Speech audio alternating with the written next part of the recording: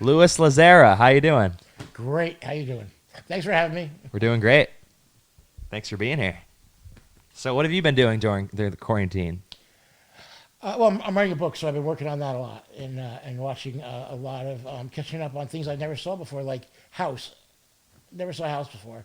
Never saw Bones. Really? I'm in like the 9th season. I'm fascinated by it. Shows I never watched. I never watched. What's the thing with Kelsey Grammer? Frasier? Frasier. I never saw it before. I was always working, so I never got to see, TV shows. The ones that were on at night during the week. I was always working, so I never got to see the first run. Friends. I didn't see Friends till 2 years ago. My favorite show in the world. Oh, I still have to see Friends. My cousin Elena loves that show. It's brilliant. It's so funny. It's especially like the chemistry between all the characters is just insane. Chemistry that's the most important part of it. All these kind of shows that are funny, like Psych. Have you seen Psych? No, I Oh my haven't. God. I've been meaning to watch It's it. so funny, but it's the characters and how they react to each other. That's brilliant. Tim Amundsen, who I met on Sequest, was a good friend of mine. Very, very, very great guy, and he was on that show playing Lassiter, and it's very funny, brilliant. In fact, they have a new movie coming out. Oh, really? How did your love for makeup and special makeup effects come to be?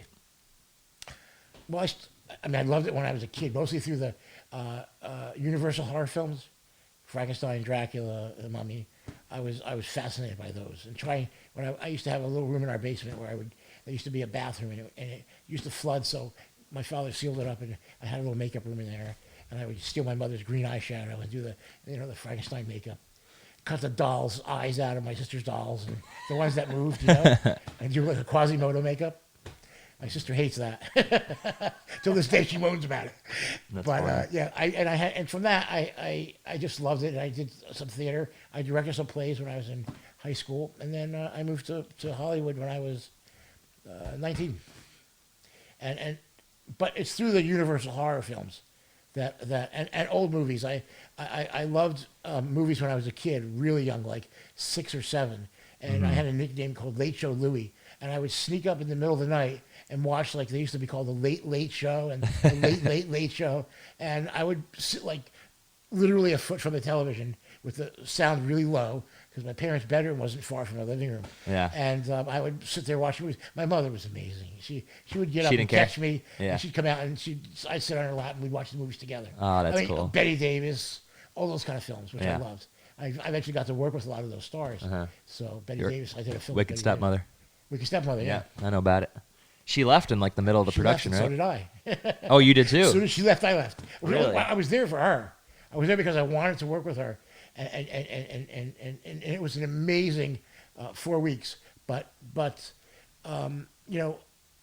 she actually asked me. I didn't do her makeup. She had a makeup artist when the film started. Some young kid from like one of those agencies, who did beauty makeups only, and he didn't do a great job. When she saw the dailies from the test makeups, she came to me and she said, I would like you to do my makeup for Yeah. the rest of the film. Yeah. And I already had Barbara Carrera and everybody else in the film pretty much. Yeah. I said, I can't do that. But what I'll do, Betty, and I really wanted to do makeup more than anything in the world. Yeah. But I had a lot of prosthetics and stuff. And I said, what I'm going to do is I'm going to get you a makeup artist who you'll be very happy and comfortable with. I happen to know somebody who did her makeup for like the Whales of August. He was a very good friend of mine named Bob Noring, who just passed on last year. But when she saw that I brought in Bob Noring to do her makeup, she was ecstatic because he made her look just like what she thought she wanted to look like. Yeah. She had just had her last stroke, and she did not look good. And that's why she left, was because she hated how she looked, right? Basically, yeah. Yeah. That's not why she left. That's why they said she left. But the real reason Okay. she left was because of her teeth. She had to go back to New York and get operations on her teeth. Most people don't know that story. That's the truth. And Larry, she blamed Larry too, the director, Larry Cohen. Yeah. He wasn't that nice to her. He thinks he was. He wrote a book about her Yeah. and stuff. But from his point of view, he was helpful. But Betty, throughout her career, this is Betty Davis we're talking about. Yeah, yeah. She She's a king. knows. People said she was hard to work with. No. She wanted what was best for the film. Always. I mean, at this age, she was 83 at the time. Some things weren't really realistic. Like her hair was a page boy with little points coming out, and she was so thin that we had to glue the hair to her face, so because it would flop out, things like that. And in the old days, like specifically, I know the story because she told me, a movie called The Great Lie with Betty Davis and Mary Astor, and they were very, very good friends throughout the years. And they both worked at Warner Brothers. They were amazing actresses, and they loved each other. And they did a film called The Great Lie. And during the original test for the film, the hairstyles that they both had were very similar, and the color was similar. And Betty, you know, in long shots and wide shots, Betty said in the dailies she couldn't tell which was which on screen, and that's a smart thing to think about. And so she went to Mary Astor and she said, I think because of this confusion, I think what we should do is you should cut your hair into a boy's haircut, very, very short. The character she was playing was a sort of avant-garde pianist, very, very, they used to call them long hairs, but musician. And she said, if you do that, I think it'll cause a sensation. It literally did. It caused women to start cutting their hair short all over the world from this hairstyle. And also, in the film, during filming, Betty had given Mary Astor the best lines in the film because she kept thinking, this is a line you should be saying. She's very generous with the actors, but she didn't get along with a lot of the directors because they weren't correct. They weren't really making sense for what the characters were. And Betty was really great with character. And so she gave her the best lines, and Mary Astor won an Academy Award as Best Supporting Actress that year because she was so amazing in the film. Betty basically gave her the movie. And that happened a lot in her career. And she was very, very, when she was on set, it's hard to, even at the age of 83, when she was on set, it was hard not to feel a presence of her.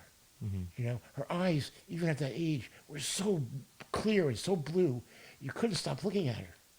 And I got along really well with her. We talked and gossiped a lot. I went to her house for lunch. It was great. Loved working with her. At lunch, I would sit next to her every day, and I would just ask her all kinds of questions, and she was hysterical. She had a great laugh.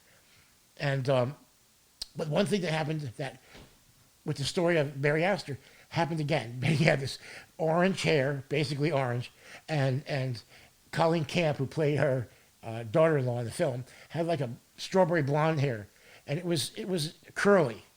But Betty came to me and she said, I got down on my knees next to her chair and talked to her, and she says, Lou, I think that Colleen's hair and my hair is so similar, people aren't going to know which one of us is on screen. Colleen was 29, and Betty was 83. So, I mean, I didn't care what the real answer was. I said, absolutely, I will ask her to change her hair. So I went into the makeup room immediately, and I told the story. Everyone giggled, but not in a bad way for Betty. And they okay, you know what? Colleen Camp said, I'll do whatever you want to do. If we have to do that, let's make it funny. So what she basically did was she took her hair with both her hands, put a giant rubber band around it on top of her head, and it like flopped around for half the movie. When you watch the film, that's what you're going to see. Yeah. And that was because Betty asked her to change her hair. And you do what Betty wants. We had Betty with making that film with her there was unbelievable. There was nothing like it. And we started the film in this house in Hancock Park, and we're shooting the opening scene of the film in the hallway. And we wrapped. This is the third day. We're still shooting in the hallway. Nobody knew why. But third day, they call lunch. I was reading a book, and I was sitting right behind Betty in my chair, and Betty had this big white hat on, and they yelled cut, and she didn't get up out of her chair, and neither did I. And I continued reading. A lot of times I didn't go to lunch, I would keep reading. Yeah. And she turned around very slowly towards me, and I could see the hat moving. I knew she was coming all the way around. She came all the way around, and she looked at me, and she said, Lou, are we going to shoot the whole fucking movie in the hallway? I could see that. Said, I hope not, Betty. Actually, Miss D, she made an announcement like the second day of filming. Yeah. Everyone didn't know what to call her. Yeah. The director kept calling her Betty, and she hated it. And he said, please, Larry, call me Miss Davis or whatever, something, but something with some respect. And she asked the crew to call her. Originally, it was BD. And about the second week of filming, her daughter, whose name was BD, Betty Davis, came out with a book, a very damning book about Betty. And the name of the book was BD. So Betty came to the crew that day and said, this book, a horrible book about me, has just come out. She said, I would prefer if everyone called me Miss D. Misty. Or Miss D. The crew called her Miss D from then on, as did I.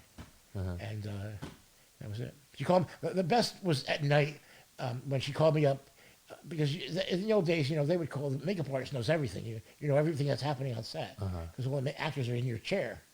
And so one night, it was a Friday night, and I had gone and seen dailies, and I get a call on the phone, and I'll never forget this day, because I was pacing my house on the phone. I didn't know what to do. Betty Davis is calling you. and in the middle of the conversation, here was the cool thing was, in the middle of the conversation, she says, hold on a minute. And I could hear her spending 2 minutes lighting a cigarette. Looking for her matches, striking the match, lighting a cigarette. Okay, she says, I'm settled now. So what happened today in dailies? And then we go on from there. And Larry did a shot that's in the film that was really horrible to her. You know the famous feud about Betty Davis and Joan Crawford. It's a very famous feud from when they did whatever happened to Baby Jane. But Larry decides that in one of the scenes, he was going to start on a close-up of Colleen Camp, come around the back of her head and show the photo that Colleen was in her hand and crying to, because the picture was supposed to be Colleen Camp's mother, real mother. Yeah. Betty was a stepmother. When the camera comes around and looks at the picture, it's Joan Crawford in the picture. And when Betty went to see that, she's not happy. And the next day she was off the film. I thought that was the reason, but it wasn't really. And it wasn't. And how she looked was part of it, but really it was her teeth. She was in very bad pain, and she had to have an operation. She died like 6 months later.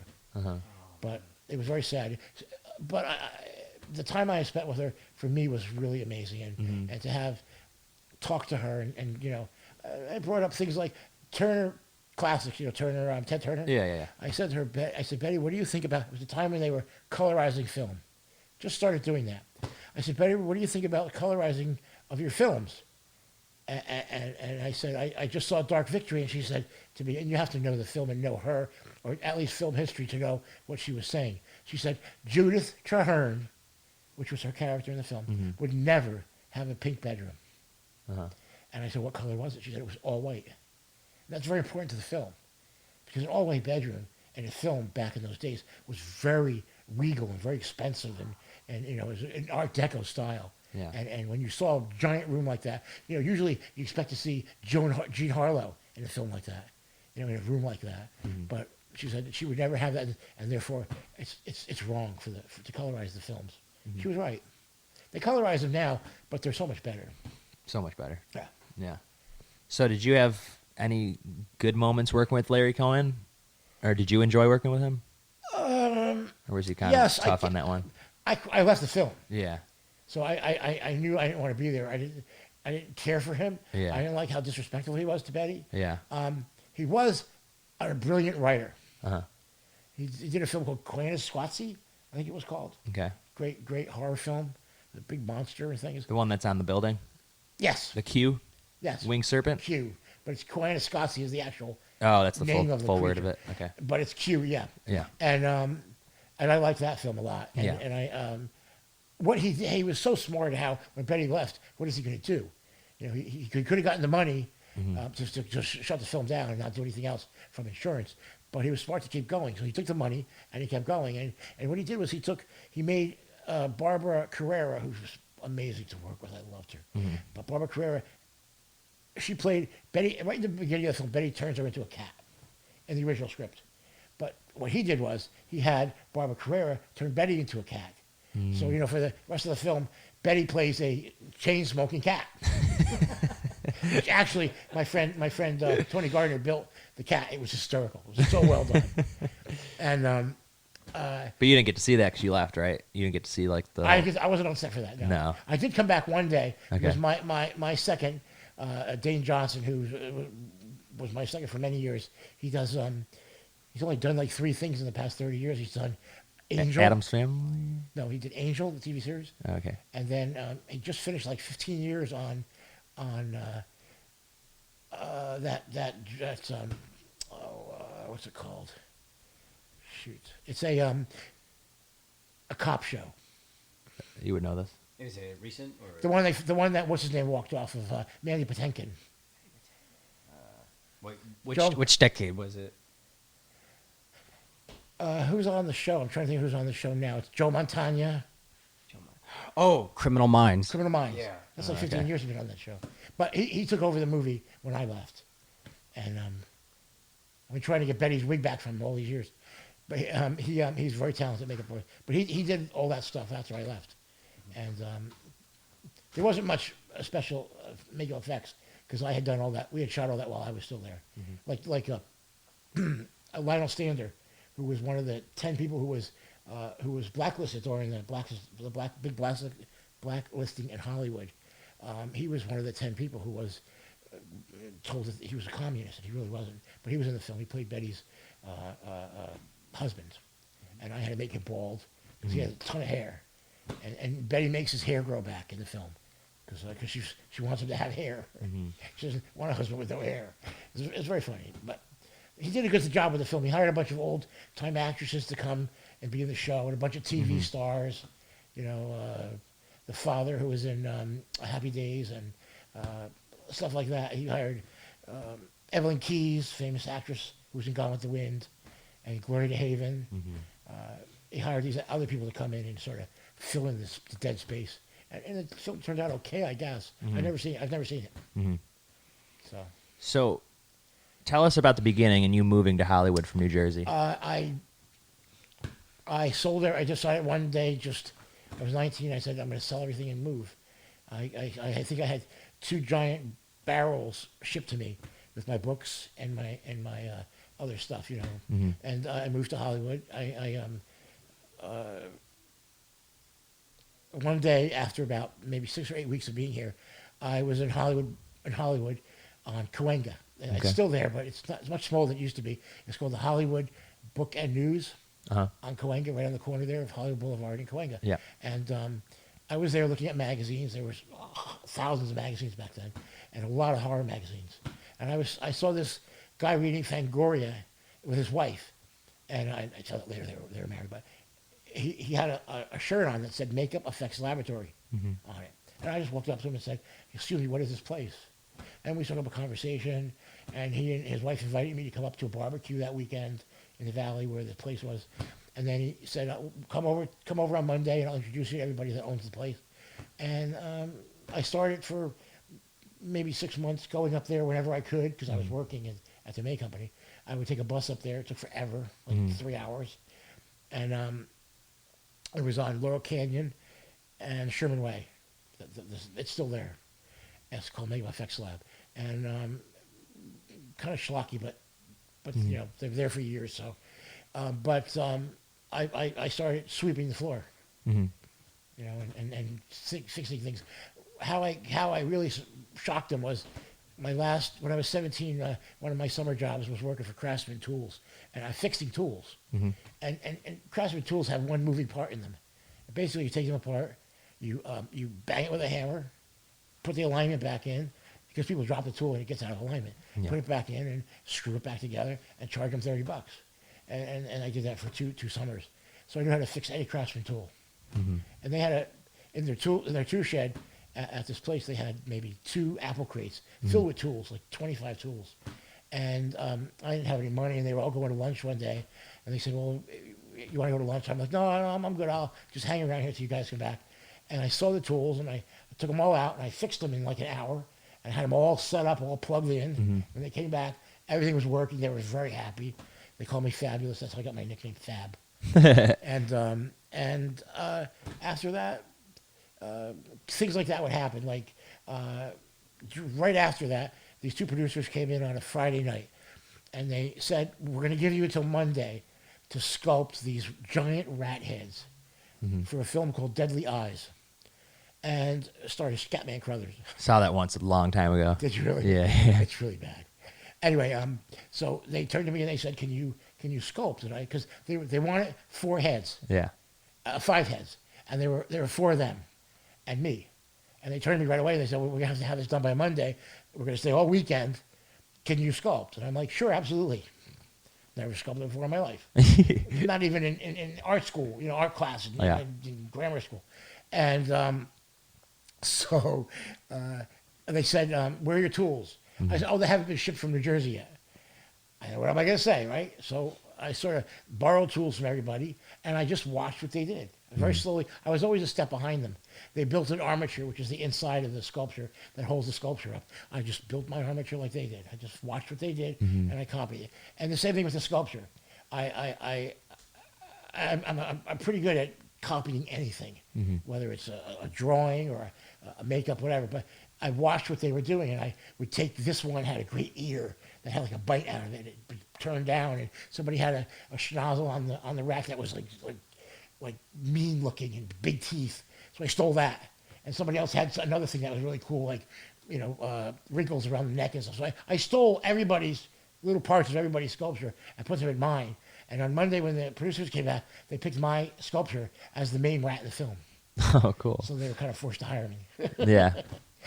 And then I was there for not long after that, maybe 6 months, and I started doing other jobs. I met Dave Miller. That's the guy I met on the street that day in Hollywood. Was David Miller, and we became fast friends. And he started doing. He left there and went and opened his own shop. But I didn't know at the time is what people would do is because people were always coming and going. So when they were doing a film of their own, when they were done, they would always come back to Make Effects Lab or whatever lab it was.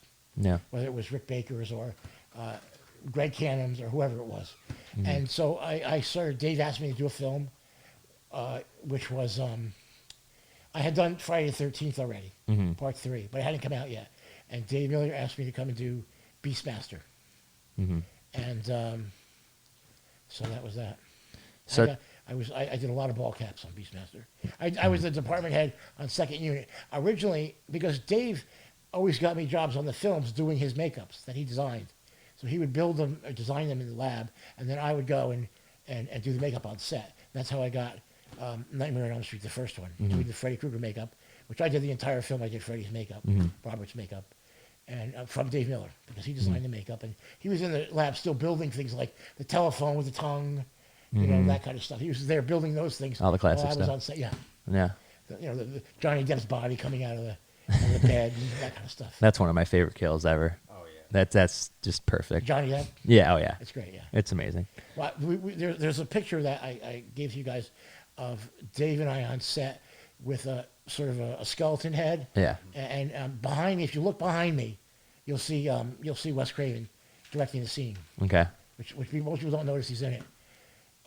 That film was.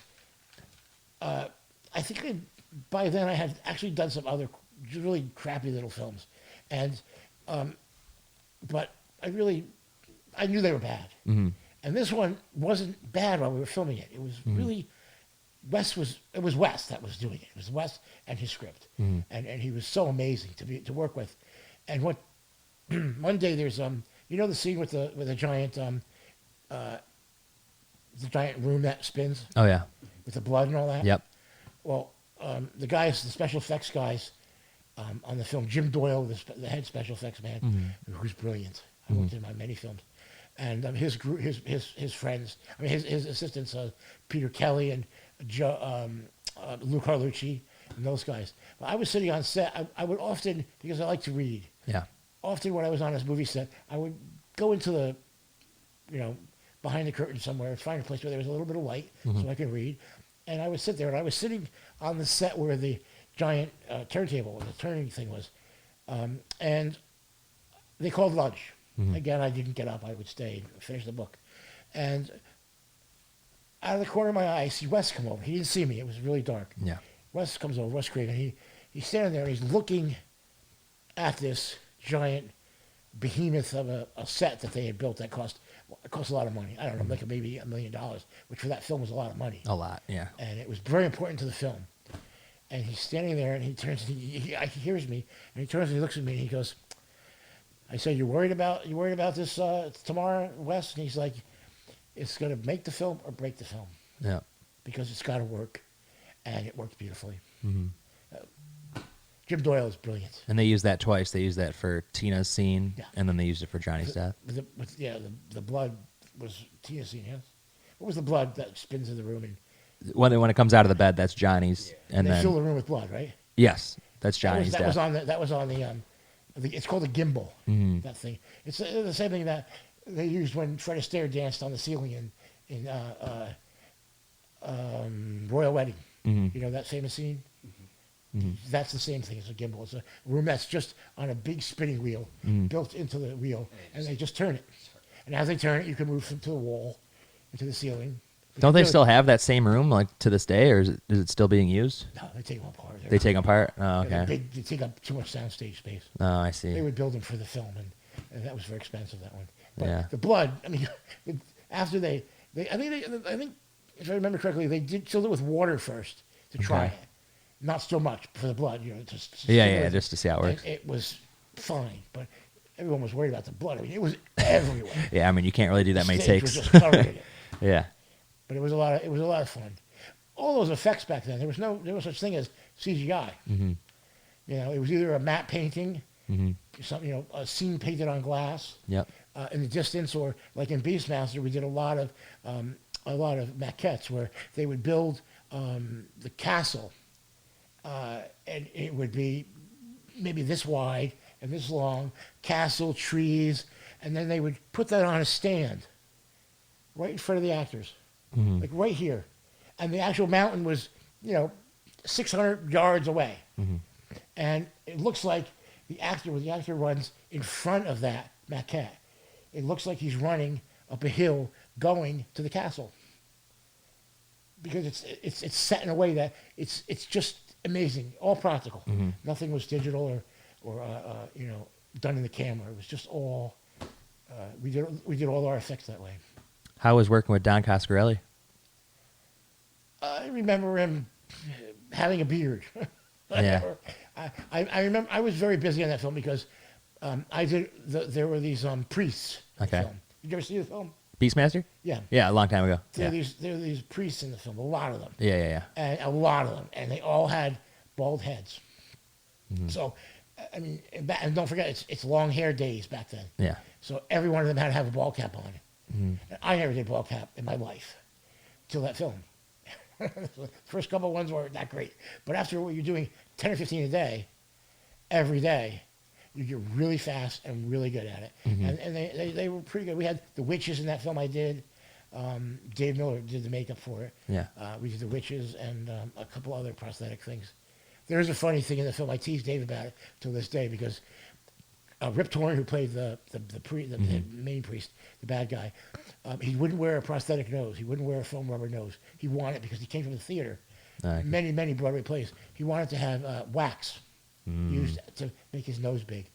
And he would read the paper and then touch his nose and get black all over it. Or he would rub his nose and it would Pain go in the crook ass. it.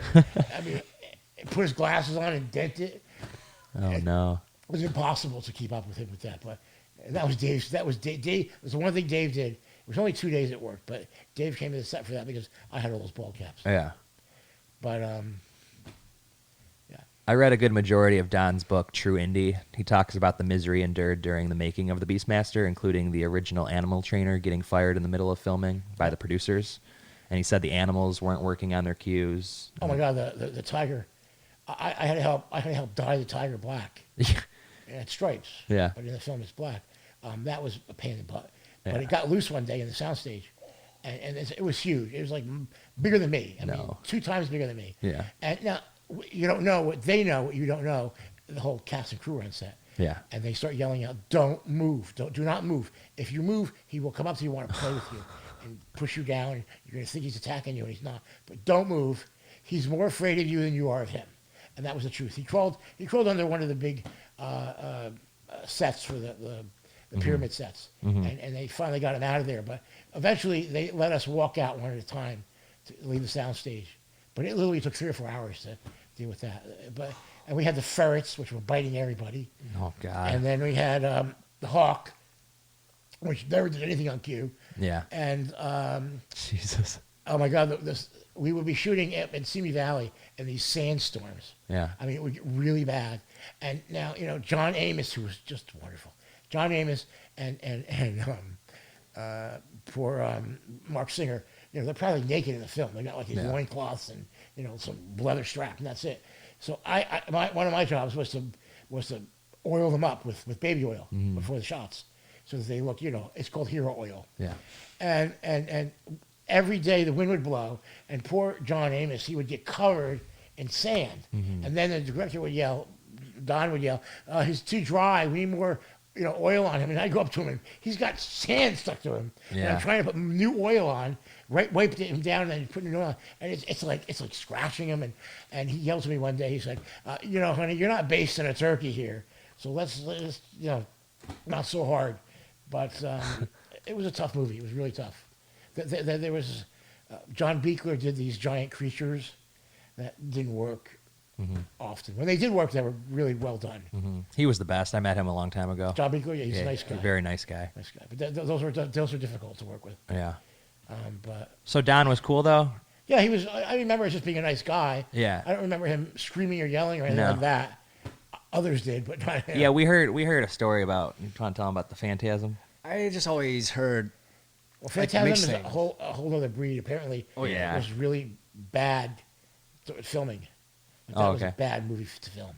The first one, or are we talking about the sequels? I don't know whatever he did. Because the the third one, you want to tell him what the Did he do one or two of them? Well, he did he did like the first I think four, he did right? all- Oh, he did the, all- okay. He did the first four, and I think somebody else Produced maybe directed the the fifth fifth one? I think somebody else directed the fifth one. But no, like because I had a friend. I won't mention his name, but he's unfortunately no longer here. But he had like a connection with the Phantasm family, and he told me that there was a lot of tension between Angus and Don during the filming of the third Angus, one. the older guy. But yeah, Angus was the tall man. He passed away 4 years ago, I Yeah. think. Yeah. Probably. I know his makeup. Mark Shostrom, who you asked me about earlier, Yeah. was his makeup artist for that, and they were very, very close friends, and sort of a confidant during that film. And I remember, I do remember, I didn't know that Don directed those because I wasn't involved in them. Yeah, yeah. But now it makes sense that it was difficult. I've heard stories actually. Yeah. He was really nice when I met him though, so I was just curious. Don? Yeah. Yeah, like I said, Super nice guy. For Beastmaster, he was a taskmaster, Yeah. but I was young and I didn't know any better. Yeah. I mean, like I said, I was rolling up cable at the end of the night. Yeah. What did I know? Yeah. He sounded like he was super stressed on Beastmaster, like from his book. Yeah, the book made it sound He like could it have was been. I hell. didn't notice it. Yeah. Yeah. Well, it's different when there's fan interaction and then you're working with someone. Sometimes, like with fans, they can be the sweetest person, but then, it's different like when you're working one-on-one with them, of course. It's true. Like with Jim Cameron, which we'll talk about later, but it's a whole other breed of stress. Work with him because Jim thinks he can do everybody's job. He can. He's so talented. He can do everybody's job, but that's not how film works. No. I'm here to do something for you. You hired me to do something. This is actually what I said to him. Well, now you hired me to be here. If you don't want me to be here, just let me know. Now I handed him a towel. I said, now you clean it up. Yeah. He poured blood all over one of the actors. It was Arnold. And he shouldn't have done that because that was a mess. No. Blood is everywhere. And he's like, well, just clean it up. I'm like, no, you clean it up. You made the mess. Yeah, you cleaned it up. And he cleaned it up. Good. And the next day, was, good morning, Louis. Yeah. That's nice when that happens. That kind of mindset. I've had a couple of directors I had run-ins with that like that. But Jim's so talented. He doesn't know he's doing something wrong. I don't know. Have you ever seen Bones, the TV series? I've never seen it, but I heard it's good. Yeah. The main lady who plays Bones on it, so she has no clue what she's saying because she doesn't understand emotion. She just says, what she's thinking at the time, and it comes right out. And Jim's just like that. So talented. I mean, I can't. I really don't. Other than I worked with John Frankenheimer, who's brilliant, and a couple other Peter Hyams, brilliant. But Jim Cameron's in another league because he's thinking in many different ways, and he's so talented. He started out as a set designer. Oh, really? How did you get hired to do the special makeup effects on Friday the 13th, Part 3? 3. I was working for a company called Makeup Effects Lab, and I was just I had worked, I worked in the lab a lot. I started to show them what I could do on little jobs they would send me on there. Um, sorority massacre. Sorority House Massacre. Yeah, one of those. Slumber massacre. Or Slumber Party Massacre. Yeah, that one. I worked on that, doing some effects for them. Oh, I cool. don't have it. I don't even know if it's on my IMDb. I have a lot of films like that, little small little horror films where I would go in and do one thing. Yeah.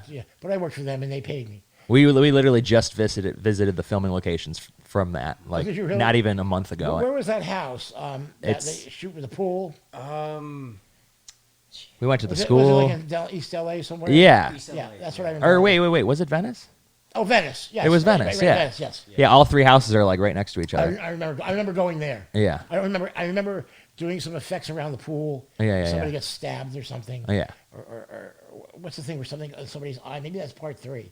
I've seen all three. I've only seen the second and third one like twice, maybe. But also on the set for that. Yeah. Not all the time because they were building things. Yeah. Was Kenny Myers and Doug White. Okay. And Alan Rapone once in a while. But what happened after a while, I just got left to do everything myself. Yeah. Which is what happened to me a lot because I was very good at my job, but I didn't know really. I just would say, just let me finish it. You swing it. Typical me. Yeah, And they would let me do it. Hell yeah. Because they were just this. I mean, when we did part 3, it looked like a piece of junk. Yeah. You don't know when you're making them, which wasn't going to be good. I mean, I did a movie called Please Don't Eat the Babies. So you don't know what's going to happen at the end, how they're going to turn out. But that was directed by Steve Miner. Steve Miner, yeah. who became a very close friend years because I'd done like 4 movies with him. H2O, yeah. Yeah, and Warlock, which I walked. Warlock, yeah. I'll tell you a great story about that. I've actually never seen Warlock, but I met Julian Sands like at the first convention I ever. Smelliest actor I ever met in my life. Never He's showered. what?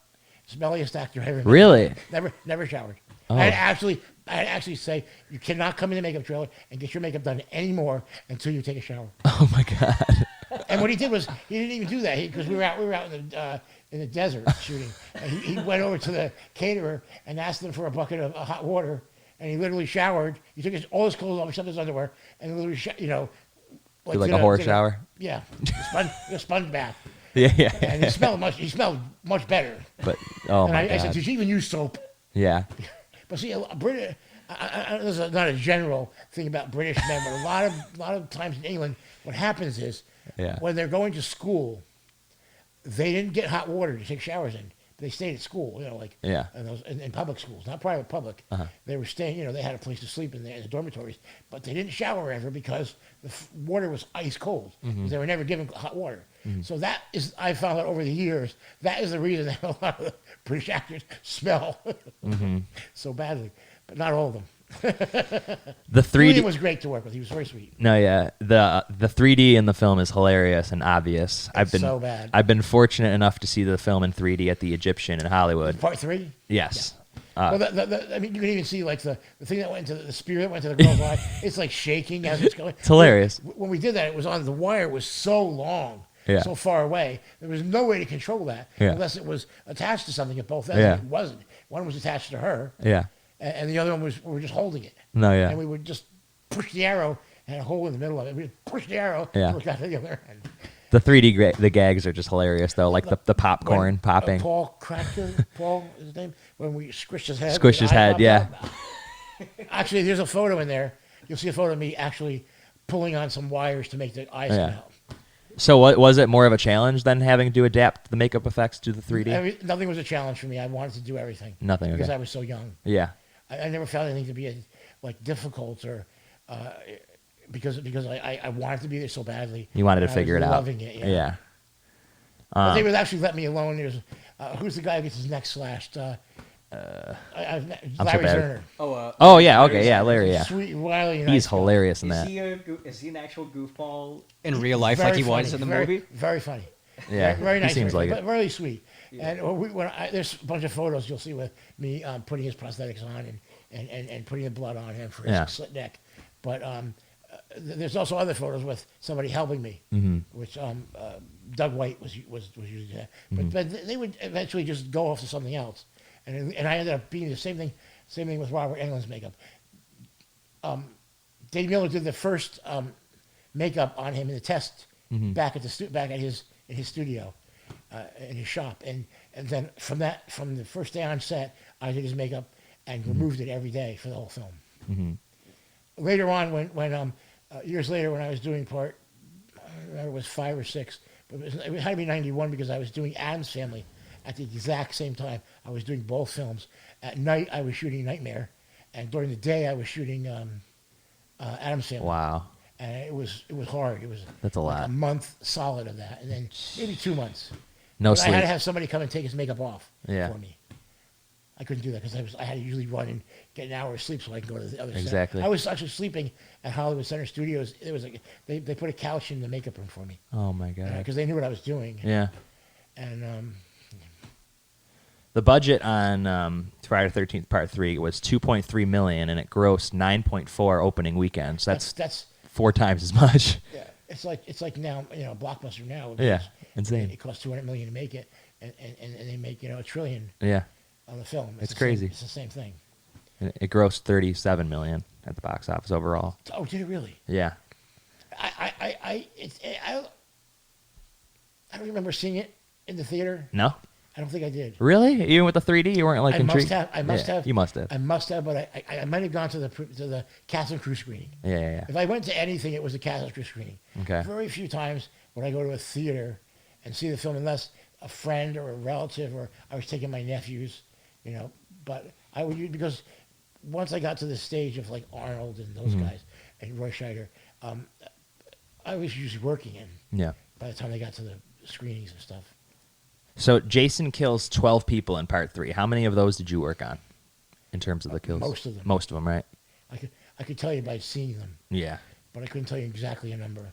Did you do that split in 2 effect on Yes. the character of Andy? You'll see a photo here with me and Larry Carr. We did that. We did the body of that. You'll see us taking a life cast of his entire body, and then when it was placed up in the rafters, it was a fake body with his body. Yeah. We would work it together where his body was sort of shoved into the ceiling or side wall, and then the fake pieces were just placed there and poured blood on it. I did that. We also built those pieces. Yeah. I did the eyeball thing. You did the one where Cracked the one. he has the belt on his eyes. That's from part 5. That's 5. Yeah, that's 5. You're I right. did every one in part 5. I did. Yeah. Oh, there's only one I didn't do because somebody had to use their hand, and the director didn't like my hand or something. Danny, his name was Danny something. He was not a good director. He wasn't. Yeah.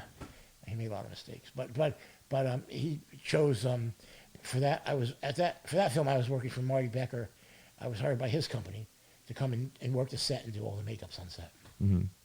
But for that movie, I was paid by the company, so I got a credit. Mm-hmm. What are your thoughts on the whole dream sequence at the ending? Do you think it was necessary? Where he opens the drawer and finds the mask. In Part 3, where Part 3. yeah. Couldn't even tell you what that was. I don't remember. Oh, It okay. was a dream sequence. It was where The barn. yeah, like no. It's after the barn? barn. It was after the barn where Yeah, but he still wakes up like at the window, right? yeah, like Jason just happens to be at the window and like the girl is in the boat. The lake, yeah. Yeah, and then I remember he- the boat. And then like a But- corpse of Pamela Voorhees comes out of the water and As like pulls her. like Right, and he's got zombified. stuff all over him. Yeah. And she comes out. I always think I hate what if films. Like what was the one that came out this year? The big Hollywood one with Brad Pitt won an Oscar for it. Once Upon a Time in Hollywood. Once Upon a Time in Hollywood. I hate those kind of films because Yeah. that didn't happen in real life. And it's historical. What if? What if? It's a what if film. That kind of a dream sequence is a what if. Yeah. Well, there was an alternate ending filmed for part 3 where I think the character of Chris where Jason comes out and like decapitates her. Yeah. Did you work on that? Yeah. Or was that somebody like so was there a reason why they didn't use that ending instead? They had to No, rip it's off just- the original. That happens after we're done with the film. Yeah. It happens in the editing room usually, with the director involved. Gotcha. Yeah, those kind of things are not. A lot of times on films, not those films, like Halloween H2O was very secret about the script. Yeah. And you had to sign something to get a script, and your name was Yeah. on it. Every page, your name's on every page, and there's a number, and Yeah. so you can't copy it. And that most of the big Arnold films, all those are all like that. Uh-huh. But So you knew when something was changing, especially with Arnold. I mean, many changes were made during filming of Terminator 3. Huge changes that cost millions. And Arnold paid for some of them. Of course. He wanted them so badly. We realized right after the first couple of weeks filming most of the films at night. We realized because of lighting, it was going to cost double what the film was going to cost. So they changed the whole sequence. The big sequence with Christina is all daytime. We filmed at daytime. But that was a big decision to make. Also firing the first actress who played the Claire Danes part. Okay. We worked for weeks with her, and she just kept gaining weight. Sweet girl. Yeah. But she was so nervous, and That's tough. couldn't tell you how many olives she ate. She was very sweet. Her name was Sophia Bush. Great actress. Yeah. She went on to do one of those kids shows like OC or something. Okay. But her father was a famous photographer named George Bush. No, I can't remember. But he photographed all the famous actresses through the 70s and 80s. Charles Bush.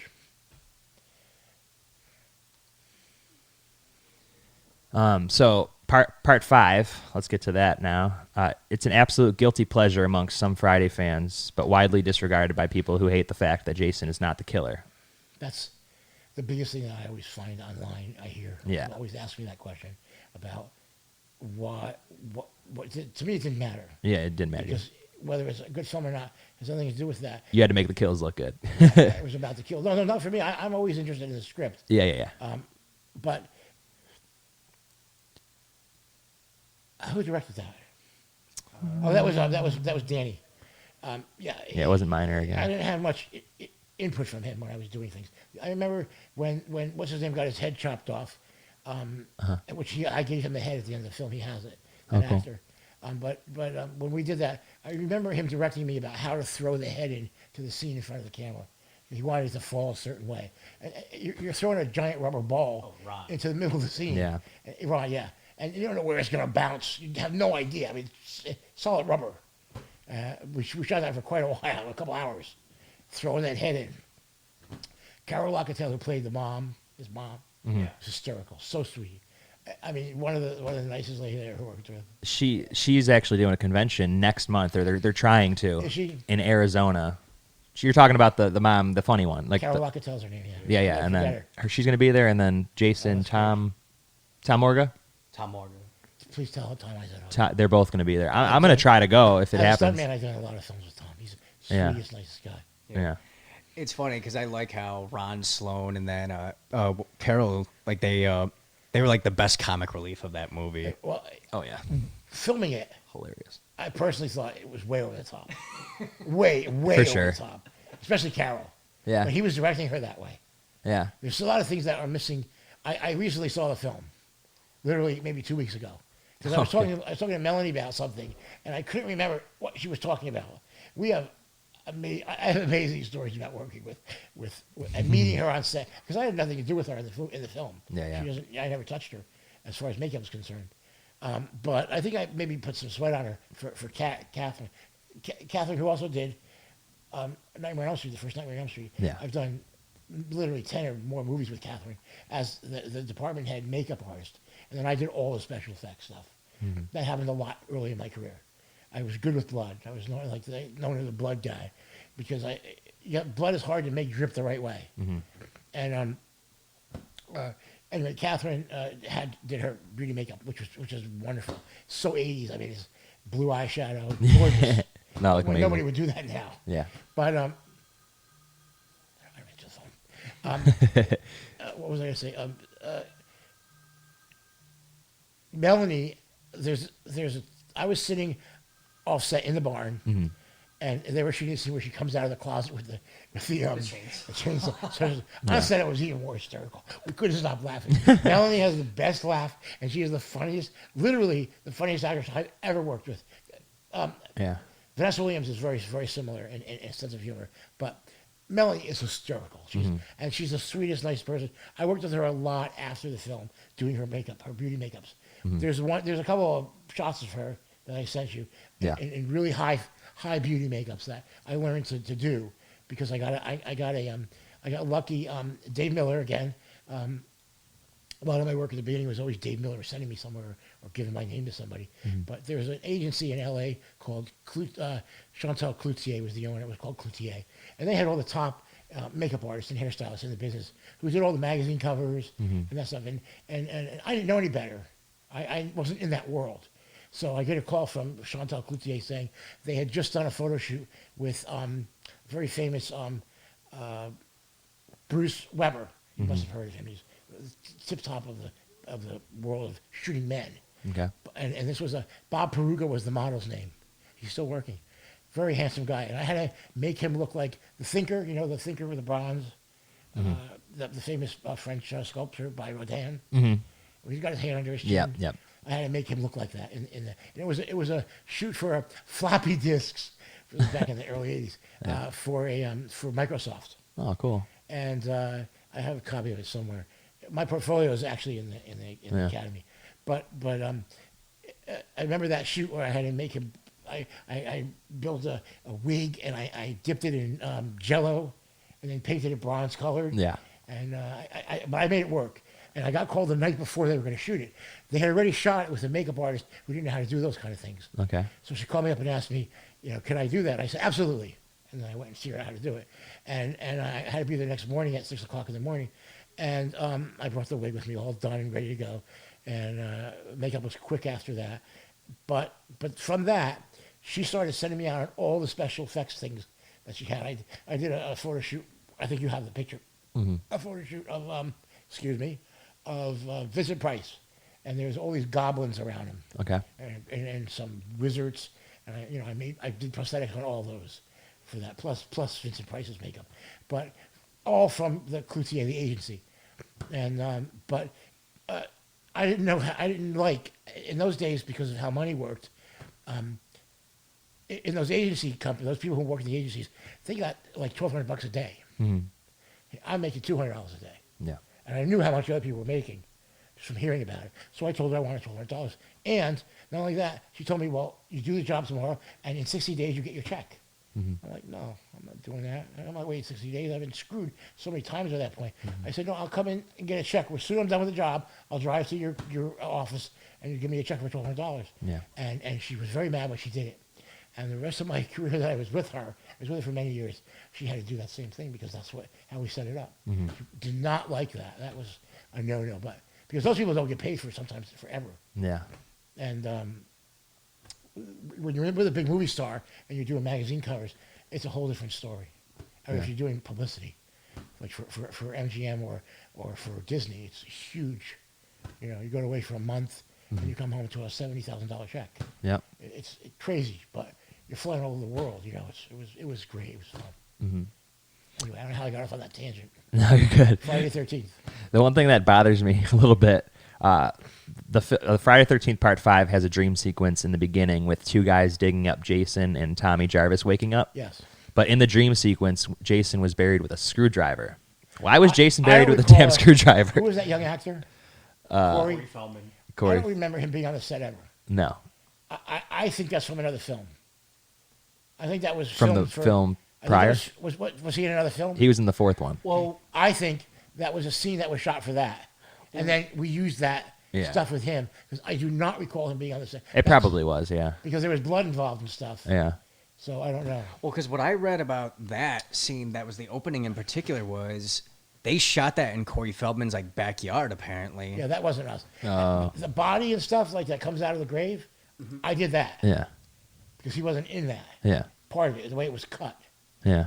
But I did not do anything that he was in. I'll also ask Catherine. Yeah. Because we're very close friends still. She did the regular makeup on the film. Yeah. He did have some blood on his face in it, if I remember correctly. Yeah. Because I just saw it. I do know Ted White hated working with Corey Feldman on the fourth Who one. was Ted White? Jason in the fourth one. When Corey was the kid in the fourth one, and they worked together. You probably haven't even seen it. No, I yeah. never saw it. But yeah, they hated working together. I did not like those films back then. No. No, because why would I? I was wanting to watch The Wolfman. Exactly. You want to watch the good Lon ones. Chaney. Exactly. Good movies. I'm not a big Friday fan overall, but I like the ones you worked on. Have you seen all the Universal horror films? Most of them, yeah. Most of them. Yeah. You're missing so much. I mean, I haven't seen every single one, but Bride I of love Bride of Frankenstein. Frankenstein. Yeah, Brilliant film. It's one of the one of the most perfect horror films out there. Yeah. Perfect. Yeah, it's perfect. Son of Frankenstein. Great. Not perfect. Yeah. But great. Yeah, I haven't seen that one. Dracula. There's no other Dracula. No. Bela Lugosi. That's it. It's perfect. It's perfect. And that film, if you ever get a chance to watch, if you have the collection. I have actually all of those on VHS. Okay, so on VHS. Yeah, I got VHS. I want to get like the Blu-ray sets. I'll send you some. I'll give you some. You can stop by. Oh, that'd be cool. I'll give you some. Like there's in the collection, the Universal Horror Collection. Yeah. There's like 30 films, but one of the films is there's two versions of Dracula Yeah. from 1931. The second one is the Spanish version. Ooh. It's even though Dracula, the original with Bela Lugosi, is brilliant, Yeah. the Spanish version is 10 times better. How they did it was, as soon as they were finished shooting on the set, Uh-huh. the next day, the Spanish crew would come in with all the Spanish actors and shoot on the exact same set, exact same lighting. No way. But they would change little things here and there. Yeah. Some of the lighting is brilliant. It's amazing. And the actor playing that part, because Bela Lugosi, don't forget, he was Austrian or something. I forget what he was. Okay. But he was speaking in English, and this actor was speaking in Spanish, and he was Spanish. So his acting is so much more alive in some things. But nobody can say, I never drink wine. Yeah. I mean, that's Bela Lugosi says that with his accent. I never drink wine. It's perfect. Yeah. Or Meant to be. to die, to really be dead. Yeah. That must be glorious. Coming out of his mouth. Yeah. It's incredible. No, it's just perfect. But you should see the Spanish version. No, I would love to. Really well done. No, that sounds fun. So the head crush scene in part 5 where the killer kills the dude with the belt and the stick, Yeah. was that in the script or was that a last minute it was in the idea? script, but not exactly the way you see it. Not the exact- I sculpted that piece myself. So Of course you did. I sculpted all the pieces that I used. Yeah. It's not my hands doing it. It's Marty Becker, the special effects coordinator, who did the special effects. Okay. You know, all the other stuff. But it was his hands twisting the belt behind the tree. Okay. But the prosthetic I designed myself and built myself, and it wasn't like that. It was just supposed to be done with the belt wrapped around and just blood. Yeah. And then I thought, let's make it 3-dimensional. I mean, why do that? Why not have it 3-dimensional? Yeah. So the cuts weren't really good though. The cuts are not perfect. They should have been cut differently. I learned over the years to take control of practical effects myself when I was on set doing them. For instance, I did a thing called the 10 things that for the world. I forget what it was. An HBO special. It was maybe in 2010 or something like that, or 8. The 10 things that changed the world. 10 events that changed the world. And one of them was the Pequot Indians were completely decimated from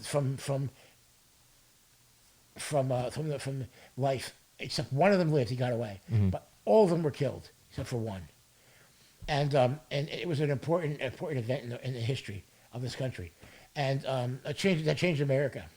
And there was a scene we got to where James, the director, who's a very close friend of mine, he wanted to have one of the Indians in close up have his neck slashed, but he didn't want to do it digitally because he didn't have the money for that. It was a documentary. Yeah. So he asked me, he said, "How can I do that?" And I said, "Well, what we'll do is we'll put a prosthetic on his neck. That's a huge slit, just like in all the other ones, like in Friday the 13th, Part 3 and Part 5. There's 2 of those slit necks, right?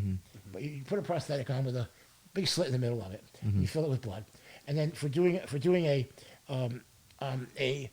reveal, it's called. Yeah. And you take the knife, and you have the hand across the arm is across the neck, and you have your hand on their hair, and as you swipe with the knife, you pull the head back really fast, and then you expose the cut, all on camera, right on camera. Nothing was done, no pulling, no nothing. And I think I had some blood, a blood tube that pumped blood when it came across, and blood poured down him, and that's practical effect. I directed that when we shot it.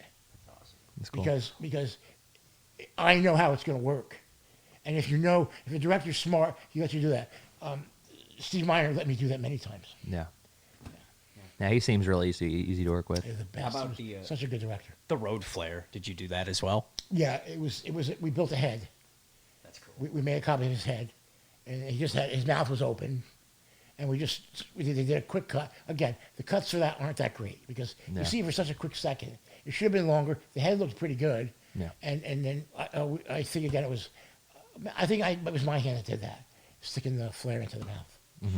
Because you have to know how far to go. So the Elm Street movies. Just curious. I want to know what work you did on each of them, on 1, 5, and 6. On the first one, I did Robert's makeup for the entire film. Okay. Also, I was involved in all the makeup effects because I was on set already. Yeah, of course. And whatever the effect is, just ask me about it. I can tell you whatever it was. A lot of them didn't need anybody because Dave was there for those. He would come with that, whatever that was for that day. Mm-hmm. You know, he'd show up with a phone with the tongue in it. Yeah. You know, he'd operate that himself, or I would be operating the controls for it. Yeah. And Dave would be holding the phone or something. Mm-hmm. But yeah, I was there for all the effects for that. Mm-hmm. But not on 5 and 6. No. I only did Robert. Only to Robert. Okay. Only Robert. Because I noticed they uncredited you on the 1st and 5th, but they did credit you on Freddy's Dead. And I'm just curious I wasn't hired by. How that works, By, yeah. the company. Okay, so that's why they do that. For the first one and the 5th one, I worked for David Miller. Okay, so that's why they do that. I guess so. Yeah. Yeah, it's weird. You should probably check the films. Yeah, I'm gonna I've check been the told actual that I am credits on credited it. on the first one. On the first one, okay. On the actual film, Yeah, that's cool. it says uncredited on On IMDb. IMDb. Because I put that there. Oh, you did. Okay. Yeah, I all the things on there I put on there. There's a couple that show up I see. because they just do. Somebody else probably puts it there for you. I see. Or something. That makes more sense then. Because Dave, I got really mad at him. I don't want to say this on here. Yeah. I'll tell you that later. Tell me later. You might tell you the story about the Yeah. credit for a lot of my films with Dave. Okay. Sounds good. How was your experience working on episodes of Freddy's Nightmares? It was fun. Mm-hmm. It was hard work. I didn't have any money. I got paid really well. You did like 20 of the episodes? Really well. I don't remember. Or something like that. Some of again, we were brought on after Kevin Yeager was let go because makeup took too long. Too elaborate, yeah. And Robert didn't have much time to work. Remind me to tell you about Adam's Family, the same thing. Okay. Robert, didn't have a lot of working time. Because it would be like an hour and a half to get his makeup off. And it was me like, 20 minutes to get his makeup off. And it was like, after the first couple of episodes, it was like 45 minutes to put his makeup on. But it's obvious when it's a TV series. Nobody cared. Mm-hmm. So later working with Steve Miner again on Halloween H2O, I know you did. I did one more with him in between there. It was yeah, what was the other one? it was a Warlock, Oh yeah, Warlock. Okay, which was interesting. the script was amazing. Yeah, But we were in Boston shooting the first 6 or 8 weeks. yeah. And then we came back to L.A. to go in the desert and shoot.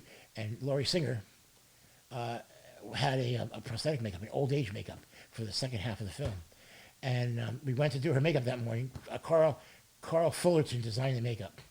Carl was a brilliant protege of Dick Smith. Okay. He designed the makeup and hired me to do the makeup every day.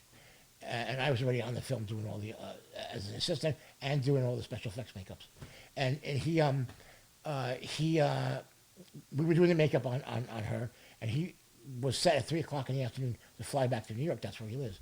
So when we were done with the makeup, he was going to go home, and then I would continue the rest of the film with her. She was so difficult to work with that day. We started putting the makeup on her. We walked in the trailer at 3:00 in the morning, and she's like, "I don't want to wear the eye bags. I don't want to wear the chin piece. I don't want to wear the hand pieces. God. I don't want to wear the forehead piece." That's like the whole makeup. You're fired. They do Asian makeup. Yeah, it is fire. So it was really tense.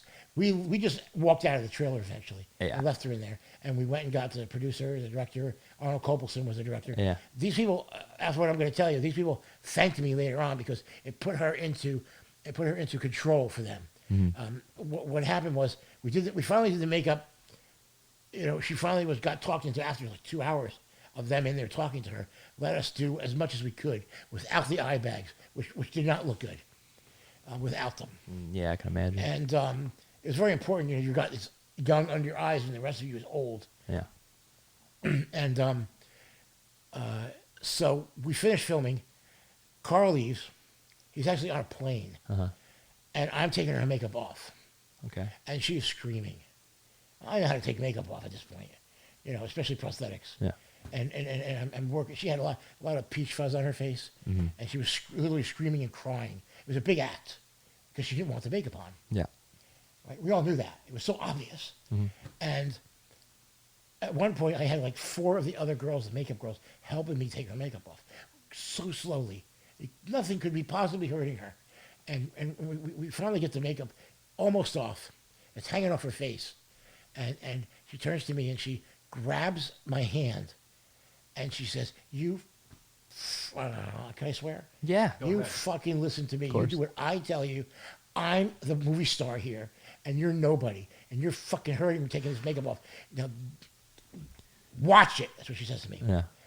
I had enough, and I had the powder puff I was using to take the makeup off with. And it was filled with makeup remover, liquid makeup remover. Yeah. And I took it and I flicked it right into her face. Oh, to get her And eye? I turned around Oh, no. and I walked out of the trailer.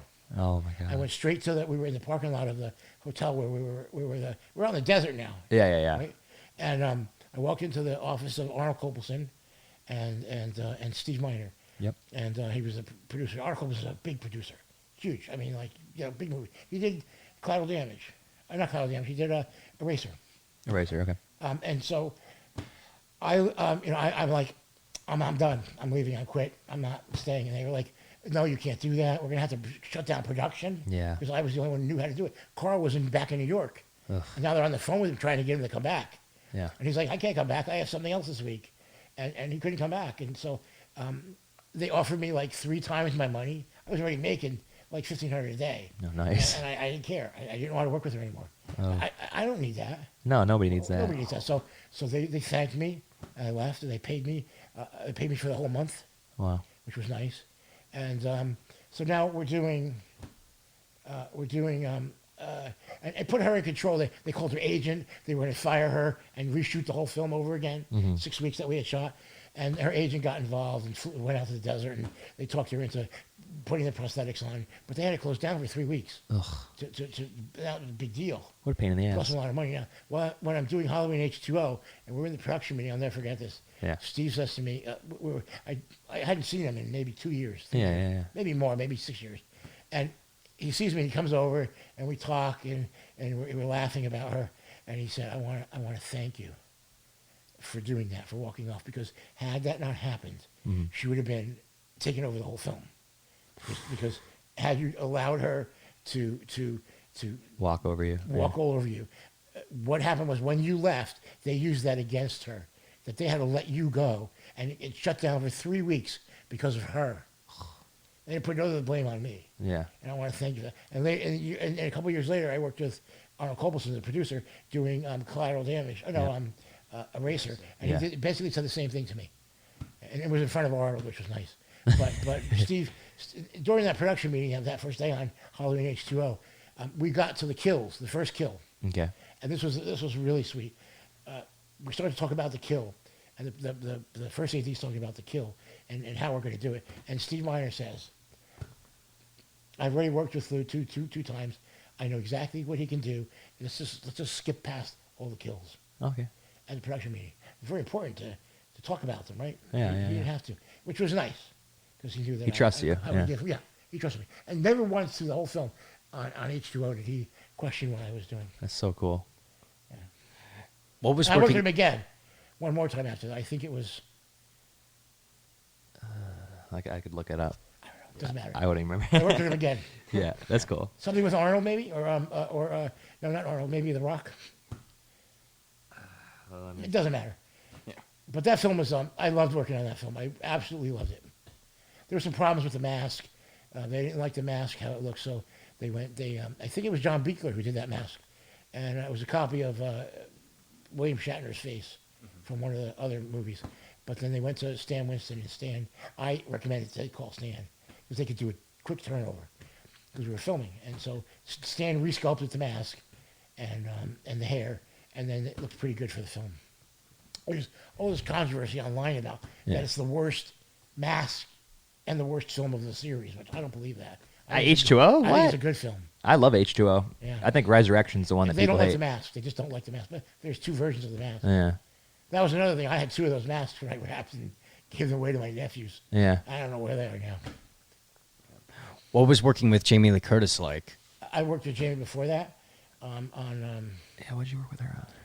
I don't remember what the other film was that I worked with her on, but I already knew, right? She was, in fact, literally a week before the filming, or a couple weeks before filming, her makeup artist was getting married, and her makeup artist used to be my assistant. Okay. And so that's how I got on that film, actually.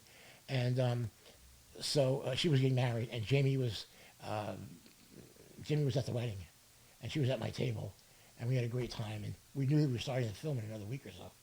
And so we bonded there first. Jamie's amazing. When LL Cool J came the first day of work, Todd, he Yeah. came with like 6 guys, 6 bodyguards. Really? Yeah. For what? That's how they roll in the, Just 'cause he's LL in the Cool rap J. world, I guess. and he came into my room. He tried to bring all these guys in. My room is about Not that big, right? the size of the kitchen. Okay, so I not very always have big. my own room after a certain period. I always have my own after Sequest. Yeah. I always had a trailer that had my own separate room up front As you should. for every film. Yeah. I like that. I usually did the female actresses also at Yeah. this point, and special makeup. So there was a lot of nakedness going on. So I usually like to have the door to close. But anyway, he comes into my little room like that with all these guys, and they're coming up my stairs, and I'm like, whoa, no. They were bigger than him, bigger than me now. Yeah. I'm like, you guys are going to have to wait outside or go wait in Todd's trailer. And they did. They were all so super nice. Yeah, And yeah, I said to Todd, I said, let me explain to you how filming works. He's never done a film before. yeah. Nicest man in the world. In fact, I was his personal makeup artist after that film for like 2 years on all his videos. Really? Oh, that's Yeah. cool. I happened a lot because I would get along with them really well in the film, and then I would work with them for so long as their personal. But then I always had somebody like Arnold or Roy, one of their films would come up, and I wasn't available for them. Yeah. Like Sean William Scott or or Rosario Dawson or somebody like that. Okay, she's So cool. I would, they would get somebody else eventually. Yeah. After I worked with Gene Hackman, he called me 6 times to work with him again, but I was never available. Okay. But on that film with Jamie, she's a sweetheart. So I said to him, you look down the trailer there. Do you see anybody with Jamie? And I said, I'll guarantee you, she drove herself to work today. No driver. And you won't see anybody visiting the set. Her daughters eventually came once or twice, and her mother's in the film. Yep. I know. And driving the Great same cameo right car there. that she drove in Psycho. Oh, I didn't know that. Oh yeah, not the Zach. Oh, I never knew Same model and make and year, not the same one from the Oh, film. okay. I'm like, But- wait a second. Oh no, it was hysterical. I didn't that's even know funny. that was happening. I never knew that. And they walk. She pulls up the first day onto the set in that car, and they were dying. They shot it like 10 times. Yeah. It was so iconic. Yeah. Are you a big Psycho fan? I love Psycho. Yeah, I do too. I love Hitchcock. I've never seen the sequels, though. I heard those are a different story. It was. I never saw any of the sequels. Like, Yeah. why would I want to watch this? Why would you want to? It's stupid. Did you see them? No, never. Yeah. You're a diehard fan, aren't you? Well, yeah. Well, I mean, You'll watch. Please don't eat the babies. I bet. That's probably me. I'll watch the more obscure shit. You Yeah. know, like Star Crystal. I would watch all the weird stuff. Did you Yeah. see Star Crystal? Star my Crystal. films. I think I've heard Star of that. Crystal. Star Crystal. I actually just Oh. watched Life Force for the first time yesterday. That was a weird movie. I don't even know that one. I heard of it. Tobe Hooper. Yeah, Toby Hooper. I did a film with him. Nice guy. Yeah. Yeah, he got a bad rap with Poltergeist because they said Steven Spielberg. Spielberg directed the film, and Yeah. that's not true. No, it's not. But he was probably there and made suggestions once in a while. Of course. But Yeah. he's a producer. That's his film. Yeah. That's okay. Sometimes it doesn't work out that way. When I worked with comedian Billy Crystal doing Mr. Saturday Night, Rob Reiner came and visited the set. Ooh, Yeah, not good. not good. Best friends, great friends. But a big director like that coming and visiting another one You know. who's not really a big director, who's directing like his first movie. Yeah. And he's giving suggestions. Oof. And it was funny stuff they were shooting. It was basically a take on Four Soldiers, which was a Rat Pack film with Sinatra and Sammy Davis Jr. Yeah. and and those guys and D. Martin, and we were doing it with Robin, and Robin Williams came and played a part in that, and he was giving Billy all these funny things to reshoot and stuff, and he was getting angrier and angrier. They were right across from us on this another stage shooting a Few Good Men. Uh-huh. Rob was, and a little short little guy came over a couple of times. Tom Cruise. How is he? He seems out there. I worked a couple of days here and there on his, Yeah. as an extra makeup artist in some of his films, Yeah. For friends and stuff, which I rarely ever did. And he had a tent on the set, Yeah. a Scientology tent, where if you wanted to sign up, you can go in the tent and sign up on a film. What? Crazy. Oh, he's nuts. Nah, not a fan. I like the Mission Impossible movies. Yeah. I mean, I like Rain Man. I like some of his Yeah. movies. Yeah. The Mission Impossible movies take absolutely no charisma. You just have to be in the action scenes. Exactly. Yeah. He messed up his ankle on like the last one. Yes, I saw. You saw that video? Yeah, Slow motion. He smashed it. Oof. Really bad. Horrible. Why is he? I don't get it. Arnold is amazing with stunts, but he doesn't do them himself. No. He's got 4 or 5 stunt guys who do it. Yeah. And you will never know because we have prosthetics. I have a couple of them at home. Yeah, it looks so good. Prosthetics that look just like him that we put on the stunt doubles. Was Peter Kent one of those stunt Yeah. doubles? Peter got Peter. hurt badly on one of the films. On Eraser, there was a scene at the end of the film where this giant metal container is and 4 things attached to it, and it was supposed to snap the chains and fall straight down. And the stunt people who were on it, the 3 stunt people doubling Jimmy Caan, Vanessa Williams, and Arnold, they were on wires, and they were supposed to be pulled away from it as it fell. Well, only 3 of them snapped. And one of them stayed on there, one of the chains, big giant chains, and it swung around, banging all the stunt people. And Peter Kent got his face smashed open really bad. They had to rush him to the hospital. Jeff, the other That's makeup fun. artist, Jeff, who was a department head, Jeff drove in the ambulance with him to take the prosthetics off. Because when he got there, they had to have them off. Mm-hmm. That was a bad thing. But it was Arnold's Arnold's special effects guys who did that, and they're really amazing and faultless. They never ever had things like that happen. So it had to do something with the actual explosion. There's no way to really know what's going to happen in those kind of things. I mean, on Beastmaster, we had this giant moat in front of the castle, and they had barrels and barrels and barrels of gasoline in the moat, very low. Oh, God. You could see it, and they explode the moat, and they start from one end. Yeah. Stupidly, they should have started from the middle, Yeah. or the end and go in. They started from one end. By the time I got to the other end of the explosion, it fireballed, this giant fireball, and burned down the whole set. Oh my God. Maybe that's why Don was upset. I just remember reading I just a forgot that. ton of stuff, but yeah. Did they have another person instead of Mark Singer, or was he just? Third film, I think. Oh, okay. But I mean, like, there wasn't somebody in his role before he came in. Not that I recall. I can't remember. There was something weird in the book. They may have had someone that never made it to set, or Something they happened. didn't work. A lot of times, like Tanya Roberts. I mean, she was drugged out. Yeah. Bad on the film. Oh, bad. Woof. Yeah. I have a picture. I think it's in there. I'm making her standing. Yeah. Yeah, she was sweet, wonderful, Mm-hmm. sweet, beautiful. Mm-hmm. But it was in the 80s, Yeah. the middle 80s. I mean, Everybody was on drugs. on one film, I was so naive. On one film, the not special effects, the prop man. I won't mention names. Prop man. Oh no, the wardrobe girl asked me to bring something to the prop man. Yeah. It was a bag filled with this white powder. I thought it was like coming from the wardrobe. I thought it was like Fun dip. baby powder. Yeah. Right? So I'm carrying this bag across set.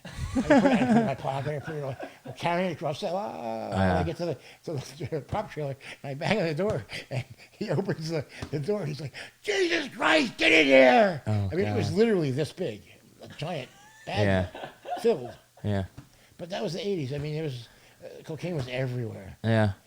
A rap party for Beastmaster was in this old mansion up in the Hollywood Hills. Huh. And it was wild what was happening in there. But one of the things that still amazed me and impresses me is there was this small person, maybe like 3.5 feet, Okay. He had a gold diaper on. Wee man. Wee He man. was painted gold, and he had Yeah. a gold diaper on, Yeah. and he was bald. His head was painted gold. Lovely. And on his head, he had lines of cocaine. And Oh in his my hand, God. he was carrying a handful of gold straws. Oh God. Talk about decadence. Oh my It's a true story. I still see coke on sets even nowadays. I was on a set and we were actually at the house from People Under the Stairs. I don't know if you ever saw that one with Wes Craven. Yeah, and I'm getting offered cocaine in 2019 or whatever this was. That's odd. crazy. I would think that's very odd Yeah, because it's not something I've ever seen. it shouldn't happen anymore. Bad when I've been retired 6 years or 7 years now. Yeah. But yeah. So you were Roy Scheider's makeup artist for 23 years, right? Yep. How was he? Amazing. Yeah. He was like my second dad. Yeah. How I met Roy, well, again, David Miller. Yeah. I had just come back from working with Gene Hackman and Danny Glover in Malaysia. We shot in Malaysia, Okay. Borneo. And I just flew back, and maybe 2 days after I got back, he said, Dave Miller called me and said, I need to send you to Texas for this film called Cohen and Tate, just overnight. You're going to go down on Friday night. Saturday, you're gonna take, no, it was a Thursday. On Friday, you're going to take an impression of Roy Scheider's face, and you're going to bring it back, and I want to make some prosthetics for him. Okay, great. So I get there, and I spend my 2 hours with Roy doing his life cast, and we hit it off really, really well. Mm-hmm. And he said to me, just as I'm about to leave, he said, as he's about to leave, all cleaned up, and I'm packing everything up, and he says, so I'll see you on Monday for filming, starting Monday. It was just a start. And I said, I'm not doing the film. I'm flying back tonight. And like in 2 hours, I was flying back. And he goes, really? You're not doing the film? Because his makeup artist, who at the time was Dick Smith, was sick, and they were going to find him. They said they were going to find him another makeup artist, and of what he would be happy with, because it was in his contract Yeah. to have his own makeup artist. And he said, I thought it was you. And I said, no, it's not me. I've never talked to anybody about it. He goes, well, they must have found somebody for me because we're shooting on Monday. But do you have a resume on you? And I of course, in my kit, I always kept a resume and some cards. Smart. Back then, it was, after a while, you don't need those kind of things. But back then, it was really smart to do that. It's still helpful. I mean, it's still professional, I think. Yeah. Well, I was happy I had that thing. Yeah, Because especially. he took it from me and he left. And he came back in 10 minutes and he said, he handed me the resume. No, he handed me some, I had given him a copy of VHS of All That Jazz and asked him if he could sign it. Okay. And he took that with him when he left with the resume. And he came back and he handed me the video. And he said, okay, great. He goes, you're going to go home in a couple hours, make your deal in the car, and you're going to pack all your stuff, and you're going to come back on Sunday. And you start the film as my makeup artist and the department head of the film on Monday. I was shocked. Wow. Best deal I ever made in my life because they were forced to hire me. Yeah. Basically. And driving back to the airport to get my stuff and fly back on Sunday, I made my deal in the car. And it was great. And what he said to me before he left that day, after he had handed me the tape back and said, all those things about when I should come back, he says, if you're good enough for Hackman, you're good enough for me. Wow. I'll never forget that. But they were good friends because they did French Connection together. Yep. Way back, I think they were roommates at some point. So they were that helped. Yeah. If you're okay, you just made a film with Gene Hackman. Yeah. You're exactly what I need right now. Yeah. So it worked out great, and I went from film to film with him after that. He taught me more about life than any other person in the world. He made me read. He would bring the newspaper in every day, and he hands it to me, and I don't read the paper. He's like, what do you mean you don't read the paper? How do you know what's going on? I'm like, I just don't read the paper. He goes, all right. Next day he comes in with just one article torn out. Okay. This is interesting. You want to read this? Of course, I read it. And within weeks, I'm reading the entire paper, cover to cover. Wow. Several papers. All because of him. And I did that for my whole career. Yeah. Because it was interesting, because I was learning why. Why was because he wanted to not sit in a chair every day and have stupid conversations. He wanted to have real conversations about the world. Yeah. I mean, I'm a liberal Democrat because of him. Yeah. My politics is what I learned from him. Yeah. And they're good. They were good politics. Mm-hmm. I mean, I have a picture of him mooning Air Force 2, which is the helicopter, at the White House when he was shooting 2010: A Space Odyssey. They Okay. were doing a scene in front of the White House, and he told the camera guy, John Bryson, to take a picture of him. He said, as soon as the helicopter comes down, take my picture in front of the helicopter. So the helicopter comes down. He turns around, he pulls his pants down. Oh, my and God. moves the helicopter. I can't even picture him It was doing that. Reagan. That's so funny. So he was a funny guy. Oh, he was the best. Yeah. He was amazing. So I mean, I became part of the family. I mean, Yeah. I still talk to his wife regularly. Brenda, she's a goddess. She's amazing. Yeah. Their kids are. I love their kids. I spent a lot of time going out to the Hamptons where they lived, and staying on the beach there with them, and So how I cool. met JFK Jr. on the beach, just sitting there. I mean, I can't tell you how many people I met with him. Yeah. We would go to this place can called the imagine. Candy Kitchen every morning for breakfast, and you don't know who's going to walk in. It could be all the people from 60 Minutes. Yeah. You know, whoever lived in Hampton, Spielberg, whoever was having breakfast there. I mean, incredible. You know, Richard Dreyfuss, whoever was there. Yeah. He's Even nice. If you sat on the beach, Yeah. people would just walk by. Yeah. Dreyfus is cool. We met him. He's great. Yeah. So was Roy ever sick of hearing about Jaws? I mean, obviously, that's probably what he's most well known He knew, and it happened. for. Yeah. He knew when he died what the papers were going to say, and they said exactly. Jaws actor. Roy Scheider, star of Jaws, dies. Exactly what he told me, and that was right out of that first film. I said to him, I said, "Which film do you think would you like so far? Which film have you done that you'd like to be remembered for?" And he said, "All That Jazz." All that jazz? It's a Yeah. great movie. I met his co-star from All That Jazz, Sandal Bergman. She's an absolute I sweetheart. worked with Sandal on Freddy Nightmares, Oh, really? and she did an episode. Yeah, she's such a sweetheart. Literally one of the sweetest people I've ever met on the convention circuit, if And anything. can she dance? She was really sweet. Yeah. She was great to work with too. We were shooting out in the Los Angeles forest. It was her and Tony Dow from Leave It to Beaver, Uh-huh. and one other actor that was well known, and their scenes were pretty funny. She played a vampire. Didn't a major actor from Leave It to Beaver just die, like the other day? Tony Dow? Or, Somebody. Yes. Eddie Haskell was his name in the yes, show. yes, Eddie Haskell. Yeah, he was in that. He, right there, that was a sweet man. His character in the show was a total lout. I mean, he was, yes, Mrs. Cleaver, you know, just sucking up to everybody. He was Yeah. not good. Yeah. But in real life, he was the sweetest, nicest man. Yeah.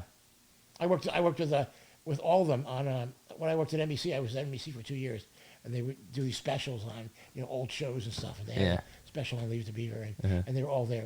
June Cleaver, and Yeah. it was great. I mean, you get all the Gilligan's Island people. You know, Were you ever? Did you ever see Beavis and Butthead? Partially.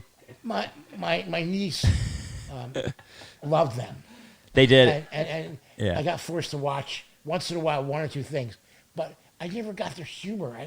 I'm too old, I think. I don't know. But they did an episode that was a total parody of Leave It to Beaver, and it was called Leave It to Beavis, and it was amazing. I'll have to look it up. You got to see that. I'll send it to you if I can find it. It's so funny. That's great. It's probably the best one. But those guys are all really nice people. Yeah.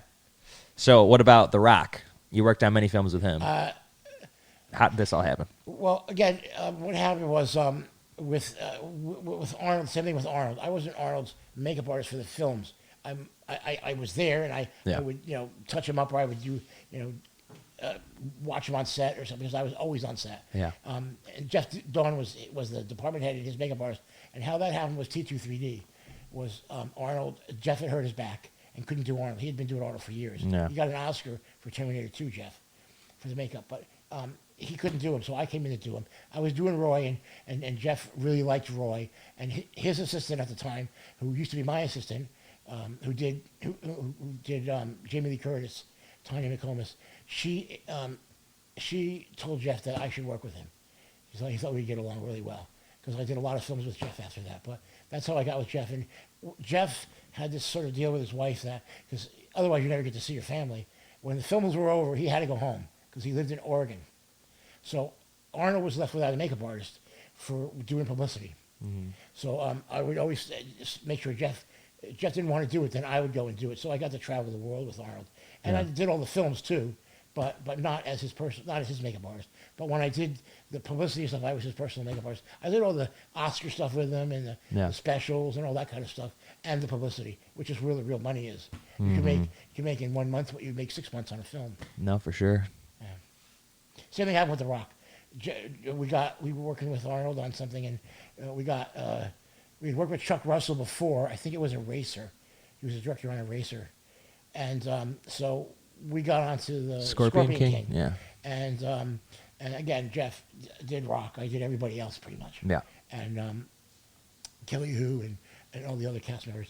And again, when he would go home after the films were over, then I would take over Dwayne. I worked a lot with Dwayne in 8 years. I mean, I went all over the world with him. Mm-hmm.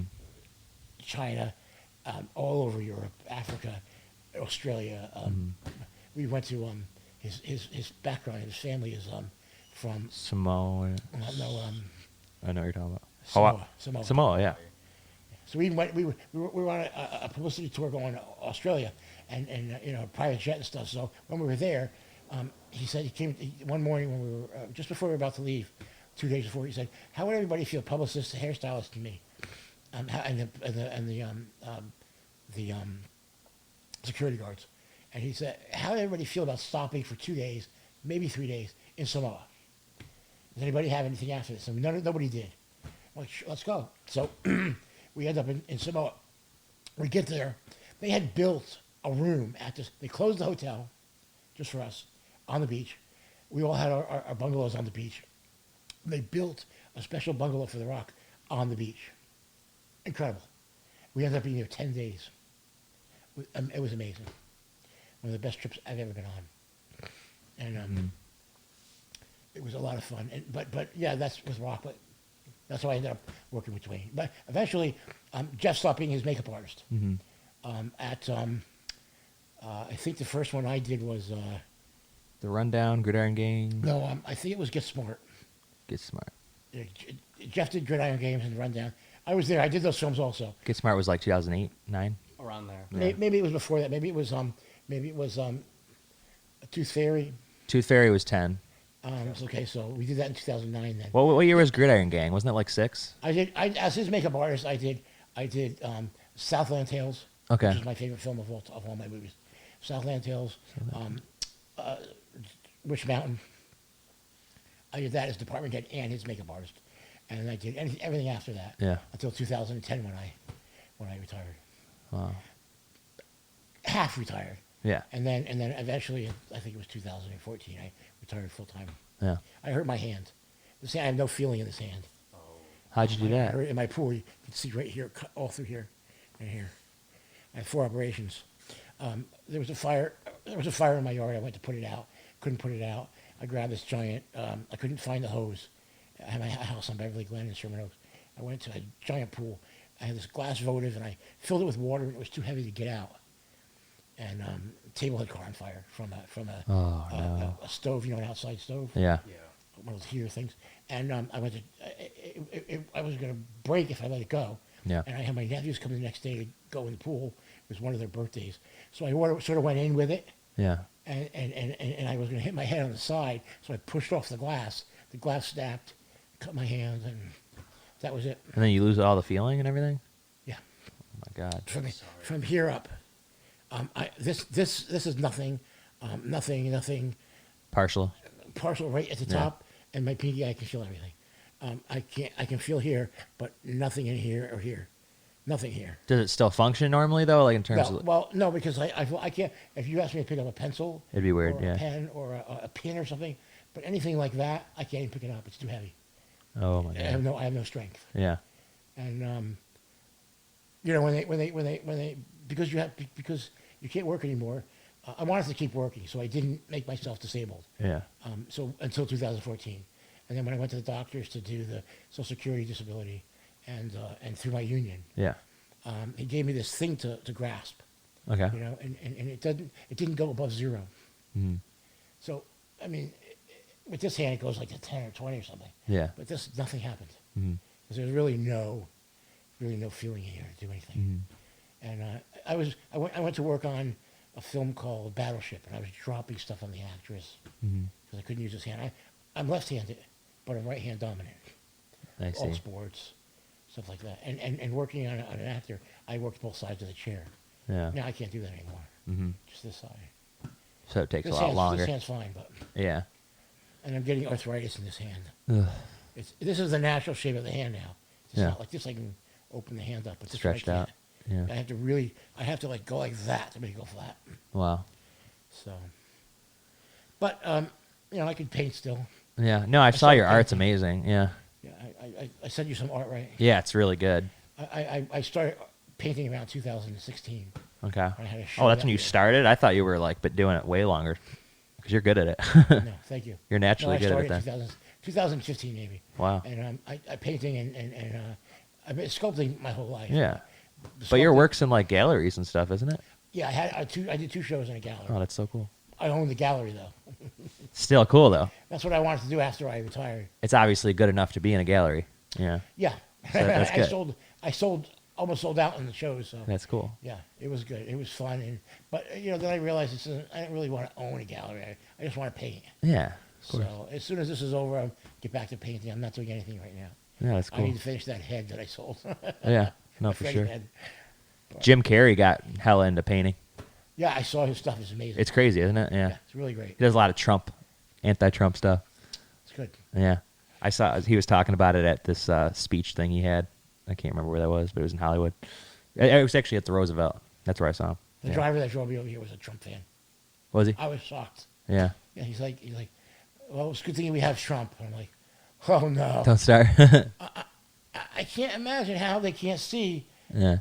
the insanity and that he's a sociopath. I mean, it's crazy. Yeah. Telling people to shoot up with bleach and now he's taking this new drug. He's not taking it. It's a lie. Yeah. He's trying to backpedal everything, so that he can try and get some votes in November. Yeah. He's gone. We're living in interesting times right now. It is. It sure is. Yeah. Who did you have anybody that you were like trying to vote for when he got president? Trump? Yeah. I'm one of the people who didn't vote because I thought there's no way he could win. Yeah. I totally didn't go. Yeah. But I voted all the years before that. I met for president, so Yeah. yeah. It was a funny story. I just did a post about it. I can't remember what year it was, what film it was, but Clinton was visiting set to see Arnold, and he was getting his makeup done, and Clinton walked in, and from my room I could hear them talking, and I looked in my mirror and I could see him, and he's very tall, 6'4", I think, Yeah. He's still. and all of a sudden I hear Arnold say to him, "Go down and talk to Chubby. I have to go down the trailer was really big, and he had to go down to the other end of the trailer and get his hair done." He goes, "It's gonna be boring for you, so go up and talk to Chubby. He's probably the only one in here that voted for you." Oh God, he did it to him. And literally 10 seconds later, there's a knock at my door, and it's Bill Clinton, and we talked Oh for my maybe God. a half an hour, 40 minutes. How is he? Great. He's a good guy. So much charisma. Yeah. So smart. Yeah. Very funny. First thing he said was, "You let him call you Chubby?" I said, "Who's going to stop him?" Wow. I liked it. I normally would not allow that. Yeah. But it's Arnold. And you got to tell us some funny Arnold stories. There's got to be something. Oh, he's amazing. He's funny. Arnold is well, you make fun of yourself. What's that called? There's a word for that. I could think of it. I know what you're talking about. He will make fun of himself first. He is self something. It's a great word. We can figure it out. We'll figure it out. Arnold is that, and he will make fun of himself first, and then you second, and always with Yeah. love. Yeah. It was always love. Like he was in the morning. He said this to me so many times. He would come up to me and he'd say, "Chubby, it's so good to see you from the front. I'm used to seeing you from behind." Right? That was his sense of humor. He loved. He knew. He saw them scare me one day on set where I screamed like a 12-year-old girl, and there was these dummies from Eraser that were made for this one scene with alligators, and they looked so real. And one of them looked like our driver, Larry. And so Jeff said to me one day, this is something Jeff would never say to me. So I wasn't skeptical, but I was mad. Yeah. Because he said to me, "Lou," I was in my room. He goes, I wasn't doing anything. I was reading the paper. He goes, "Lou, could you go outside and grab the dummy of," it was Sharon Stone's brother, "grab the dummy of Mr. Stone and bring it into the trailer." And I'm like, "That's not a job I do." You knew that. It's like we have 10 assistants. I got up and, you know, there were actors in the trailer, so I didn't want to look like an idiot. So I went out the door and I go out. It was dark out and I saw some people in the distance, but I couldn't see where they were. It was dark. And I leaned down to pick up the dummy and it reaches out and scares the crap out of me. I went back 10 feet, fell down into the street, screaming like a 12-year-old girl. I mean, it was hysterical from their point of view. Arnold was standing at the door when I realized what was happening. It was Larry, the driver. They put him in the clothes of the dummy and to scare me. Yeah. And from that day on, for the rest of the time I've known Arnold, he's been trying to scare me.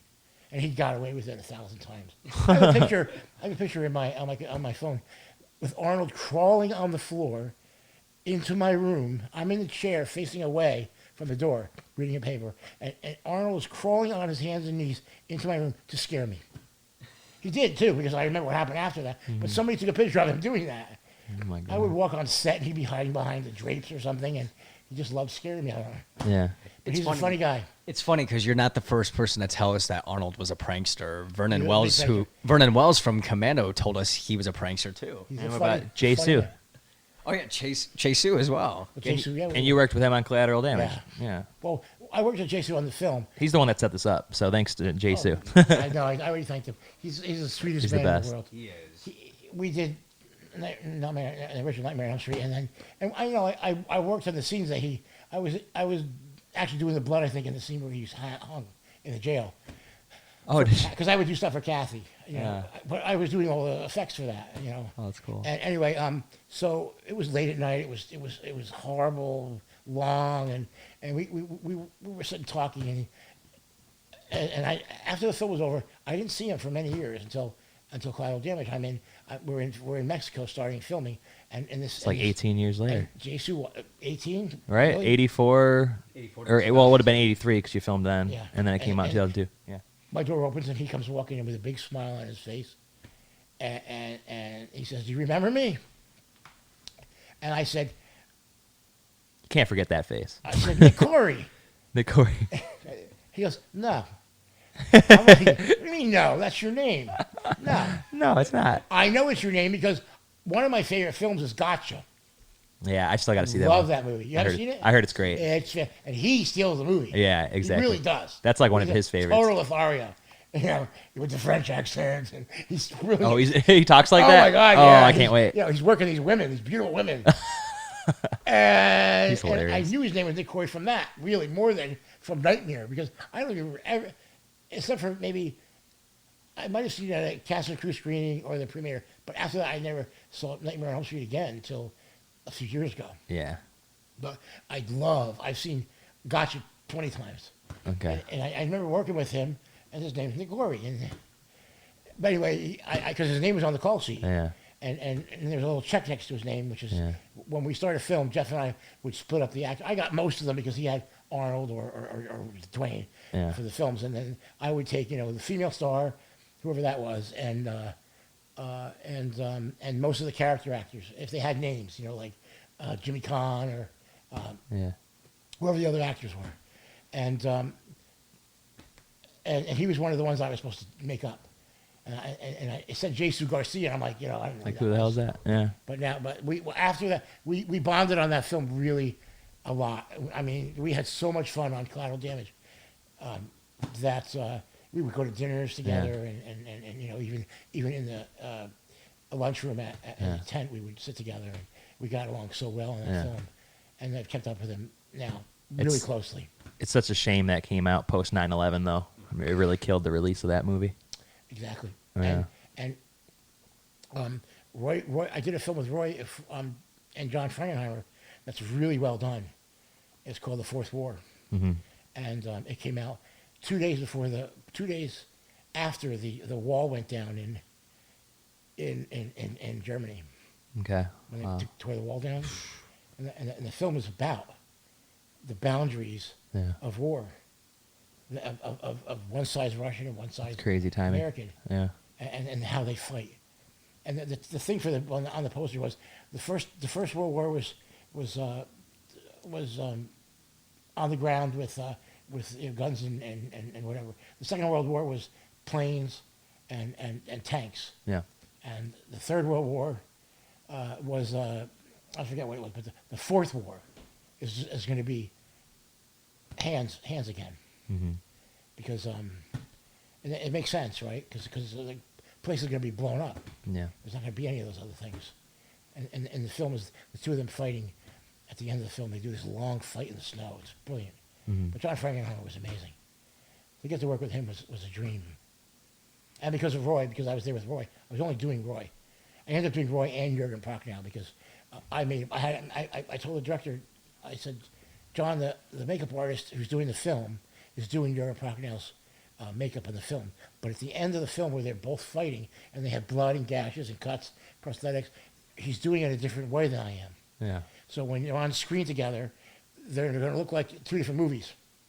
Their makeup has to be done by the same person. I said, I'm going to let you work that out. But don't forget, I'm here with Roy. If you want me to, I will do it as a favor because I became very close with John Frankenheimer during filming. But I will do it for you as a favor. I felt bad for the makeup artist on the show.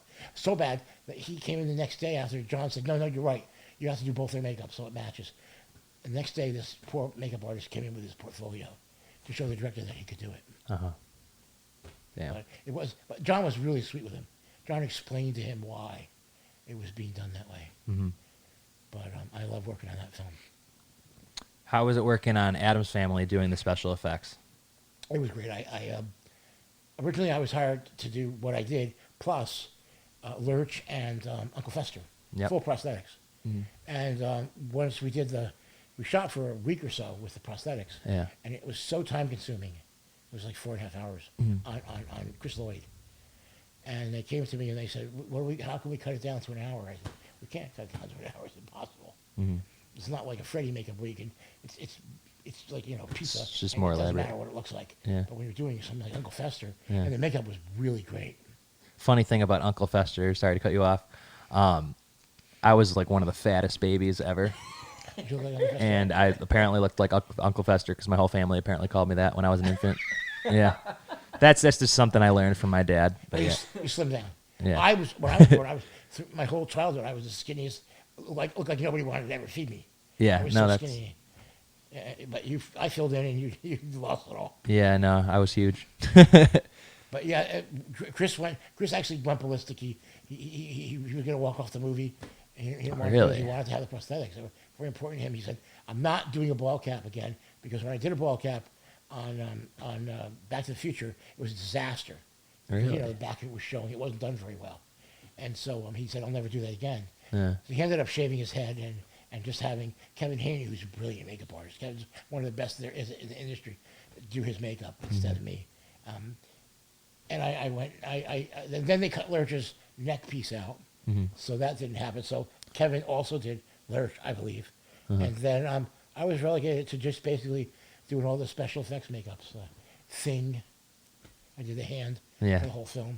Oh, that's so many cool. different prosthetics on his hand. Yeah. Chris Hart, who's a magician, a really famous magician, did that part. He's a good friend of mine still.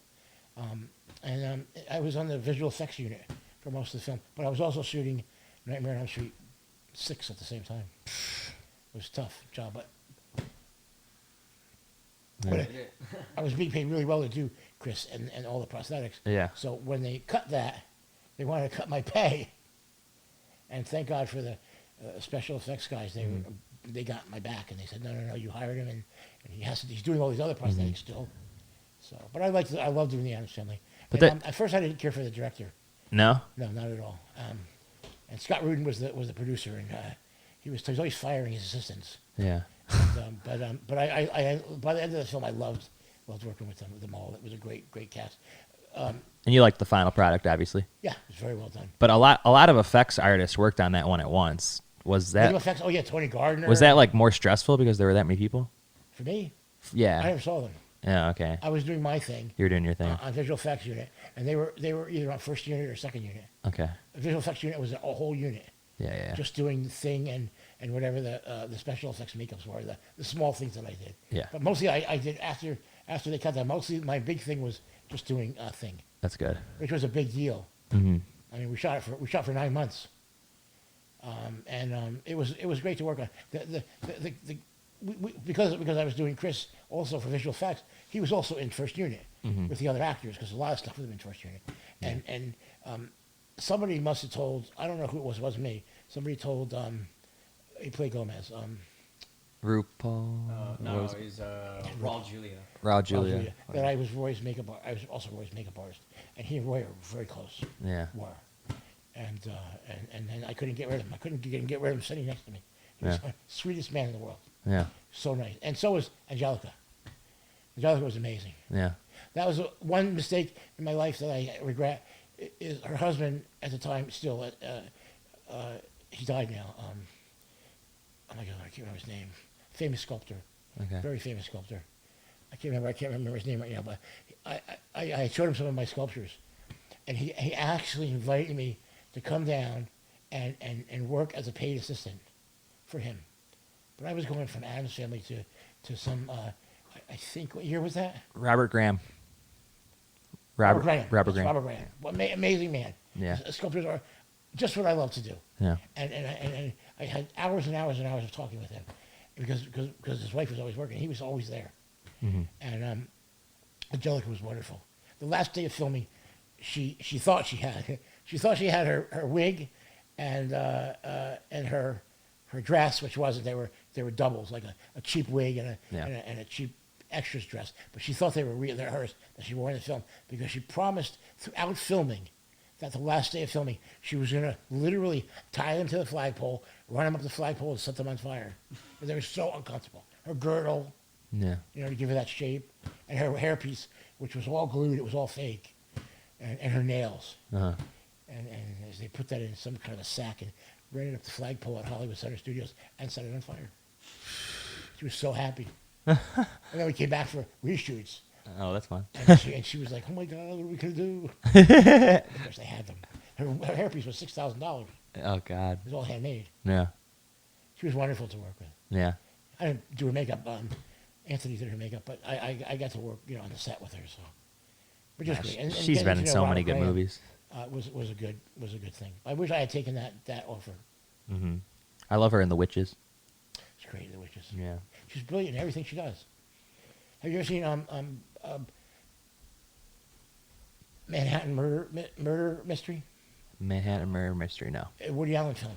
Oh, is it? Okay. It's brilliant. I'll have to check that one out. Woody Allen and Diane Keaton come upon a murder. They think. Manhattan Murder It's hysterical. Mystery. One of the funniest movies of all time. I want to make a note of that one. Manhattan Murder Mystery. And she's in that. Cool. Angelica's in it as an agent, a book agent, for Woody Allen had just written a new book, and she's coming on to him. She finds him incredibly attractive. And Yeah. It's hysterical. Came out in '93. That was a good year. It was a good year. Hocus Pocus. I worked on Hocus Pocus. I worked on the. Did you really? Yeah, on the. Oh my God. I don't think it's on my thing. I worked on it was a couple of weeks, maybe 4 weeks. Oh. Tony Gardner was the main makeup artist in that, and I've known Tony for 4 years. Yeah. So and in fact, he did all the aliens for me on Sequest. That's cool. But I did all the Halloween sequences. I had like 6 characters I did Wow. every day for a couple of weeks. I had the devil, and some odd things. I had Little Bo Peep, just normal characters. It was fun. It was the most fun. Yeah. And Bette Midler watching those girls on set. Must have been crazy. Jiminy was hysterical. They probably don't stop even when the cameras are off. No, they do because They do? it's a lot of work. Of course they do. Oh, They have okay. to stop. But They're just so funny. Robin Williams does not stop. Robin Williams doesn't? No. I was doing Arnold's makeup for a special. American Cinematheque gave Arnold an award as like Entertainer of the Year or something. Yeah. Movie Star of the Year. And Robin, he asked, because usually when they do that, they asked who would they like to give the award to them. Mm-hmm. And Arnold said Robin Williams. Mm-hmm. And they were sharing some writers. Because Arnold's speeches, whatever he did, was for whatever he was doing, a speech for the Oscars or whatever. Yeah. He always had his stuff written by comedians. Really? Yeah. Who's in the Hollywood Squares in the center square? He looks like a Muppet. You know what I'm thinking of? Give me more. Anyway, he writes the Oscars every year. Okay. And Arnold knew that, so Arnold hired him many times. So many times where Arnold's working out in his gym, and I'm just sitting there waiting, watching him work out. And This guy would come in, they'd start writing stuff right there, historical stuff. Yeah. Very funny. But what was my point of telling that story? Oh, so they were giving him this award, and Robin and I was standing on stage waiting for them to start the show, and we're backstage, and it's Arnold, myself, and Robin. That's it. Nobody around us. Nobody. No ADs. Nothing. Yeah. We're just standing there all by ourselves in the dark, and Robin Williams is on the whole time. He's joke after joke after joke. And I laughed really loud. And at one point, this was the sweetest thing Arnold ever said. He said, after I was laughing so hard, and towards the end of it, he says to me, Jesus, this guy, I got to take him with me wherever I go. He laughs at all my jokes. And Arnold says, Chubby's with me. Yeah. That's That cool. was a nice thing, yeah. Never forget that. But Robin was a sweet man. No, it was such a bummer. That was like the one celebrity I almost like cried when I heard he died. Almost cried. I mean, I had a tear. Honestly, I'm not gonna lie. It really hit me hard because my brother, he just came downstairs and then said, Robin Williams just passed away, and I'm like, no, that's not even funny. Please tell me you're joking. And He's one of my influences. I mean, he's like one of the top 4 that I could say got me to be where I am and what inspired me to come out here. I saw him do a riff on some. All he said was to a woman in the audience, "Can I borrow your scarf?" Uh-huh. And he did 15 characters with that scarf. You would die laughing just listening to him. Whatever he did was hysterical. No, He did like five nuns and 16 nurses, and it was Yeah. hysterical. And like, have you ever seen La Cage aux Folles? But it had a different title. The movie with Robin Williams. La Cage aux Folles, Birdcage. Birdcage, yeah. You know that film? Sure, yeah. I saw it Terrible. once. Yeah, But he does that riff where he's dancing, showing the guy how to dance, yeah. and he does all the different kinds of dances that famous choreographers are known for. Yeah. I mean, Michael Kidd was known specifically for like Western kind of dancing. Mm-hmm. And he did all these Madonna. It was hysterical. It's so raw. It was so amazing. Yeah. A good friend of mine, Cherie Mins, was his makeup artist for most of his career, and she got to know him very well. Very sad. Did she work on Mrs. Doubtfire? I don't remember. No, yeah. I don't know what she did. That was That 93. might have been. too. That might have been. She may have done the show, but I don't think with the regular stuff with Robin, but Robin's straight stuff. But I think Greg Cannon did the prosthetics. Okay. Now, I got a question. You worked on The Negotiator with Samuel L. Jackson and Kevin Spacey. Yes. I've heard horror stories about Samuel L. Jackson. Not true. Not true? Okay. I can't remember who it was. Yeah. I did not like somebody there. Okay. There was some drama. Okay. But it was for a reason. Okay. It wasn't like It wasn't just crazy. random, yeah. No, it was totally for a reason. It might have been the director, F. Gary Gray. Okay. I worked with him twice. I think that's what it might have been. Okay. So he was cool. He's amazing. Yeah. Sam, Yeah. he's the most down to earth, low key. Nothing excites him. Nothing gets him angry and at the time the biggest show on TV was that crazy guy who had the show where he would bring people on and it was like people divorcing each other and doing those what's that Maury. No, the other one, the one before him.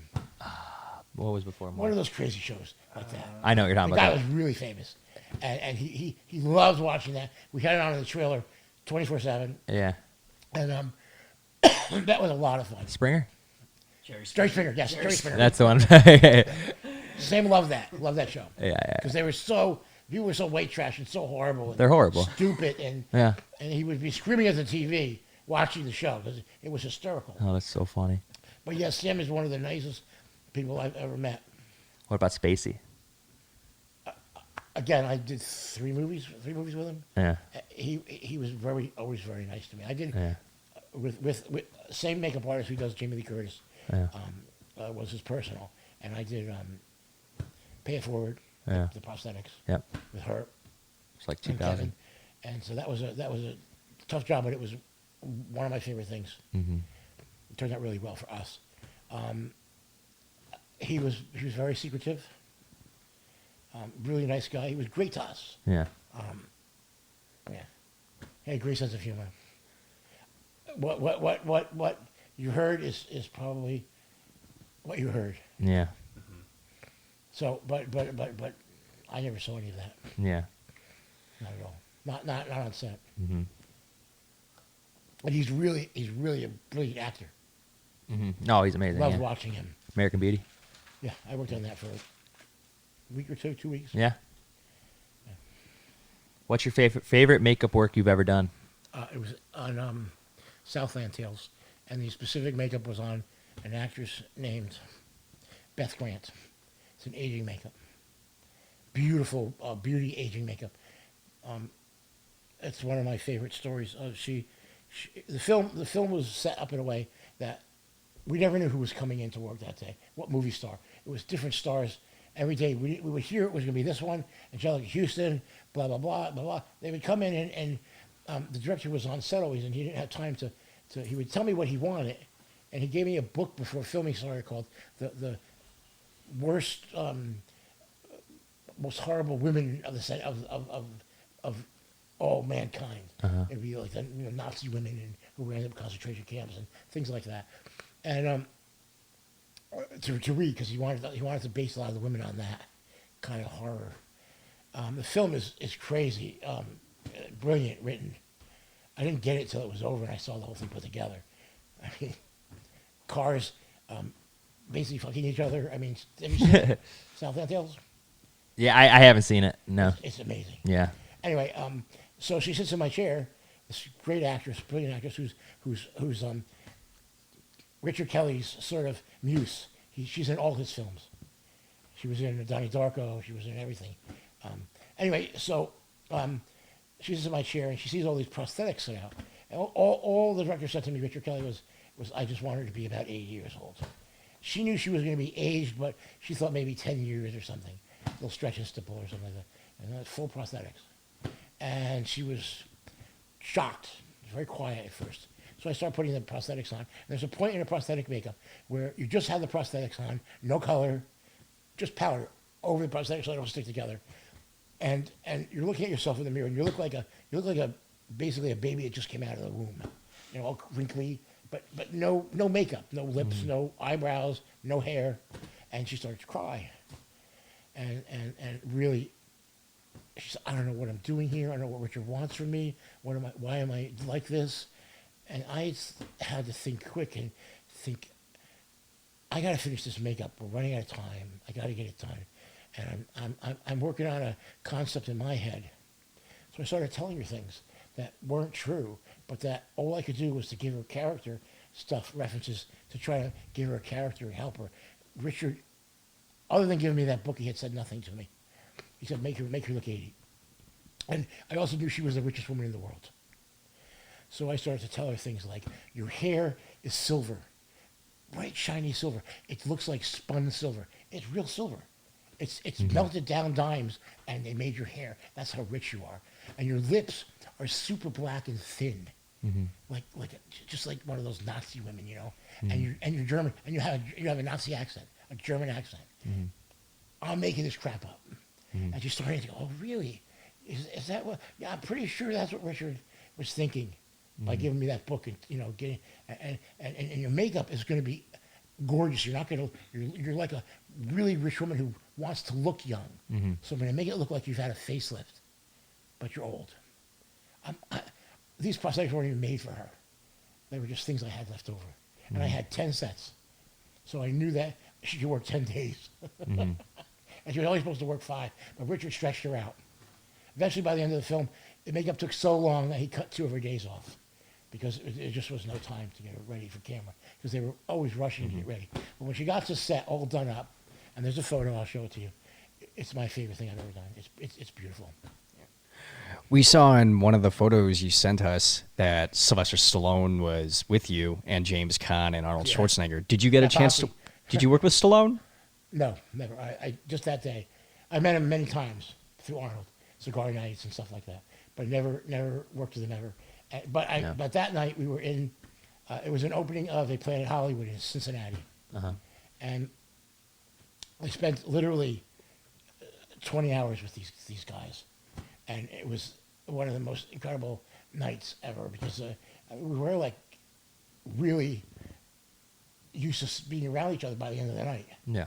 You know, I'm the only person who wasn't a celebrity, but they were really super nice to me. Also, not in the picture was Shaquille O'Neal. He was with us also. Oh He god. was not in the photo. He must be cool. He was great. Yeah. Big mook. Yeah. Yeah, but super smart. At one point, we were in this house. This guy who owned all the Planet Hollywoods, and we're at his house for dinner after the event. Yeah. And the house was amazing. I mean, in the middle of the room, in the living room, there was an easel with a Picasso Yeah. from the Blue period. I mean, it was like $100 million right there on that. But the house was filled with Chagall's, and there was a Jacquemet sculpture in the hallway. Oh, my God. Toys all around it because he had kids. Filthy rich. Huge, amazing. Yeah. And at one point, Jimmy Carr, I did 3 or 4 movies with Jimmy, and I loved doing his makeup. I love working with him. And He's the best. he turns to Shaquille O'Neal and he goes, "Hey Shaq," he goes, I have a piece in my pocket. What do you think we take this place?" And Shaq goes, "No, let's not." But the art was everywhere. You could have picked something up and put it in your pocket. Yeah. There was a Monet sculpture of one of the ballerinas. They're so rare. Mm-hmm. I mean, the Picasso and a couple of Chagall's. The Giacometti was a 10-foot tall one. You know who Giacometti is, a sculptor? Giacometti. He did the Standing Yeah. Man, you know? Yeah. Incredible. I mean, one of the biggest one I've ever seen. Probably the biggest one Mm-hmm. was in this guy's house. And the house was nothing special either. You know? Mm-hmm. Most movie stars don't have special houses. Most big movie stars, they just have a nice house. That's how I would want it. I'm not big on mansions. Well, they're for the showy people. Yeah. But, you know, Arnold has a great house, nothing big and special. But he did own 3 of them in a row next to each other. Yeah. One was a gym. And he's out. I've noticed he's out and about all the time. He doesn't seem to care. Very approachable. I heard he's approachable, but he But just nobody bothers him because he's approachable. yeah. Yeah, I've walked around with him all over the world. And Yeah. the best was we're shooting Jingle All the Way in the Mall of Love that movie. And we're shooting one of the scenes, and he goes, "Chubby, come, I have to buy Maria engagement gifts. Yeah. Let's go to the jewelry store." So I'm walking with him to the jewelry store, and we're walking in this huge mall, people everywhere. And what would happen was, as we walked past some people who were walking, they would do this. They would just stare. And then they go, "No, what are you be doing here?" Right? And that's everywhere though. Yeah. Italy was tough. Because So he wouldn't walk around with some kind of disguise on. He would just walk around. No. That's not him, right? Yeah. No. His bodyguard Howard was like 60-something years old, and Yeah. looked like your grandpa. Exactly, But yeah. deadly. Yeah. I feel like these celebrities that walk around with the dark shades on and they got the not security necessary. with them. It's not necessary. They're creating that Yeah. thing. Yeah, they're creating that. Some of them truly do get mobbed. Yeah. I know. Henry Cavill. Oh, Henry Cavill. Yeah. He can't literally walk anywhere. Really? No, because he's so. They want to touch him. That's so weird. Yeah. Robert, when we were in Russia, I'll never forget when we were in Russia doing Dance Macabre. Yeah. And we're at the Vaganova school? No.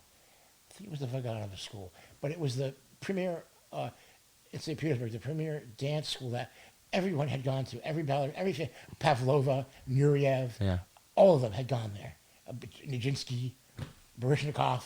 Yeah. And these kids, we're in awe of these kids. You know what a rake stage is? A rake stage is like 30 degrees, Mm-hmm. the stage. And they're dancing on point on that stage, like this. That's tough. And we're in awe watching these kids, little to 16 or 17. Yeah. And here they see Freddy. Mm-hmm. Yep. And they're all in their classrooms, and we start to hear them. We're sitting in the middle of the room with a stage in front of us, and we're watching these kids go through some dance moves. It's Robert, me, and Nancy, Robert's wife. Yeah. And we're watching this. We had an interpreter with us, Elenia, and we're watching these kids. They're amazing. But we start hearing Freddy, and we walk out He into must the hall. love that. It was incredible. There's thousands of kids who were wanting to see him. Yeah. You know, these are ballerinas and dancers who are amazing. You know, Yeah. I mean, they want Freddy. I feel kind of bad for him though. I mean, it's cool as hell. He can walk out in public. No, I mean with Robert though. I mean everybody probably just talks to him about Freddy, but he's got so many other good movies he's been in, like Dead and Buried, Yeah, Night Terrors. He did with but you. Robert's smart, as was Roy. Yeah. Robert's smart, knowing that if that's what made you famous. Exactly. Yeah. I worked with Tina Louise, who was in Gilligan's Island. Yeah. She hated being recognized as Ginger. Hated it. Really. Whereas the other one who played Marianne, she loved it. And They she embrace it, went yeah. with it, and people didn't bother her. And Tina Louise, no one went near her. You could just see that. Some actors are just not happy. Mm-hmm. No, I'll say this right away. Miserable. I can't stand. I'll say it because she truly is a bitch. Excuse me. Oh my God, I have a blank on her name right now. Christy Swanson. Because she is. She's the worst. She was in Victor Victoria. Leslie Ann Warren. Okay. I'm with my niece, and we're watching for the premiere of E.T. Oh, okay. And I'm sitting on the end with my niece next to me, who at the time was like 7, 8. Mm-hmm. And next to us, in front of us, but sort of off to the one side, like this far away from me, Yeah. was Leslie Ann Warren, and or who we call Crazy Ann Warren. And next to her was her friend. And Jenny says to me, my niece says, look, Uncle Louis, there's Cinderella. Can I go say hi to Cinderella? And I'm thinking, she's Cinderella. She's got to be nice, right? I never met her before. Yeah. I did eventually. I did a movie with her.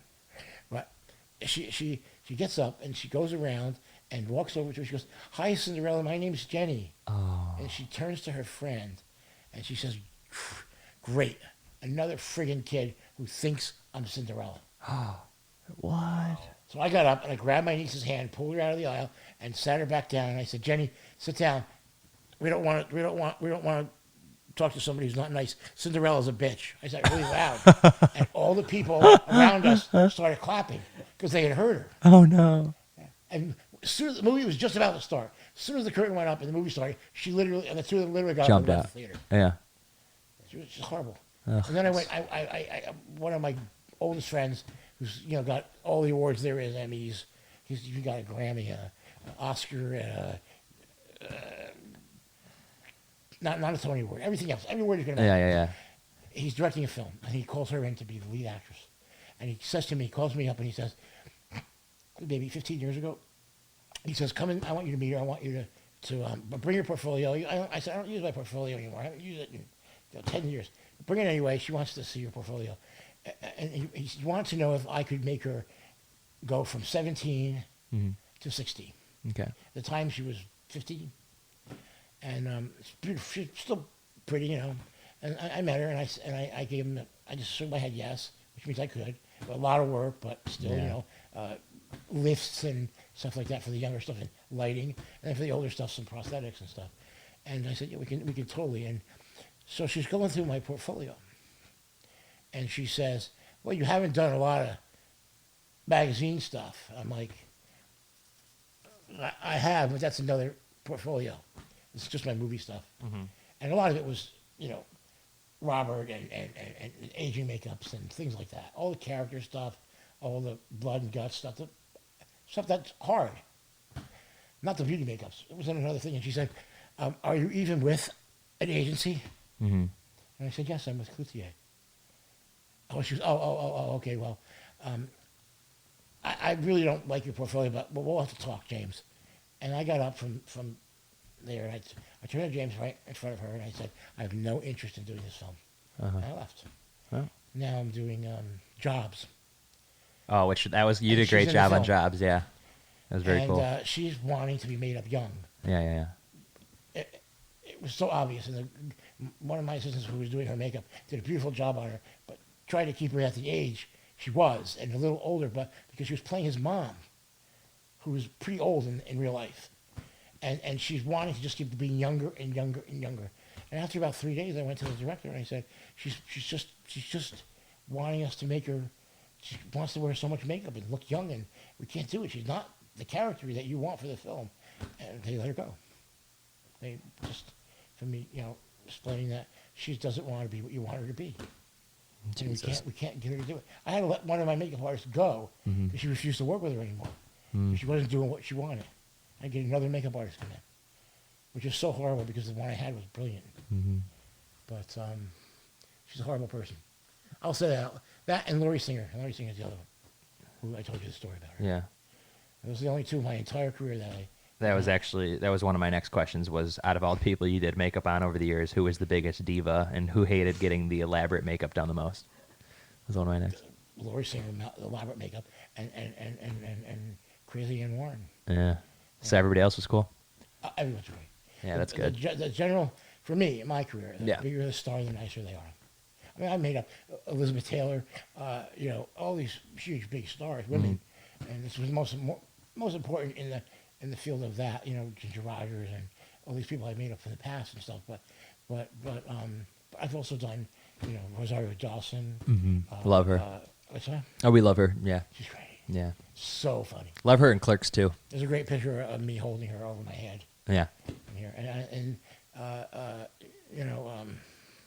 from Terminator 3, I loved working with her. Claire Danes is the best.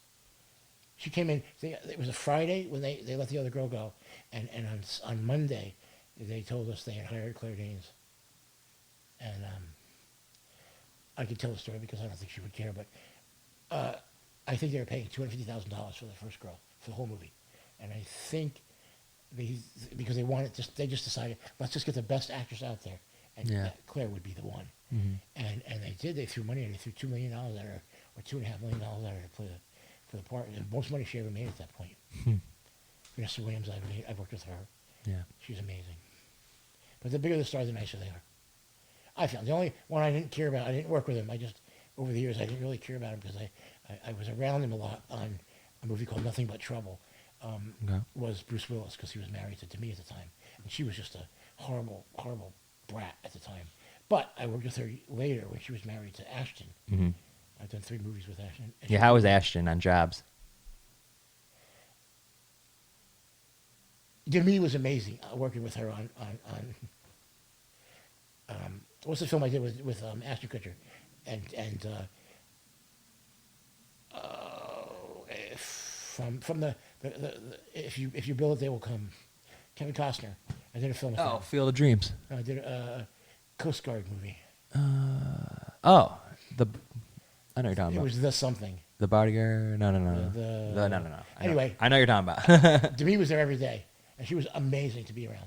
She would go get coffee for us. She would run to the Home Depot, whatever we needed. She was amazing, and she had her daughters with her, and they were hysterical. The Guardian. The Guardian, yes. We had the best time in the world with her. But my first experience with her was she was just a brat, because she was with Bruce Willis, Yeah. and I don't really want to. Jobs was a hard film for me. It was my first time back after that sort of early retirement that I took. Yep. And then I came back and I did that because I'm really good with facial hair and beards and mustaches to make them look real. And the director came to me and he heard about me and he said, I had a meeting with him. He said, I want to know one important thing. Can you make them look real? And I said, if you give me the time, they will look real. Yeah. If you don't give me the time on set, not in the makeup trailer, on set, you give me the time, and they're going to have to be touched up almost every shot Yeah, of course. because they're just fake, and they're going to pop up. And I did the 2 important ones for the film. Louis did everybody, but the 2 important ones were Josh Gad and Ashton. They had completely fake hair the whole movie. When they had hair. There are some scenes where they don't have any hair. But that was, they just shaved. But for most of the film, I had to put a beard on and a mustache. And they look completely real. Yeah. There's a couple pictures here I think I sent you. I liked the film. I've seen the film. It's definitely good. Yeah, it's I don't think it did well at the theater, No, but but I thought it was ended fun up working on being it. good. Yeah. We went to the real places that they actually took place. That house in the garage where they built that was his real house. Yeah, I visited there. We went. You weren't with me, right? No, I went with Meg. We went all the way to Northern California and visited the house just to get pictures and check it out. And one of his neighbors came out from across the street, and he actually lived there when he was actually neighbors with Steve Jobs, and he still lives there now. And he was telling me all these really? stories about Steve Jobs. It was real cool. Yeah, we met his mother. Yeah. His mother still lived in the house Mm-hmm. that we were filming in. Probably does. She did, yeah, because she would leave in the morning when we got there, and we were there too long. We went up north for I think 3 or 4 weeks. Yeah. The rest of it was all shot down here. Mm-hmm. UCLA, a lot at UCLA. Do you like shooting up there? I like the area. Yeah. I wouldn't live there. No, yeah, no. I love San Francisco. Yeah, it's cool. It's a great city. Boston's my favorite city in the United States. Really? I've been to Salem. I don't think People, I've the been food, to Boston. everything. We shot Warlock in Salem. Mm-hmm. It's And fun. Hocus Pocus. I- Not your I- stuff. I- Your I- stuff would have been out here. I only did the stuff here at the studio. Yeah, yeah, yeah. 'Cause it was a big it was like 4 weeks of a big Halloween party. Uh-huh. That was fun. And then I had a question about horror stories from your career, but I'm pretty sure you've already touched on those. Horror stories about people Or just in general. I don't really have a lot You don't of have too many. horrible things that happen because I was always Focus. so excited to be at work. Yeah. Some things no, Nothing too bad. no, I really don't have like horrible things that have happened. I told you about the Laurie Singer was the worst, I think, Yeah. of all the horror stories. Yeah. I really don't. I'm trying to think about from film to film, and I mean there were films like some of the really low budget films where they were just horrible to work on, and, No, of course. and you couldn't wait to get away from them. Yeah. But those horror stories they're long gone out of my head. Yeah, yeah. 20 years ago, I would have told you, Yeah. But most horror stories for me, I can tell it and it sounds funny yeah. because there's a joke in all of it. Mm-hmm. How I got to do Elizabeth Taylor was crazy. I mean, I was filming Sequest, and we were shooting on Stage 28, and my trailer was parked right outside because Roy liked having the makeup trailer right next to his trailer, and across the stage, across from us on different stages, I think it was 22, they were shooting Flintstones. Okay. And I went over a couple times to visit. I wanted to see Elizabeth Taylor because Elizabeth Taylor, she's an icon, and because I knew the ADs really well, Yeah. very well. And one morning about 10 o'clock in the morning, one of them comes running over and says, have you done Roy already? And I was like, yeah, he's already on set. I'm just about to go and touch him up. Well, can you tell them that we need you for a couple hours? We need you to make up Elizabeth Taylor. Her makeup artist didn't show up. Oh, no. I was like, sure. Was I nervous? Hell yeah. Yeah. It's Elizabeth Taylor. And you're just jumping on a project her last second. Her room was painted purple, Yeah. lavender, because her eyes are lavender, and she liked everything lavender around her. The lights in there were lavender. So I went in, and all the makeup was set up, and she comes walking in, and on her desk, on the makeup desk, there was a list of 10 items, Mm-hmm. and it said gifts. It said the date and gifts, and when she would come in the morning, she would cross off one or two of the gifts, and somebody would pick the paper up. She didn't hand it to anybody. It got picked up and left, and literally within 2 hours, those gifts would be on her desk, on the makeup desk. Wow. Lolly, crystal, some chili from Chasen's, whatever the gifts were. All through her career, Yeah. in her contract, it said Louis B. Mayer started at MGM. But he spoiled her rotten. Mm-hmm. And so eventually that was in her contract. And you got a gift every day she came to work Yeah. of her travel. The lists were given to them by her assistant and then brought back, and she would, they would mix them up. And I was only there that one day doing her makeup. And I made her up. I went to set with her for maybe an hour or 2 hours, and then her makeup artist came. She had I don't remember what happened. I never asked. Mm-hmm. Well, one nice thing was she was so tiny, and she had her little Pekingese with her everywhere she went. Mm-hmm. But she had a back problem, and so she would come over to me. I was always really 3 feet away. Mm-hmm. Wherever she did, I would follow her around because I wanted to make sure I was there. And she was so nice to me. Mm-hmm. And she would always come over to me and like lean against me and put one arm around me with the Pekingese in the other arm. Just like I would kind of hold her up because her back would hurt, Mm-hmm. but she couldn't sit because it would be worse. Mm-hmm. And she turned to me one time and she said, "You don't mind, do you?" I was like, "No, I'm in heaven." Yeah. And she hit me because she knows I'm gay. So what does that mean to her? Mm-hmm. Several of her husbands must have been gay. She had 8 of them. Yeah. She married one twice, 2 twice, 1 twice. Yeah. Richard Burton. Mm-hmm. She was amazing to work with. She mostly did her own makeup, in all honesty. Mm-hmm. I mean, I would do the bass. I did the bass, and then I would do the eyeshadow, and then she would do the liner, and I painted her lips, but she would do the liner on her lips, and then she went back and did pretty much went over everything. But it was a great experience. You've done a good bunch of TV movies and series. Do you like the quick shooting schedule that those types of projects go by, or does it make your job more stressful and take the fun out of it? I was never stressed. Never, But yeah. I do not like that. I didn't like doing TV. I hardly ever did it. Yeah. You can see how many things I've done. Mostly film. Mostly film, and I love being in film because they're paying attention to what they need, and they had the money for it. Not always, but most of the time. Yeah. And but a $2 million film is absolutely no different than a $200 million film when you're working, other than how long things take. Yeah. I mean, I remember 2 weeks every single day where we shot absolutely nothing on collateral damage. Maybe it wasn't 2 weeks, maybe it was a week, but it was a long time. Yeah. And we did nothing because they were trying to set up these crazy shots. And Well, at least you got some downtime to hang out with Jisoo. yeah, Yeah. he was always there behind me. Yeah. I mean, we got along so well. Yeah. I think there's a picture of me sitting on him. Uh-huh. And then I sent you a picture of me sitting on him. Yeah, he was doing push-ups on a bench, on a park bench, and I went up and sat on him. I said, "Now try to do a push-up." But yeah, he's fun. We spent a lot of time together. We went to dinners a lot, and Yeah. yeah, a lot of times I would say I'm not. Don't count me in because he liked doing adventurous things. Like going down and buying crickets to eat that are chocolate-covered crickets. And, What? oh yeah, all kinds of bugs you could eat. Ugh. He does that? I tried one that they're crunchy and they're sort of salty. Ugh. But I don't want to eat those. Yeah, All kinds of bugs. I mean, it was crazy. Bees. They would sting around and then they would Yeah. deep fry them. And Yeah.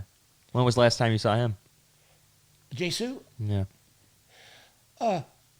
2 years maybe. Okay. But you still keep in touch. But I keep in touch with him all the time. That's good, yeah. On Facebook, almost daily. Yeah. I know. I'm so happy we got Facebook in the last, 10 or 15 years it's been, but... I didn't have it for a long time, and when I finally got it, I was like... Because, I mean, when it originally came out, it was like my sister telling everybody what she ate that day. It's a lot better now, yeah. It's a lot better. People don't use. I had to finally stop posting anything that was political Yeah. because I'm so liberal, and I'm finding out what friends were Trump supporters is the most shocking thing there is. Because at first I was just delete. You know, I don't want those people to be my friends anymore. Then I realized the really good friends or family that I've had for 40, 50, 60 years. Yeah. I can't block them. Yeah.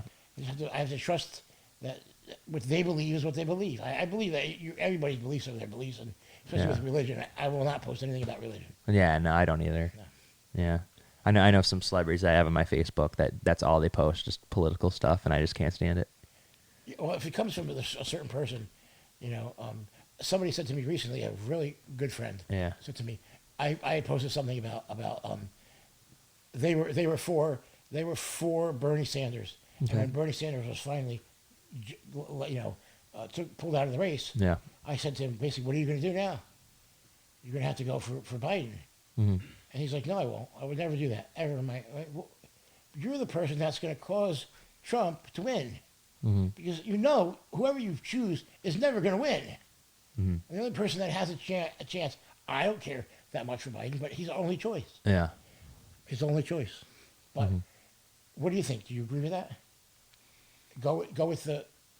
You want to get Trump out. Yeah. Isn't that the most important thing right now? Yeah, I mean, I don't follow it that much, to be honest, anyway, but Well, that's why I stopped.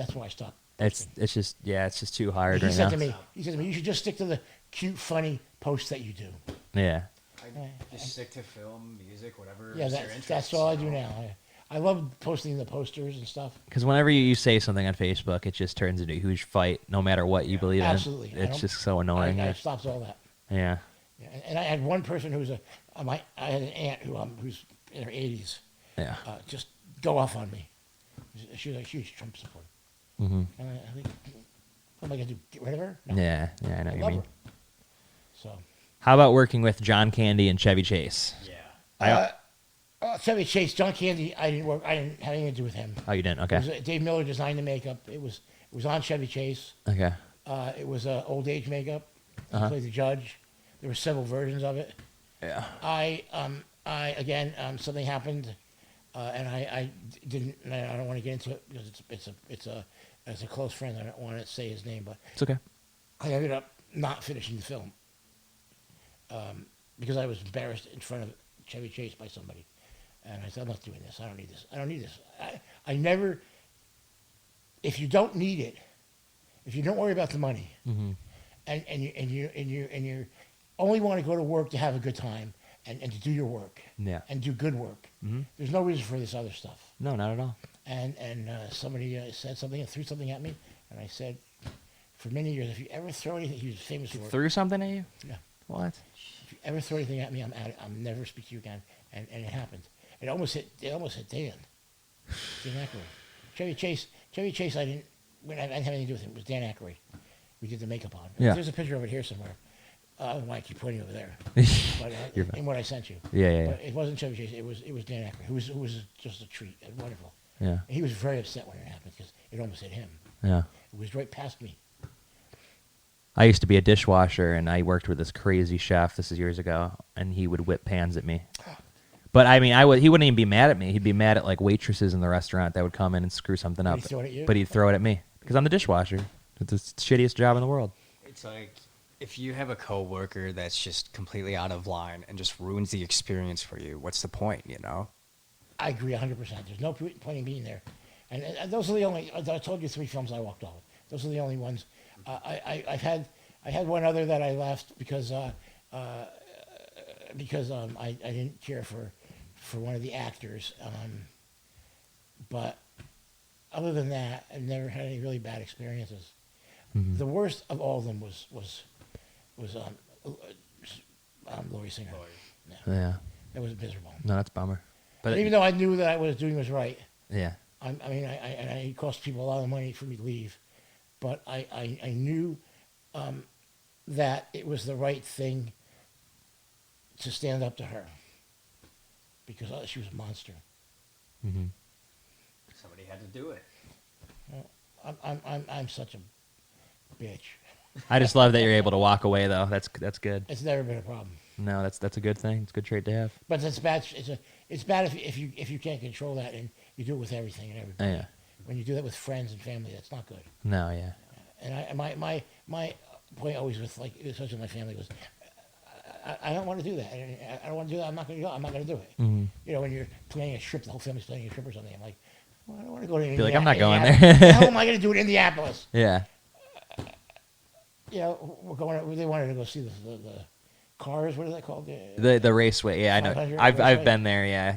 I've been to those things so many times with like Dwayne and Arnold, like right on the tarmac. Yeah. You know, or getting in the cars and where it's really special. Yeah. You want me to go and sit in this? Oops. You want me to go and sit in the stands? Yeah. Way up there. You're like, I'm not doing that. Not because I'm too good for it. Yeah, yeah. Because I don't. Why would I want to put myself through that? Yeah. So those kind of things, I always stood my ground. Did you ever go to Gray Brothers Cafeteria in Indianapolis? That's a good restaurant. You had 2 choices. You had many choices with Arnold, but with Dwayne you had 2 choices: chicken or steak, Oh, that sounds about right. and usually or sushi. What's the sushi place down in Beverly Hills? There's one in Malibu. I wouldn't know. Would you know? Very famous. Very expensive. I mean, it's like thousands of dollars to have it. Uh-huh. But that place and Ruth Chris. Well, you know, when you're in China and Hong Kong, Yeah. you don't want to go to Ruth Chris. You want to have Chinese food. Yeah. Which there it's not Chinese food; it's just food. Uh-huh.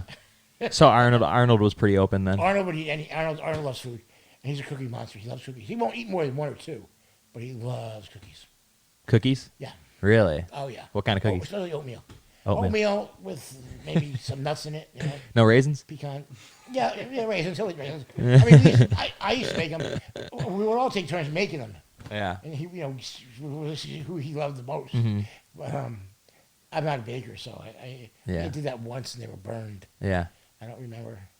I was always just let's go. I'll just go to Porto's and buy them. Yeah. Yeah, Porto's is crazy good. I don't know if you know. Have you seen Dawn of the Dead, the original? No. No?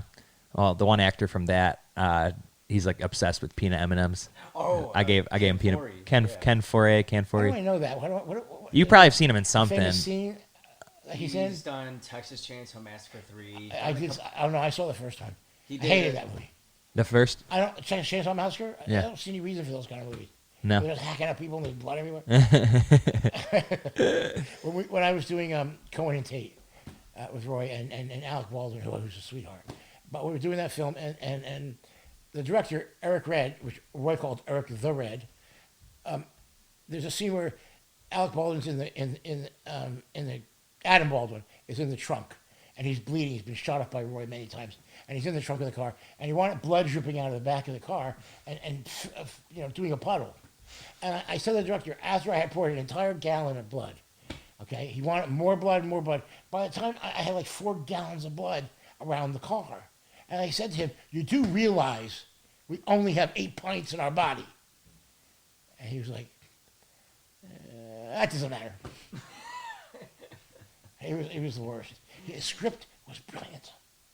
I remember reading the script on the plane coming back after I got home that weekend. Yeah. And it was so good. Yeah. But he couldn't direct. Mm-hmm. Roy was famous for making hysterical mistakes. Like Yeah. he came to me one day and he said, I can't remember whoever directed Oliver. He had the same name as another director who directed only like low budget horror movies. And he came to me and he said, "What do you think of this such and such a director?" And I went, "Oh my God, he did Oliver and he did this movie and that." Carol Reed? No, not that Oliver. The second one, the musical. Musical. Carol Reed did the original. With the second one with Alec Guinness. No, not Alec Guinness. I can't remember, but it's 1965, I think. 65? Yeah, Oliver. Anyway, he told me the director's name. Maybe it was Mark something. Or Mark was the other director. Did you find it? It says Oliver, 1968 British musical drama. Carol Reed as the director. Oh, maybe, well, that's you're right then. That is who did that. Okay, I can't remember whatever the film was. Yeah. This other guy did. Yeah. It was brilliant. Yeah. Okay, and then I remember the second guy's name was the same last name, but only his name was Mark instead of the famous guy's name. Mm-hmm. And I said, "Oh, he's brilliant," and blah blah blah. And so the next day he comes back to me. He goes, "What did you say that guy's name was?" Yeah. And I said, "He goes, that's not the director that they want me to do this film. His name is Mark something." And I'm like, "Oh no, he's done like Alligator or something like that." And you don't want to work with. And he said, "It's too late. I already said yes. Pay or play." I heard Alligator's a good movie. I'm just guessing. You're just guessing. Yeah, I can't. Yeah. I wish I could remember the name of the Yeah. director. For sure. But 68, yeah, I thought something. Whatever this movie was, it was in 65 maybe. Okay. But anyway, he had to go back to his agent and tell his agent that he didn't want to do the movie anymore because he thought it was the wrong director. Oh my God. And that's like an impossible situation, especially when you signed or something, or agreed handshake. Yeah. And Roy wasn't one to back out of something. We almost went and did it until the director finally. I think the agent finally said to him, "Look, he thought you were somebody else." Yeah. So, but that's typical. That was typical Roy. He was the best man in the world. I miss him so much. Mm-hmm. Back to Elm Street. Before we were recording, you were talking about Johnny Depp living in his car during filming. Yeah. So can you tell us a little bit about that? All I remember is that he would come in the morning and he'd unshowered and tired and eventually we found out that he was living in his car with his wife. That's great. I don't know how long it was exactly, but quite a while. And I think I'm only guessing. What I remember because it was a long time ago, almost 40 years. I think they gave him a hotel room. Yeah. I'm pretty sure they did. Uh-huh. Or he slept in a honey wagon or a trailer or something. Mm-hmm. I think it was a hotel. Yeah. But yeah, he was very nice, very young. Mm-hmm. I have a photo that he signed for me, and it's just hysterical what he wrote. I don't even understand it, but he's like, "Hey, how about that girl with the big tits?" I saw that. You sent me that. Yeah. Take a picture of that? It's Yeah. hilarious. Yeah. And I still don't get what it means, but that was Yeah. his sense of humor. It was very nice. Uh-huh. There's a couple of pictures of him in there somewhere. Yeah. No, he's super cool. I met him years later, maybe 15 years ago again. I was with The Rock somewhere, And I told him that we worked together. Yeah. He said he remembered, but I know that look, that feeling when they don't have a clue. Yeah. You know. We saw his band, the Hollywood Vampires, when they played the Greek. I heard they're very good. They're pretty good, yeah. I mean, they don't have any like recognizable songs like hits or anything, but like you go there and I mean they're good. Yeah. Well, apparently we left early because we wanted to beat the traffic, and Steven Tyler of Aerosmith went on stage to do a song with them, and we missed it. Wait, what? Yeah. You didn't even tell me about that. That I happens thought a I lot. did. Yeah. Holy shit. That happens a lot, Yeah. especially with celebrities. Well, speaking of another prick that I met, Joe Perry from Aerosmith. He was rude. Really? Yeah, I met him on a red carpet in Cleveland, and Cleveland. yeah, I was at this Alternative Press Music Awards. It was called. Why were you there? Were you interviewing people? No, we were just there, and we were just we had tickets to the event, and we got real close, like on the bar, where so you could meet everybody that came by, pretty much. And Slash walked by, Ice-T, and then Joe Perry comes by, and he was like signing for people and stuff. And I just asked, I don't usually do this, but I asked for a picture, just like, oh, can I get a picture with you quick? Because a lot of people were doing it, and he literally goes, oh, ask my security. Oh God. And then walks right by me. Swear to God, the very next person, probably the guy that asked next was like the same age as me, and asked the same question. Can I get a picture with you? He's like, yeah. Immediate, like the person right next to me. You saw something here, like you don't know what those people. Yeah. Again, he's not a huge star, so No. I mean, in his world maybe, but Yeah. not in the world. No. I could never think of, real movie stars doing that. No. Yeah, it sucks. Bruce Willis might. Yeah. Not anymore. I hear he's completely changed, but I mean, I heard he was trouble on that one film. Was the one we did Kevin Smith, Cop Out. Yeah. well, They hate he's each other. Worse than that, the last Expendables, is that what they're called? Expendable. He did a. Oh, had a wait, really? cameo- He had a cameo in Expendables 1, and then he had an actual like role in Expendables 2. And then in 3, 3, he declined it. you know why? They said he didn't. They weren't going to pay him enough. Everybody got paid the same amount of money. I think it was $1 million, That's stupid. Now you wanted more. and only for a week. A week, Yeah. and he wanted 2. What an asshole. And Stallone said no. Stallone was only getting $1 million. Yeah, it's so stupid. They already have multi-million dollars. I mean, how much more could you possibly make? For a week. It might have been 2 days. If I'm correct, I'm sorry. It was 2 days. That's when you know they don't even have the love for film anymore. If they're No, acting like that, And it's sad.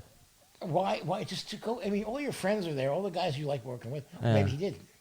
And, it's sad. Like, if you're losing the interest in it, then just retire. But, one actor that, because, like, when I worked on a set one time, one actor that I could tell really loved his job as an actor was Danny DeVito. He's a sweetheart. I worked with him on Get Short. Short was the Get first Shorty? one. What was the second one? No, I don't even know. Get Shorty. I know he did Get Shorty. Whatever the sequel to Get Shorty was. Get Shorty was with Gene Hackman, wasn't it? Who was It was the one after that. I'm actually curious. Which Expendables was Eric Robertson? First one. Just the first one? Mhm. And you worked with Eric on what? Several things, right? Or just one? No, I never worked with him. I met him. Oh, you met him. many Okay. times, yeah. Okay. I never worked with him. He was Never- very nice. Yeah, he's awesome. I met him with his sister. First time I met him. Really? Yeah, she's nice. She's sweet. Yeah. She's very, very nice. Very down there. Well, you're in those situations. You're in a room with pretty much all movie stars or all Mhm. celebrities. It's a whole different situation. Yeah. I mean, I remember doing the show with it's films in Hollywood at the old Disney, next to Disney Theater. Mhm. Is it Jimmy Kimmel? That's across. Is it Hollywood, his show? Yeah. Yeah. Yeah, Yeah. across. Yeah. Across from Chinese. Yeah. So we're doing that show. I think I was with Dwayne, and in the green room, they weren't even going to be on the show. Was Paul Walker? I forget who the girl was. And I miss Paul Walker. a huge fan of Paul Walker. He was just amazing. He was sweetest man. in the nicest world. person I ever heard. Yeah, sweetest man ever. And I'm watching the monitor, and he's literally walks right up to me, next to me, and he says, the security guard there told me that you're with Dwayne. This is before They even did the other Fast and Furious yeah, together. they did Yeah. that. And because Dwayne didn't start those until after I retired, and Yeah. so I said, yeah, I said, what can I help you with? And I realized it was Paul Walker, And of course, you want to tell him whatever he wants to know. Even if it's a secret. You're so nice. Yeah. And he was like, I just wanted to know. He looks great. I said, oh, thank you. His makeup was not easy, Dwayne's, because he had different shades of skin Yeah. tone. But I made him look good. Yeah. Did you keep any of your makeup appliances, props, or anything remotely cool from any of the productions over For the many years? years I did. They're all gone now. They're all gone. Yeah. I have like maybe 15 or 20 appliances from other things that Yeah. I don't know how I got them. I just remember how I have like lots of full face prosthetics and Yeah. mostly all creatures, and I have still a bunch of the hands from Thing. Oh, that's cool. Yeah, and I have one of Robert's hands from Nightmare on Elm Street. I think it was his right hand. I can't remember Oh, that's which cool. hand had a prosthetic on. One didn't, and one did. Yeah. The one without the glove. Yeah. And That's so cool. I still have one of those. Somebody offered me like $8,000 for it a couple years ago. And I thought, Really? you know what? I'm just gonna hold on to it, and Yeah. when I need money. I don't need money. So If you ever do get rid of it, I'd say go down the auction route because they get a lot. Yeah. They get a lot. unless it's a collector who wants it before somebody else gets it. Or if a museum. That's how I got the Freddy head thing. Is he really wanted it. We had a friend, our friend Sean Clark, got the or at an auction once. I think he was offered $5,000 or something for the original poster art painting of Halloween, Yeah. and How much? it was like $5,000 at the time. It's gotta be worth more than that. Yeah. He declined because he didn't have the money at the time. Then it went at auction years later, $500,000. Yeah. Steven Spielberg in his office. He has some really amazing things. He has the Maltese Falcon. It's very cool. He has Rosebud from Citizen Kane. Uh-huh. Sled. What? Over his desk. Oh my It's god! in a plexiglass frame, and course he one did. other one. I can't remember what it was. One important. Oh, ruby slippers, but they weren't. They had several of those, I think. There's five. There's 5 pairs. Yeah. I think there's only 4 now. There's one missing. One got stolen, right? I don't Yeah. think they got it back yet. Oof. They stole it from Judy Garland's museum in Kansas, or where she's from. Yeah. Where she was born. But yeah, we have a pair at the academy that we own now. They had a thing last year, 2 years ago. Yeah. After we bought the building, and they had a really nice Deborah Naduman, who's a costumer. She does most of like big movies like Titanic and stuff like that. Yeah. And she did a costume thing. Had stuff throughout the centuries, Mhm. throughout the whole century of last century. Yeah. Like Gilda's dress, Rita Hayworth's dress, and Marilyn Monroe's dress from some 7-Year Itch, the one where it gets blown up by the. I Yeah, love that 7-Year Itch. That's a great one. The biggest collector in the world of movie memorabilia was Debbie Reynolds. She owned thousands What? and thousands. When they closed MGM and a bunch of the other studios, and they were selling everything off, she went and bought everything, Really? put their own money, put it in a storage. She offered it to Hollywood Yeah. to open a museum, and they had no interest in opening a museum. Oh, so But stupid. now, I think the Academy said no to her too. It makes me for so many mad years. we don't already have a great museum Well, with we will props. now. We will now, but it's sad that It's going to be amazing. It's just, why did it take so long? the Hollywood Museum has Money. a couple of cool things, but Take care of it. You you have to know, take care of it. the Hollywood Museum has a couple cool things, but they don't Arnold have. has everything he's ever from every one of his movies in a warehouse somewhere. Does he really? Every costume, every prop, and several versions of it. For only him to And see, there's or 20 leather jackets from Terminator 3. He's got all 20 of them. really? All the ones from the doubles and the. In his contract, he gets all the costumes. Yeah. That's awesome. Have you ever signed at a convention? No, Never. I've always said no. Okay. I want. There was one this year that's happening that Robert's doing, and so is Melanie. It's been canceled. It's been canceled already? It's been canceled already. Yeah, it was this month, I think, or next month. Monster Palooza? No, it was in the middle of the country somewhere. I don't Days of the remember. Dead? Maybe New Jersey. Monster Mania? Maybe Yeah. it was something Robert was going to be at. Yeah. So it was a couple of friends were doing it. Yeah. And I thought, okay, I'll call up this woman. Yeah. 'Cause I got Melanie's agent and Robert's agent both. Yeah. We're going to handle me. And then I just said, I'm not. I went and I called her up and I offered myself, and she said, sorry, we're full. What? So, but I'm not going to do it again. I won't try it again. I don't think I want to go now. You know, with what's going on out there. Big crowds like that. Oh yeah, it's gonna be weird for a while. That's why I'm wondering how the heck are they supposed to do it in Arizona next month? Like they're not. They'll be canceled. I mean, I don't know why they think it could. I mean, because they think because they're already more open there than we are. But I mean, I don't know how they're gonna run a convention. They'll cancel it. They'll cancel it. Yeah. That's what I think. I mean, who would want to meet a celebrity wearing a mask? That'd be lame. That wouldn't even be fun. No, it wouldn't be cool. It wouldn't be fun. No. Yeah.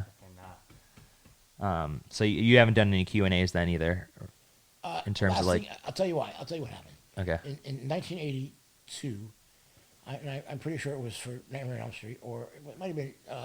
It was Friday the 13th. 3. Sorry. Friday the 13th, part 3. Okay. I had done a thing for Fangoria, Okay. and it turned out nothing what I told them is what ended up in the article. That's so It annoying. changed the whole thing around, and it sounded like I had taken over the project and Oh. I did everything, and and didn't credit anybody, but it wasn't true. Yeah. And I just swore I would never do it again. And over the years, I just never did. I was so anti-publicity. Because you're worried they're gonna And I twist had your friends, words. were doing it constantly, and it's really good for you to do. Yeah. But I just stayed away from it. I was always working anyway. I didn't really need it. Mm-hmm. And I know the money's good. I hear, Yeah. but I've never gone after it. Where can your fans find you? Facebook. I know a lot of people that would love to meet you. They love everything you've worked on. Well, for any amount of money, I would be happy. No, I would never do that. No, I had the sweetest thing happened just today. Yeah. Just this morning. Somebody somebody friended me, and I always read the page now. I didn't used to. I used to just say yes. Now I read the page. I look for anything that's Trump positive, and I say no. And I stay away from religion. And this one kid, he said I didn't read the bottom part of it. I didn't get all the way down it. It just said he said he was a Christian, a devout Christian. That's what it said, devout Christian. And I thought to myself, oh God, do I want this crazy in my life again? I was just about to say no, and I looked a little further down, and it said autistic. Well, those two things go together. Yep. And I said, okay, so I friended him. But I told him, I sent him a thing, and I said, if you're going to push religion on me, you can just unfriend me. Yeah. Just letting you know. And he asked me to explain. And I did. And he agreed with my answer. And then he said to me, would you mind if I called you? So I can tell you why. What was the reason he wanted to explain something to me? Oh, he had been an extra on something. Okay. He wanted to explain to me how he got that. And I could, in reading what he was writing to me, I could hear in his voice that he really wanted that. Yeah. So I called him up. And he gave me his number. I called him up. And I talked to him for an hour. Wow. The sweetest, nicest kid you ever want to meet in your life. And I was so happy that I accepted his friendship. Mm-hmm. And then he sent me a thank you Mm-hmm. as soon as I got off the phone with him, which nobody does that. Yeah. And I thought, how sweet is this kid? And I felt bad because I'm so snarky and sarcastic that at first was how I was going to go with it. And I apologized to him when I got on the phone. He's a I don't want to say what he does because I hope to figure out it's him, but very sweet, and that happened today. Mm-hmm. So you never know who you're going to meet and how you're going to meet them. Yeah. I'm almost always open to people calling me. My phone number's on Facebook. It doesn't bother me. Yeah. I have some fans out there. I know they send me letters and have asked for autographs, and the first time I got that I was shocked. I didn't know these people knew me, Yeah. because I was never out there. It's always the diehards. Always.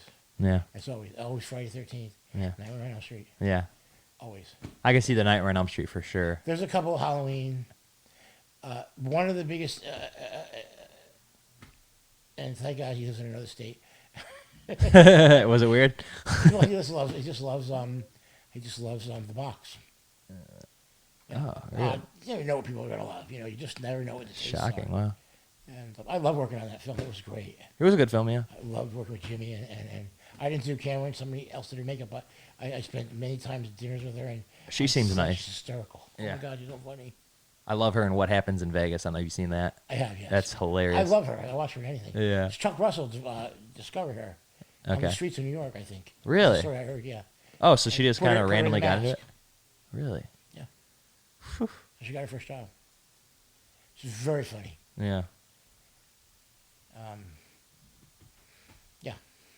You were just talking about a fan in weird Yeah, fan story. Somebody who loved the box. Just love the box. And, whenever he's a friend on Facebook, so I know if I post something from the box, I'm going to get a hit from him. Oh, I see.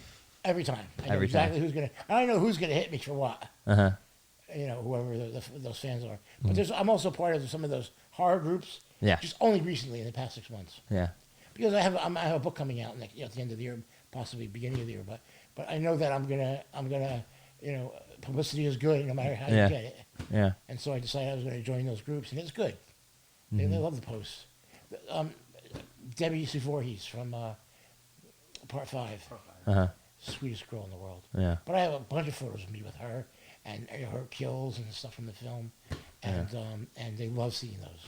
Mm-hmm. And they're always shocked when I send a picture out of me and her, Mm-hmm. because why would you have a picture with her? Mm-hmm. They don't realize you worked on that movie. Mm-hmm. I don't think my name isn't synonymous with anything except for Robert with Freddy stuff. Always it's synonymous, but because I've done the makeup more than anybody else. Yeah. But I still get people saying, "What did you do on the film?" Mm-hmm. Because they don't whether it's the credit's not there or whatever. They don't, because I wasn't paid by the company, Yeah. and it doesn't bother me at all. Credits don't bother me. None of the credits bother me. Well, at least we could hear now exactly what you've done, and Well, we haven't even touched on Yeah. half the things I've done. Oh, I know. You've hundreds. Yeah. The Sequest was the biggest for 3 years. It was the biggest thing in my life. Yeah. It was incredible. I mean, Roy built a house in the Hamptons on the beach, and we called it the house the Sequest built. I mean, Yeah. it was the same way for me. That was an interesting story. I was Roy's personal for many years already, and when they were doing the show, they called me and asked what money I wanted, and I told Yeah. them, and they were like, "There's no way we could pay you that." Well, I'm in Roy's contract. You're going to have to do something. Yeah. And the production production manager refused to even discuss it. He gave me an offer what he thought I should get, and so I called Roy, and Roy said, I'll take care of it. Yeah. And I literally get a call from, can't remember his name right this second. He was the head of Spielberg's company, not the other company, Amblin. Amblin. Yeah. The head of Amblin, the head of all of Amblin. Okay. He calls me up, Tony something. Tony, and he says, I met him a couple of times already. Explain to me what the discrepancy is here. I said, okay, well, this is how much I want. This is how much I get right now anyway. And this is how much I was offered. And he thought for a little bit, and he said, I could talk about it now because the show's over. And I agreed never to speak about it until the show was over. And I did the show for a long time. And he said to me, okay, here's what we're going to do. You're going to get off the phone, and you're going to figure out right now the difference between what he wants to pay you and how much you're going to lose by not getting what you're asking for. Mm-hmm. And we'll discuss that. So call me back as soon as you figure that out. And I figured it out, and it was almost $100,000, like 90-something. And I called him right back, and I told him. He said, okay, here's what we're going to do. I'm going to give you a third of it halfway through, and I'm going to give you another third of it halfway through that, and at the end I'll give you the final third. Mm-hmm. And I said, no, you're not going to do that. You're going to give me a third up front, a third halfway through, and a third 3/4 of the way through. I'm not waiting until the end. Yeah. Smart. And he said, okay. And I got those payments. Now, the production manager on the show did not know this. happened. So now what's happening is Universal, who he works for, is producing the show, Yeah. and Amblin, who Tony worked for, was was the production who owned the show, and so whatever Universal spent, or whatever was owed to Amblin, Universal had to eventually pay that money, right? Because they had the money given to them, so now they had to get paid back. So all of a sudden, I get called to the office like 2 days before filming is wrapped, and he said, "I just got a bill for $90-something thousand from Tony over at Amblin. What is this for?" And I explained to him. And the really cool thing, another good thing about it was when he realized, when I came in the next day and said to him, "Okay, I'll accept whatever money you want to offer me," which is not something he thought he was going to hear. And because of that, he offered me 3 times kit fee than what I had asked for. You know, kit fee is what you get to rent your kit to them. And my kit was huge. It was a couple $1,000s a week. And he tripled that because he knew I was losing all that money. When he found out that he owed, from his budget, he owed all that money to Amblin, he called me a bastard. And he was so mad at me. Yeah. But then he started laughing, and he's like, good deal, you got me, good deal. So that was one of the great things about Sequest that I loved, was it was a great money, and I really enjoyed working on Sequest. Yeah, I still got to see that. I want to check that out. It's a good show. Is there anywhere you can find it? Like maybe Prime? If you, like, I know for- there's episodes online you can just watch. Yeah, maybe that, because I think it's NBC. It's NBC, yeah. But I can give you my copy if you want. Yeah, because I know I they think- have a lot. Well, because I didn't mean to cut you off, but they have a lot of NBC rerun shows on the NBC app, actually, like there you go. on like Roku and all that stuff. Yeah, it's not. It was a Spielberg show, so it was the highest rated show of all time for the preview movie, the first movie. It was an hour and a half movie, Wow. or 2 hours, and it got a 27 share, which is higher than any Friends episode. Yeah. It was huge, the first one. But then people started to... The issue with Roy was that he agreed to make a science fact-based show, and not science fiction. And it eventually went the way of, Star Trek. They even hired a guest star. They even hired William Shatner. Yeah. It's wild. The original Michael Myers. Yeah, that's true. I talked about that with him because I did his makeup. I had to put a mustache on him. Oh, yeah. He sat down in my chair. He wears hair pieces. And he sat down in my chair, and I had all these like 30 mustaches to choose from. And he's looking at them, and he's like, "What color?" And look good. And I'm trying them on him, and I said, "Well, before we even decide which one of these mustaches," I said, "Is this the hair you're going to wear next week?" Big mistake. No. He looked at me. He turned and looked at me like, "Are you fucking kidding me? You really gonna ask that question?" And I said, "Yeah. Well, how do we know which color mustache?" And he's like, "This is my hair." Okay, I get it. Oh, God. And Charlton Heston was also on, and he called me and the hairstylist into his trailer. Yeah. And his first day to do like a test makeup. Yeah. And he had a full hairpiece on, Yeah. full lace, the whole head. He must have been completely bald under there. And he had a box with another hairpiece in it that was made bigger to put on over his hairpiece. Yeah. So he was sort of fooling. Who are you fooling? I mean, we're makeup and hair people. We used to seeing that. But he wanted to put it over the hairpiece he had on. And he said, "Just give it to me. I'll show you what I mean." And he went to the bathroom, closed the door, and he came out with the hairpiece. We were shocked, putting a hairpiece over a hairpiece. Yeah. What would the sense of that be? But he didn't want anybody to see him bald. And sweetest man, nice guy, other than the rifle thing. NRA. Yeah. But he's a great actor. Yeah. What was working on Terminator 2 3D like? 3D. That was great. It was really wonderful.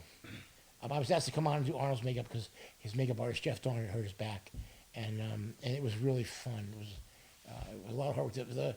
The originally Bruno, John Bruno, who did all the I think the set designs and that kind of stuff for the other Terminator films, was directing T2 3D. But within 2 days, Jim Cameron was there directing, and John Bruno was Yeah. sort of just sitting in his chair watching. But he was Jim is Jim Cameron. He's very interesting. Yeah. No, I miss when they had that at Universal. At least in Florida, I never saw it here. It was. It was good. It was pretty amazing. I remember when I saw it the first time. In the actual show, I went with Arnold and everybody. We went to see it in the audience with a full audience. It was pretty spectacular. But I'm thinking about it back now. I mean, with all the CGI that we have now, I Yeah. don't know what year that was. 95, I think. 96. 96, but yeah. So T2 3D, we had one day, I'll never forget this, Jim was directing, and it was, they were blowing up like 10 buildings in a row. You know that, where they're driving by with the motorcycle? Yeah. And those buildings are blowing up? Well, they did that real time. And with Billy, two stunt doubles, Billy Porter and Billy Lucas, and on the bike, as the kid and Arnold, and they're driving just ahead of the explosions, just slightly ahead. And before they get ready to do the explosions, there was like 7 or 8 cameras, and they're calling to all the cameras, and Jim yells, "Rolling," and there's still guys running out, camera guys running away from their cameras because they had to run out and start them, and they're running, and they got caught in some of the explosion because Jim yelled action, and he didn't yell cut till it was all the buildings were exploded. So we lost the entire camera crew. They quit. And I forgot that day. Yeah. Yeah, because he eventually apologized, but he's very rambunctious. Yeah. He's a great director. He's brilliant. He can really do everybody's job. He shouldn't, but he can. He thinks. He grabbed a bottle of blood out of my hand one day, like I was telling you guys, and started dribbling it all over Arnold, and it was a mess. It wasn't what he wanted or what anybody wanted, and so he handed me a towel. I came over and I was like, he was like, well, yeah, this is all wrong. I'm sorry. I put too much on. So he grabs a towel off my belt and he says, "Clean all this up." And I said, "You clean it up. Why would you grab my bottle of blood?" I said, "Look, Jim, I'm here to do what you want. You're the director. Tell me what you want, and I'll do whatever it is. Mm-hmm. That's my job. I know you can do it. I know how talented you are, and I know what you can do, but that's what I'm here for." And he took the towel and he cleaned the makeup up. Most of it, I really did a better job and put makeup back on. But and the next day he was so nice. He was like, "Good morning, Lou," which you don't Yeah. get from Jim Cameron. But Yeah. he was great. But no, it was just He's a sweet amazing. man. It was amazing to see that attraction back then when Yeah. it was still fresh. Like I remember as a kid, like the line was just going like out the door. It was like the hottest attraction when it had just opened. I think Arnold was saying that it was sold out for, like, you couldn't really get You couldn't. to the ride ever. It was just always sold out. But we didn't have to do that. We just walked in. Yeah. But, Do you Hey, do you still keep in touch with Arnold? yeah. That's cool. When's the last time you talked to him? Huh? When was the last I time? had coffee with him last September. Oh, October. nice. Cool. A couple times a year. Yeah. And That's I'll cool. call once in a while, and if I have a question about something, or Yeah. I'm writing a book right now. He's agreed to do the The forward? Oh, okay. Robert's doing the forward. Robert England. Oh, there you go. So I could sell a book just on those. I'd love to meet Arnold. So Yeah. cool. He's amazing. Yeah. Yeah. So what are the plans for the release of the book? I'm trying to finish it. I have an editor. Yeah. I can't spell, and I can't. I can't. My lines are good. I could structure and stuff, but I have no idea what the whole thing I'm following is a book by a great book called Hollywood by Garson Kanin. He was Okay.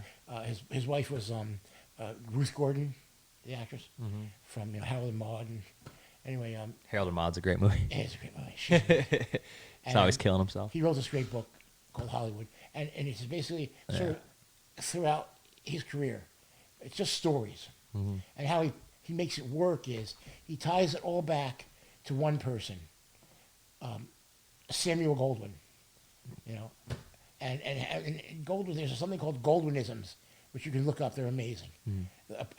Malapreps. What that is, malaprep? No. It's something that's said, but it's wrong. It's like, instead of saying, that's water under the bridge, He's like, yeah, that's that bridge you gotta put the water under. You know, that kind of thing. Well, a malaprop. That's not a good. But look them up. But look up Goldwyn-isms. Goldwyn. Some of them are brilliant. Some of them are fake, because the Goldwyn Studios, his publicists were making up them as they became famous. Yeah. He became famous saying them. They would make them up. But you can read which ones are real. Yeah, that's And cool. you can tell which ones are real. Yeah. They're out of this world. They're so crazy. But he thought Garson Kanin was under contract to him. He was only under contract to him for like 2 years as a director or producer. And then after that, he got let go, basically fired. And he went on and made incredible films like Born Yesterday and On the Waterfront and stuff like that. I don't know if that was one of his, but anyway, that kind of films. Big, incredible movies. Yeah. And very, very, made a lot Classic. of money. And Goldwyn was at one of the screenings of Born Yesterday, and he sees Garson Kanin in the lobby. This is in the book. He sees him in the lobby, and he's like, "How much money am I going to make off this movie?" He's like, "I don't work for you anymore." It's been like 15 years. I mean, he didn't know. He had so many people working for him. Yeah. But he was a great character in the world of the history of film, Samuel Goldwyn. And I'm doing the same basic thing, but mine's with Roy Scheider. Oh, that's so It all cool. goes back to stories with Roy. I have so many. Yeah, I'm sure. Yeah. That's so cool. When they had Roy's memorial service in the Hamptons at the Sag Harbor Theater, and there's like 600 seats, a lot of people, a lot of celebrities, a lot of family, and I flew out for it, and Yeah. and I just made it in time to get there when it was going to start from the airport. I wasn't even dressed right, and I was tired, and so I walk into the lobby, and I see Brenda, Roy's wife, and she says, "By the way, you're in the program." And she hands me a program, and she says, "Have fun." And she pats me on the back, and she walks away. There was like 100 people in the lobby, talking, and before they went in, and they start going in. And I'm like, "Brother, I'm not talking. I'm not getting up and talking. I didn't prepare anything. I had nothing to say. What am I going to say? I'm horrible at public speaking, so I don't know what I'm going to do. I'm sitting there next to his son and his daughter on each side of me, and in the program before me was Mercedes Rule, Academy Award-winning actress, and after me was Helen Hunt, Academy Award-winning actress, and there's me in between them. I'm not getting up. I'm not even going to stand up. So they call my name, and I wouldn't move. I was, and Roy's son Christian is like nudging me. You got to get up and talk. He would really want to hear you talk. You got to say Yeah. something. And all of a sudden I hear Brenda from across the theater say, "You gotta get up and talk." And I got up and I walked down. And Roy was going to do a memorial service for Bob Fosse, and he had to talk. He was in my room getting his makeup, and as he was getting his makeup, he was writing out what he was going to say. Yeah. I'll never forget this. And we were in Florida, I think, filming. And I read it, and it was really wonderful. And I said, I don't like public speaking. What's it like to get up and, I mean, it was Radio City Music Hall or somewhere big, for Bob Fosse. And he says, once you get up and on the stage, there's lights on you, and you can't see anything. You can't see people. You just have this bright light on you. It's just, you're going to hear people's voices that you know. You'll hear somebody laugh, and you'll know their laugh. But other than that, you're not going to even see anybody. And this is exactly what happened. They had 2 spotlights on me. And I said, I don't know what I'm going to say. Yeah. I had no idea I was in the program, and I'm between 2 Academy Award winners, and so far the first one was pretty interesting. I don't know what to say, and somebody said, just tell a story. Yeah. Okay, a story. Okay. So I get a call from Roy one day, out of the blue, and he says, "You want to go to Bulgaria, do a movie?" I was like, "Yeah. When does it start?" He says, "In 5 weeks, 6 weeks." I'm like, I just got nominated for an Emmy, and I'd love to go to the Emmys. I've never been nominated before. He goes, you don't want to do that. You're gonna go to the Emmys, and you're gonna lose. Why would you want to do that? You got to put on a tux. You hate limousines. You're gonna eat that bad chicken dinner. You're gonna lose, and you're gonna go home with nothing. Well, I really want to go. Okay, now, what if you go and you win? Yeah. You still have to eat that bad chicken dinner. You're going to have to put a tux on. You hate that. You hate limousines. I always like the town car. You hate limousines. You're gonna you're going to hate the whole evening, but you're going to come on with an Emmy. Oh, fine. Okay, great. Now, you go to Bulgaria, and you're going to go first class. You're going to stay at the Sheraton Grand Hotel. Uh-huh. They're going to give us Yeltsin's limousine. It's bulletproof. And the Emmy will be waiting for you. You won't have to eat that lousy chicken dinner. Yeah. You're gonna lose. But you send your sister. She loves that kind of stuff. She gets to put her husband in a tux. She gets to buy a new dress. You don't have to eat that. You're making all this money in Bulgaria, and don't forget we got Yeltsin's limousine. We'll have them shoot at us and see if it really is bulletproof. I'm like, you're insane. And he goes, okay, now you go to Bulgaria Yeah. and you win. You don't have to eat that lousy chicken dinner. You don't have to go. Your sister's gonna get to go and accept an award for you. She loves that stuff. And he says, and you're in Bulgaria. We're gonna have a beautiful hotel and all that money, and we're gonna have great food, and don't forget Yeltsin's limousine. We'll have him shoot at us with a machine gun. He goes, okay, now what are you gonna do?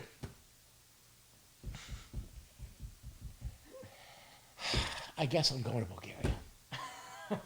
Yeah. So I did. It's probably one of the best moves you ever made. Smartest thing I ever did, because. Which project was this? I forgot to tell this part. I lost, and so Yeah.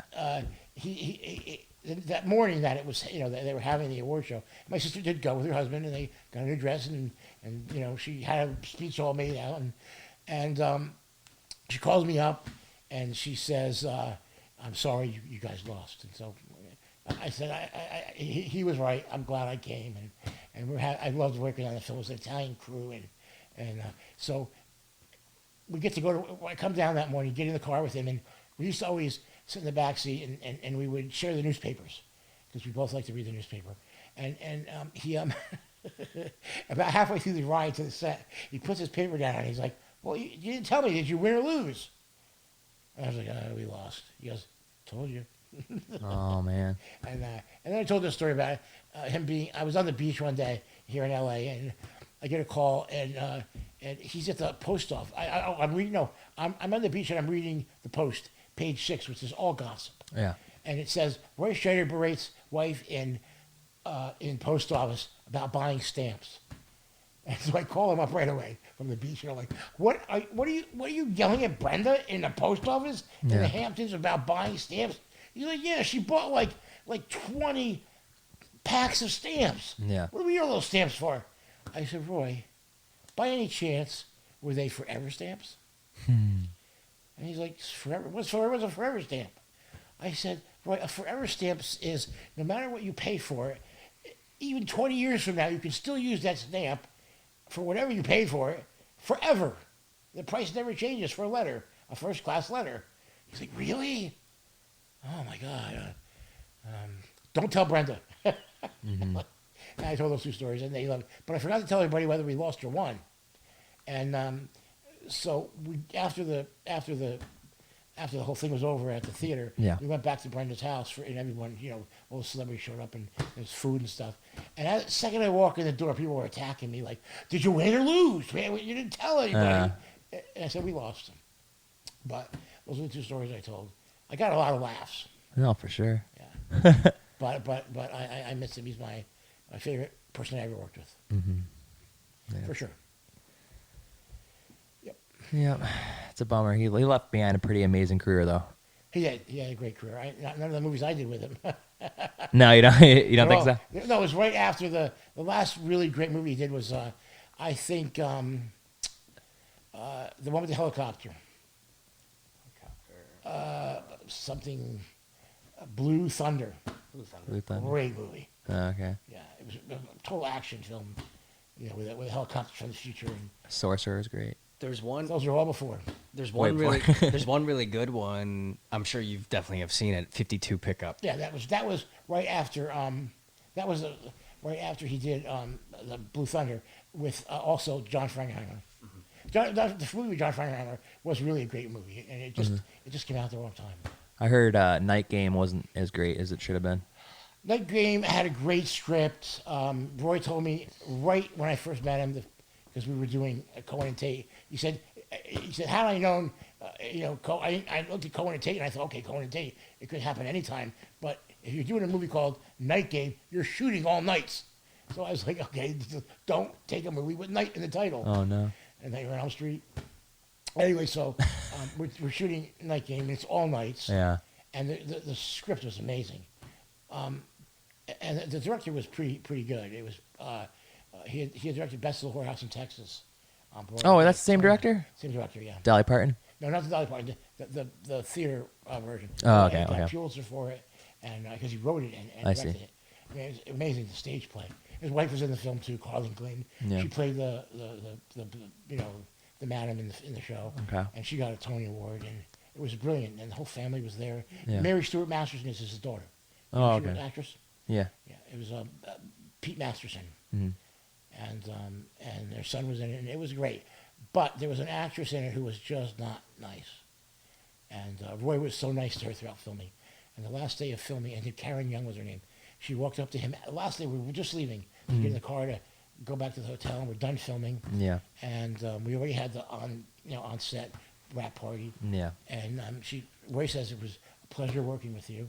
And he shook her hand, and she said, gave her a hug. And she said, well, I thought you were the most condescending man I've ever met in my entire life. What? I swear to God.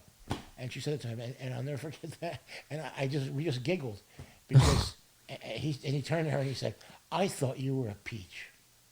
No. What are you going to say to something like that? I mean, he was so nice to her. The first night we got there, she had just come in, and he invited her to dinner. He took her out to dinner at a beautiful restaurant. I was with him, and it was a great, incredible seafood restaurant in what's that seaside town outside of Houston? Galveston.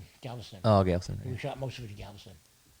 It was a lot of fun. It was good. The film is okay. Yeah. It's not amazing. I love the poster for it. Yeah, with the baseball. Yeah. With the claw Like hand. the blood coming out, almost like the tether or whatever you call it. Yeah. It's cool. Well, thank you so much for doing this for You're welcome. us. This was a lot of fun. You're so welcome. Thank you for So having many me. cool I haven't stories. done one of these in a minute. ever. Ever? That's the first one. Well, I did a lot of interviews for magazines lately. Yeah. A couple. I did a French magazine last week, Yeah. the other day, and I did a British prosthetics magazine recently. Yeah. And over the years, I've done interviews for those kind of things. Yeah. And on set, sometimes with actresses, they always wanted to do in style. I've done a lot of those. Yeah. But interviews like that about the actors, but nothing about my career. I would never do those because of what happened that first time. Yeah. Such a bad interview. No, I did a lot. There was a lot of write-ups in magazines like Fangoria, yeah. stuff like that I've done over the years. They didn't talk to me about it. Yeah. They would just print them. So you don't like Fangoria at all because of that, no, right? I used to have all of Oh, them. you do? Okay. No, I did. Just the experience. Until my sister and my brother were mad at me for something. I don't remember what. Yeah. I had. Do you know what? Famous Monsters of Filmland. Oh, of course. Newspaper. Basil Go-Go's. That's right. Yep. And then the other magazine, Famous Monsters of Filmland. Yep. I had every one from number 1 through 100 something. That's crazy. 200. Every one. Yeah. Right? They're worth a fortune. Fortune. I come home one day and I go to take one of them out. I think I was 17, Okay. and my sister and my brother had put a dot of glue. Must have been weeks before, on every page of every magazine. So they were all dried and stuck together. What? I swear to God. So I threw them all away. I wish I didn't. I wish I had kept them, even in that condition. Yeah. I could have worked it apart. Yeah. Over the years, but I threw everything away. I Mm-hmm. was so mad. Even if I just kept the covers. Yeah, the covers are the coolest Covers part. are Yeah. the coolest part. The artwork. I mean, of they it, would look great, Basil's amazing. framed somewhere. Yeah. But I never, I'll never forget that. Well, I mean, I did cut the eyes out of my sister's dolls to do Yeah. Quasimodo, and my mom had. We were very poor, and my mom probably got it from my aunt because they had money. But my mom had one green eyeshadow that was perfect for doing like the Frankenstein monster, Yeah. and it was by Givenchy. It must have been really expensive back then in the 70s, early 70s. That one. I chopped it all up. Yeah. Water in it. Yeah. I have some photos. I think there might be one in here that I gave you guys of me doing some makeups when I was, 13. They're really bad. that one film I was telling you about earlier before we were doing the interview, Johnny Gruesome, that I did a couple years ago. Same director that did this horror movie called Slime City. You probably haven't heard of it, but yeah, the poster art he did was inspired by Basil Gogos. That's what it Oh, looks that's like. fantastic. Yeah, it was super cool. See, I love poster art. I love it. I don't know if you've noticed on my Facebook page. Oh, it's amazing. Yeah. All posters. I love them, Yeah, no, I do too. especially the really The good ones. well, mostly the European ones. Yeah, They're really odd. You know, like it's nothing about the film. You know, there's like a splotch of yeah, a face and just all green and then blue hair yeah, on a red background, and it's for like a movie you never would expect to do that, like yeah, Dark Passage or some Humphrey Bogart film. yeah. Posters nowadays are atrocious. They're horrible. They're so bad. They're just for money and just. No, oh, can't stand it. I might have it. I'll find out in the next month or so because they're going to come by with them. But when I was moving out of my house on Beverly Glen, I had a nice house on Beverly Glen. When I was moving out, I had a big sale, Uh-huh. and it was a bad time. I just hurt my hand, and I was on my like third operation, and I just wanted everything to go, and I was going to move. Yeah. And friends, very close friends, had taken a bunch of my stuff. Mm-hmm. They took all my mom's Christmas decorations Mm-hmm. because I was selling them. They just took them all, and they took my posters, and they took this Freddy head that I have, just got back from them, and a bunch of other stuff of mine, personal things, Mm-hmm. and they kept them all these years. It's 10 years, Mm-hmm. and they just called me and told me that they found the posters. Yeah. And I thought they'd all been sold or I gave them. I used to give everything away. Mm-hmm. Whenever I got a jacket or a shirt, T-shirt from a film, from all the films I've done, it's a lot of swag. Like crew jackets and Crew stuff. jacket, beautiful. Arnold gave leather jackets with a thing inside that had a special thing that said "To Lou, Merry Christmas, Love Arnold." Yeah. I sent everything to my dad for years and years and years. And so when he died, I went back to New Jersey for the funeral. And when the night I was about to leave, his then wife said to me, "Do you want?" He took me into the room, and he had everything I sent him. He had dry cleaned and wrapped in plastic, hanging on hangers, in his closet. I mean, Yeah. literally, the closet was completely filled with my junk, Yeah. hanging, beautiful. You want any of these things? And I was so sad about my dad and everything. I Yeah. said, I don't want anything. Yeah. Give it to your sons. And I wish I had done that. Yeah. But you don't regret those kind of things. It's just, No. what are you going to do now, right? Exactly. I think in these posters, I might have my Revenge of the Jedi poster. Oh, an original? Yeah. Oh. Before they changed the name to Return of the Jedi. Yeah. Oh, that's gonna be worth a pretty 'Cause I was penny. working in the theater back then, and they sent it to the theater. Yeah. And of course, they pulled it right away. Yeah. And we were supposed to send them back. I never forget too, because they're like imperative that they come back. Yeah. But I mean, it's a collector's item. I know I have the Blue Lagoon, and I don't know how I got that. Yeah. I know original, and I know I have a Nightmare on Elm Street one. I don't know which one, Oh. and something signed by Arnold. I don't know what else is in there. She said there's 10 or 15 of them. So I haven't seen him. Yeah. Even when 10 years ago, I probably had to see him for 20 years before that, or 15 years before that. Yeah. And where'd you say those are now? Those posters? A friend has them. They're going to bring them to me. They're away right now. Yeah. She found them just yesterday or 2 days ago, and she was leaving today Yeah. to go away to their beach house Yeah. in Florida. And so when she gets back next month, she'll drop them by. Well, They're in a sealed, yeah. one of those shipping containers. Let me know if you want to part with any of those. I probably will. I mean, what am I going to do with them? Elm Street would be cool. I beyond those things. Yeah, I've yeah. collected real art. Yeah, of course. From all over the world. So Yeah. some amazing pieces. There's an artist named Andrew Salgado. When I was doing, this isn't on, is it? Yeah. It's still on. We're still recording, yeah. Oh, okay. I don't want to tell that story then. But like I said, Andrew Salgado, I went to his studio. I walked into it was for a tooth fairy, and they had this beautiful condo for me. And we were going to be there like 3 or 4 months. Yeah. And it was a gorgeous condo. It was a glass building. It was stunning. And on the counter when I walked in, there was one of those like LA Weekly kind of newspapers, but for Vancouver.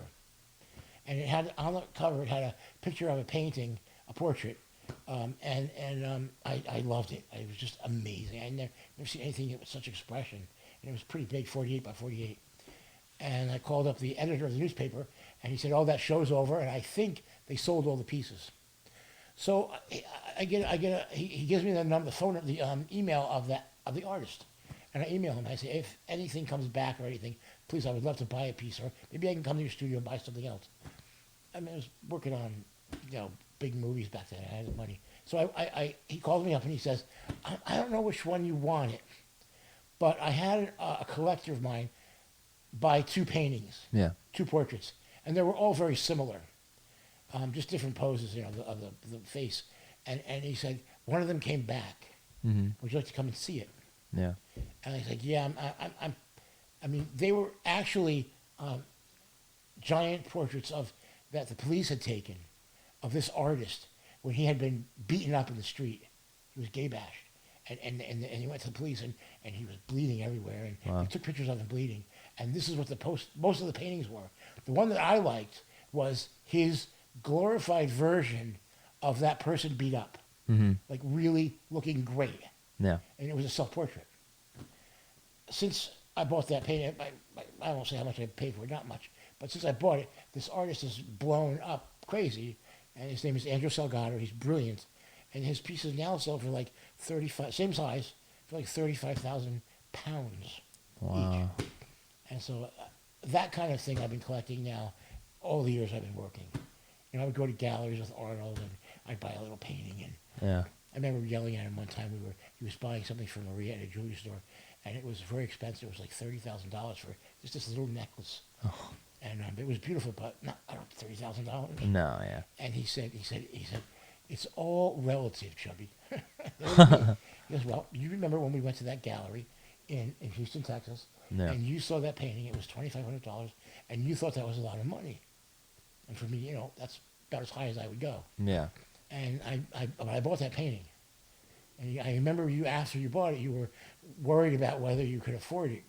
Even though I was working and making good money, I didn't regret ever buying that painting. And he's like, it's relative. For you, that was expensive. And for me, this is expensive.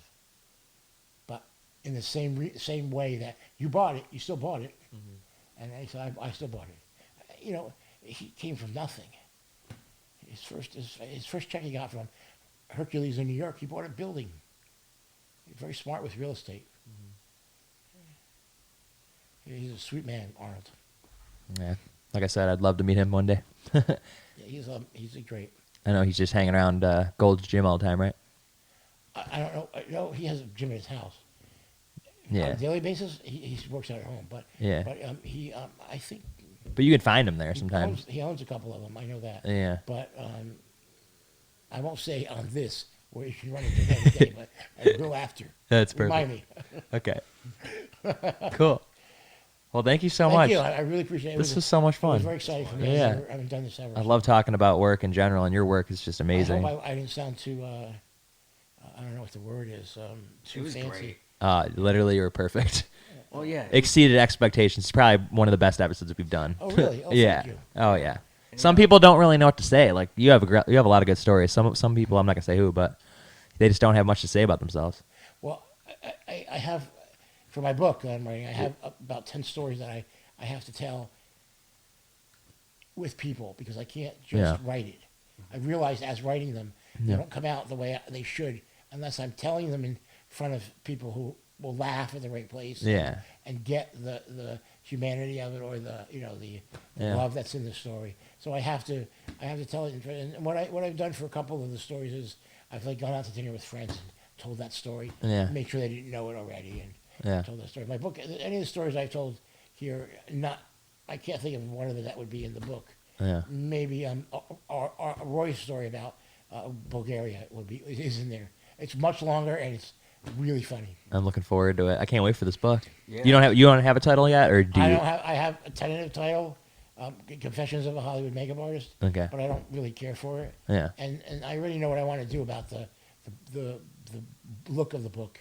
Is I've worked with so many big movie stars from the past and present that I want to have photos, little inch size or smaller, half inch Yeah. of each of those people, and then I think on the back I'd like to have the same thing but with my posters from films, That'd be cool. and I think that would interest people to. Oh, of course. They'd pick it up right away. Yeah. Well, either way, we're excited for the book. We definitely want to That's check true it out. sales. Yeah, we definitely want to check it out, and we're definitely Have you rooting read for you in Robert's that. book? Robert's. Robert Englund's book? No, I haven't. No. It's really good. I think Gary Sherman was talking He about sent me a that. copy Yeah. like the end of last year. It's really good. Yeah. Yeah.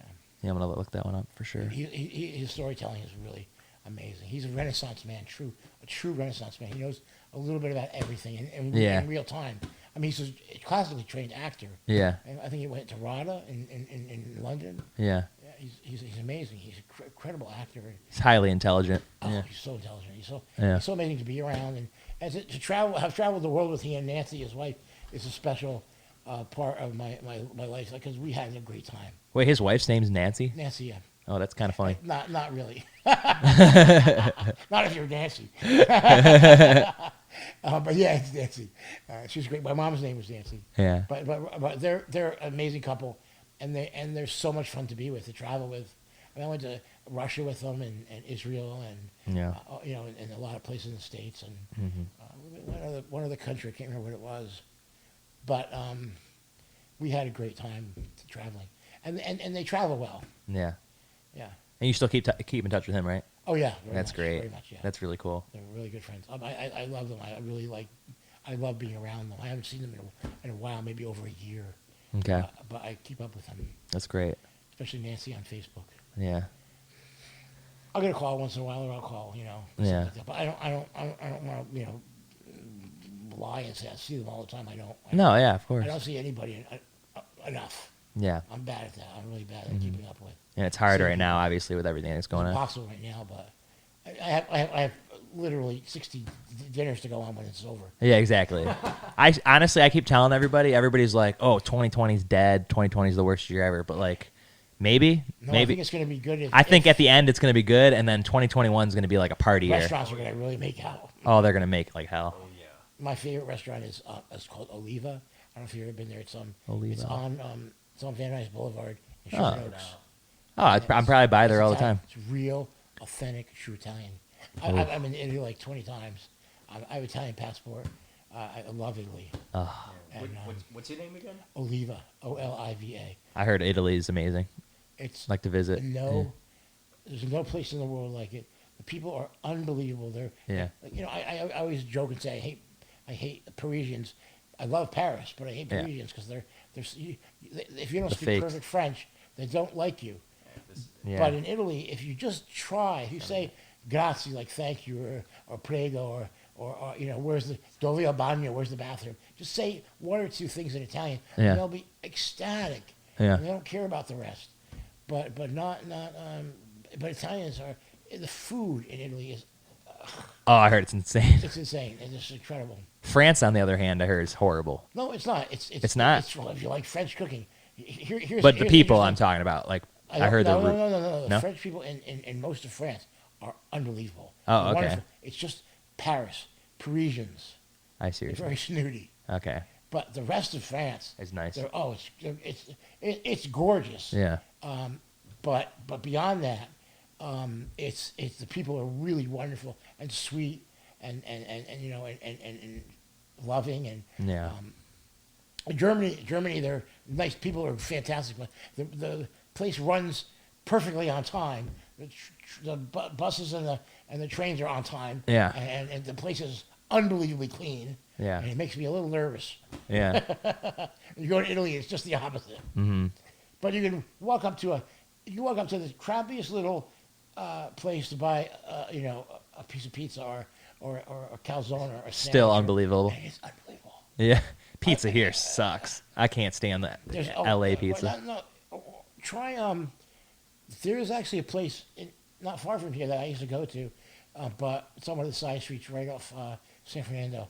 But there's Meat. a place called Amici's. Daniele's Wood Fire Pizza. Yeah. It's in Valley Village, Okay, and it's just like New York or pizza in Italy. what's that called again? Daniele's, like Danielle. Daniele's. Oh, that was my Wood babysitter's Fire name. Pizza.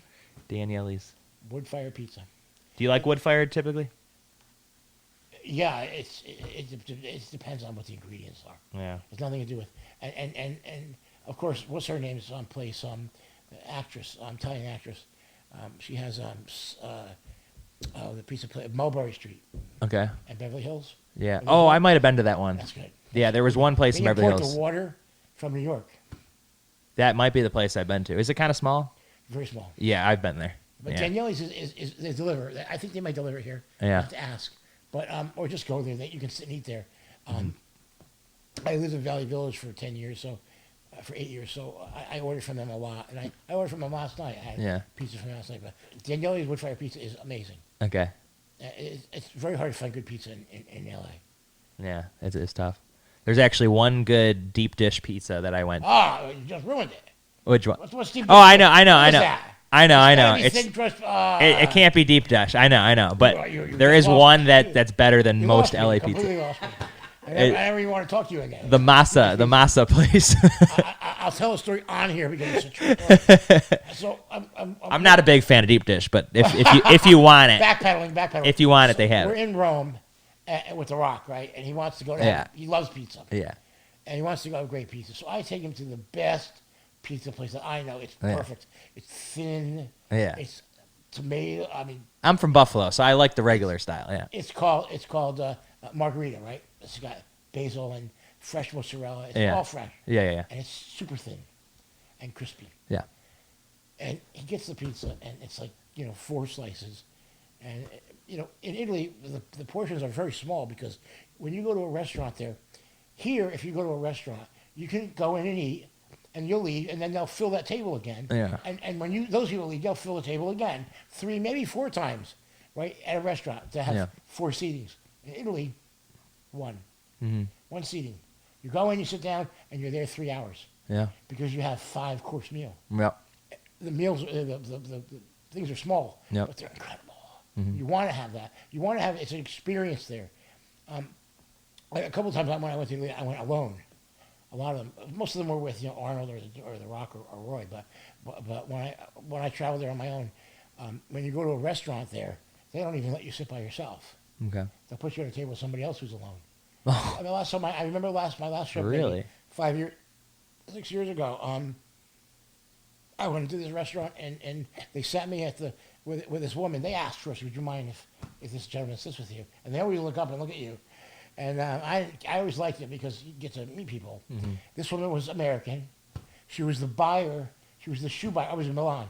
She was the shoe buyer for Nordstrom's, like all the Nordstrom store in the world. That's my dad's favorite store. Nordstrom's. Oh yeah. He loves it. It's like very expensive. He must be rich. It was that, and then the oak one. I forgot. Oh, there's needless markup. Oak something. Yeah. Needless markup is what is that? Neiman Marcus. Yeah. Oh, where does he live? Buffalo, New York. Oh, there's different stores there though that we don't have here. There's great stores there. Yeah. I have a lot of family in Buffalo. Oh, do you really? Yeah. Do you know what part? No. No. I couldn't tell you what section. Yeah. No.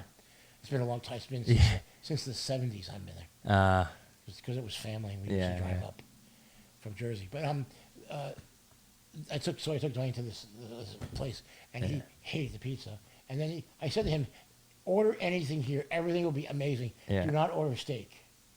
Because they don't do that. It's not an Italian thing to have No, steak. yeah, that's weird. When have you ever seen that in a menu in an Italian restaurant? maybe they'll have ossobuco, Yeah. that kind of stuff, but not a steak. No. And it's always fatty, right? Not good in a good way. Yeah. And that's exactly what he gets, a fatty piece of steak. We're in Rome, and I took him to Piazza Navona, and this area, it used to be one of the original chariot races were in this piazza because it's super long and it's in an oval shape, and they used to have chariot races in there. And this is, like 300 or 200 A.D. Yeah. And but that's when it was originally built. There's no building in Rome that's not 600 years old. Yeah. Even the houses they live in. There's I don't know, like 1,000 churches. After a while, you don't want to go into the churches because Yeah. it gets to be a bit much. Mhm. After your 40th church, you're like, very religious in here. A lot of gold. No, And it gets lapis boring. lazuli. Yeah. It's everywhere. But you'll never see anything more beautiful than Florence, Italy. I know. I heard it's It's insane. incredible. I went to Ireland. Ireland's very nice. Food there sucks. It's beautiful. It's the right time of year, though. Yeah, the food's terrible. Yeah. Yeah. England has but in London, you get the best Indian food anywhere in the world. Even Indian food, really? Indian food. What? Because India used to be British. Okay. British ruled India for 100 years, Okay. and they just gave it back like 5 years ago, Yeah, yeah, 10 yeah. years ago. I think I'm not. I mean, I'm probably off on all the dates, but yeah, it used to be British territory. Yeah. So they all were allowed to go back and forth. Hmm. So it's filled with Indians in London, Yeah. and the food there, the Indian food is unbelievable. Yeah. Oh, it's so good. It's the only thing you really can eat. Mhm. Otherwise, you get something called bubble and squeak. Hmm. That's a breakfast. It's like a fried eggs and lard. Ugh. Yeah, I always have trouble with Indian food though, because I can't get past the smell. The smell, really. I don't know. The smell bothers me. I want to try it. I can pretty much guarantee you're never getting invited to dinner at my house. Why? Do you like? You're a big Indian? Your deep dish pizza and the smell of Indian Oh, I'm food? not. I wasn't saying. I'm really not a big Who fan. would want you as a guest? I'm really not a big fan of deep dish. I was just saying because Oh, that's I'm the teasing only you. that's the only decent So Chicago you get sick style. when you smell Indian food? No, I don't get sick. We had a place near my house in Buffalo that Oh, we you're go talking about by. the smell of the restaurant. I don't know. Just from the food- outside of it. The food cooking, yeah. Yeah, I don't know. I haven't tried much of it. I've had curry obviously, but I've had Indian food once, and it was pretty good. I mean, it's been a while, but Chicken I tikka liked masala. it. What do you normally eat? I might have. I have had chicken marsala too. Actually, Do you guys cook? I cook. Yeah, yeah. No, I like chicken marsala and curry, but I haven't tried much beyond that. Chicken marsala is Italian. Okay. Chicken What's tikka what's chicken what's the Indian Chicken chicken? tikka masala. Okay. Chicken tikka masala. Chicken tikka masala. Yeah. Marsala. And there's chicken vindaloo. Okay. Or just chicken masala is my favorite. Okay. It's got a red sauce.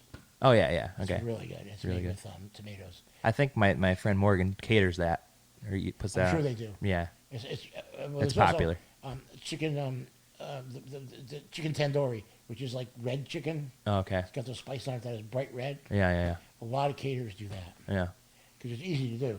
Hmm. I used to have these parties at my house in Sherman Oaks. I had a giant pool, and it was really set up for a party. We're like Yeah. big, I'd have these Italian party every year, and like 600 people, and I missed that a lot. Yeah. And a couple of friends would come, and we would cook everything, Yeah. all the food, all the pastas, and we just put it out a giant buffet. And it started out with 200 people, and by the fourth one, there was 600 people. I didn't even invite 600. I only invited. They just all 200. showed up. Yeah, they just show up. I had one guy that I didn't even know he was doing this. He'd come to the first party, and loved my pool so much. He lived up the street from me on Beverly Glen. I caught him in my pool one day. What? Just came A year over? later, he was jumping my fence like nearly every day. I didn't even know it. Oh my God. It was a beautiful pool. I'll send you a picture of it. It was a gorgeous house Yeah. pool, but it was too expensive. I couldn't keep it anymore. Yeah. The cost of what you're paying here, you get a 5-bedroom house in South Carolina, brand new 5-bedroom house with a pool. It's crazy. Seriously, Yeah. 2,100. I just saw it the other day. Really? Gorgeous house, Oh my God. stunning Yeah. for 2,100 With a pool. with a giant pool, a big brick house, beautiful brick house, Yeah. like a mansion, 5 bedrooms, 3 bathrooms. Yeah, it's typical California for you with the crazy prices. Not here, you're not gonna get that one. My apartment is just 2,300, and it's only 1 bed, 1 bath. Yeah. But it's a cute place. It's a bungalow, a 1940s bungalow. You don't see yourself ever leaving California, right? Or do you? I have 2 granddaughters who are twin 8-year-olds, and I love them so much I could never leave because of them. But Yeah. they live in Torrance. But I'd like to live near the water someday again. Yeah. I'm Pisces, and I love water. Yeah. And to sit on the beach every day, It's the best. I have nothing to do. I could just as much watch, Bones at the beach than Yeah, right? sitting in my apartment. Yeah, for sure. So, and I miss having I don't miss my house. I miss the pool. Yeah. Yeah. Well, maybe when your book comes out, it'll sell 1 million copies, and we'll get you a pool. I don't know how that would work. I don't picture that. I picture 200 copies to my friends. Well, I'm gonna That's- share it that's around how I like crazy. think. I'm gonna make sure everybody gets one. Well, I hope Yeah. so. I hope it does well. I think it might. I'm looking forward with to the it. intro and the forward that I'll have, and Yeah. and I think the stories will be interesting. They will be interesting, and how it's being structured around Roy Scheider. I mean, amazing Uh-huh. amazing things we would get to, and it's not in the book, but I'll tell you a quick story. We were doing Sequest. We worked late sometimes, and Yeah. Roy and I used to like to go after work to get something to eat, a bite to eat. And Roy had the whole family there with him, so going home and getting in the kitchen and cooking something would wake everybody up. So he'd Yeah. always say, let's go to the Italian restaurant we like. Well, one night it was really late. It was like 11:30, and they were closed already. But we went up to the door, and he's peeking in, and he sees people sitting at a table eating. Yeah. So, after at a restaurant, people make food for themselves or eat what's left over, whatever they do. And so he saw them in there, and he said, "They're all sitting eating. They'll serve us." And I said, "Roy, they're not gonna let us in." He goes, an original size of a movie theater screen is 60 by 40, right? Probably about that.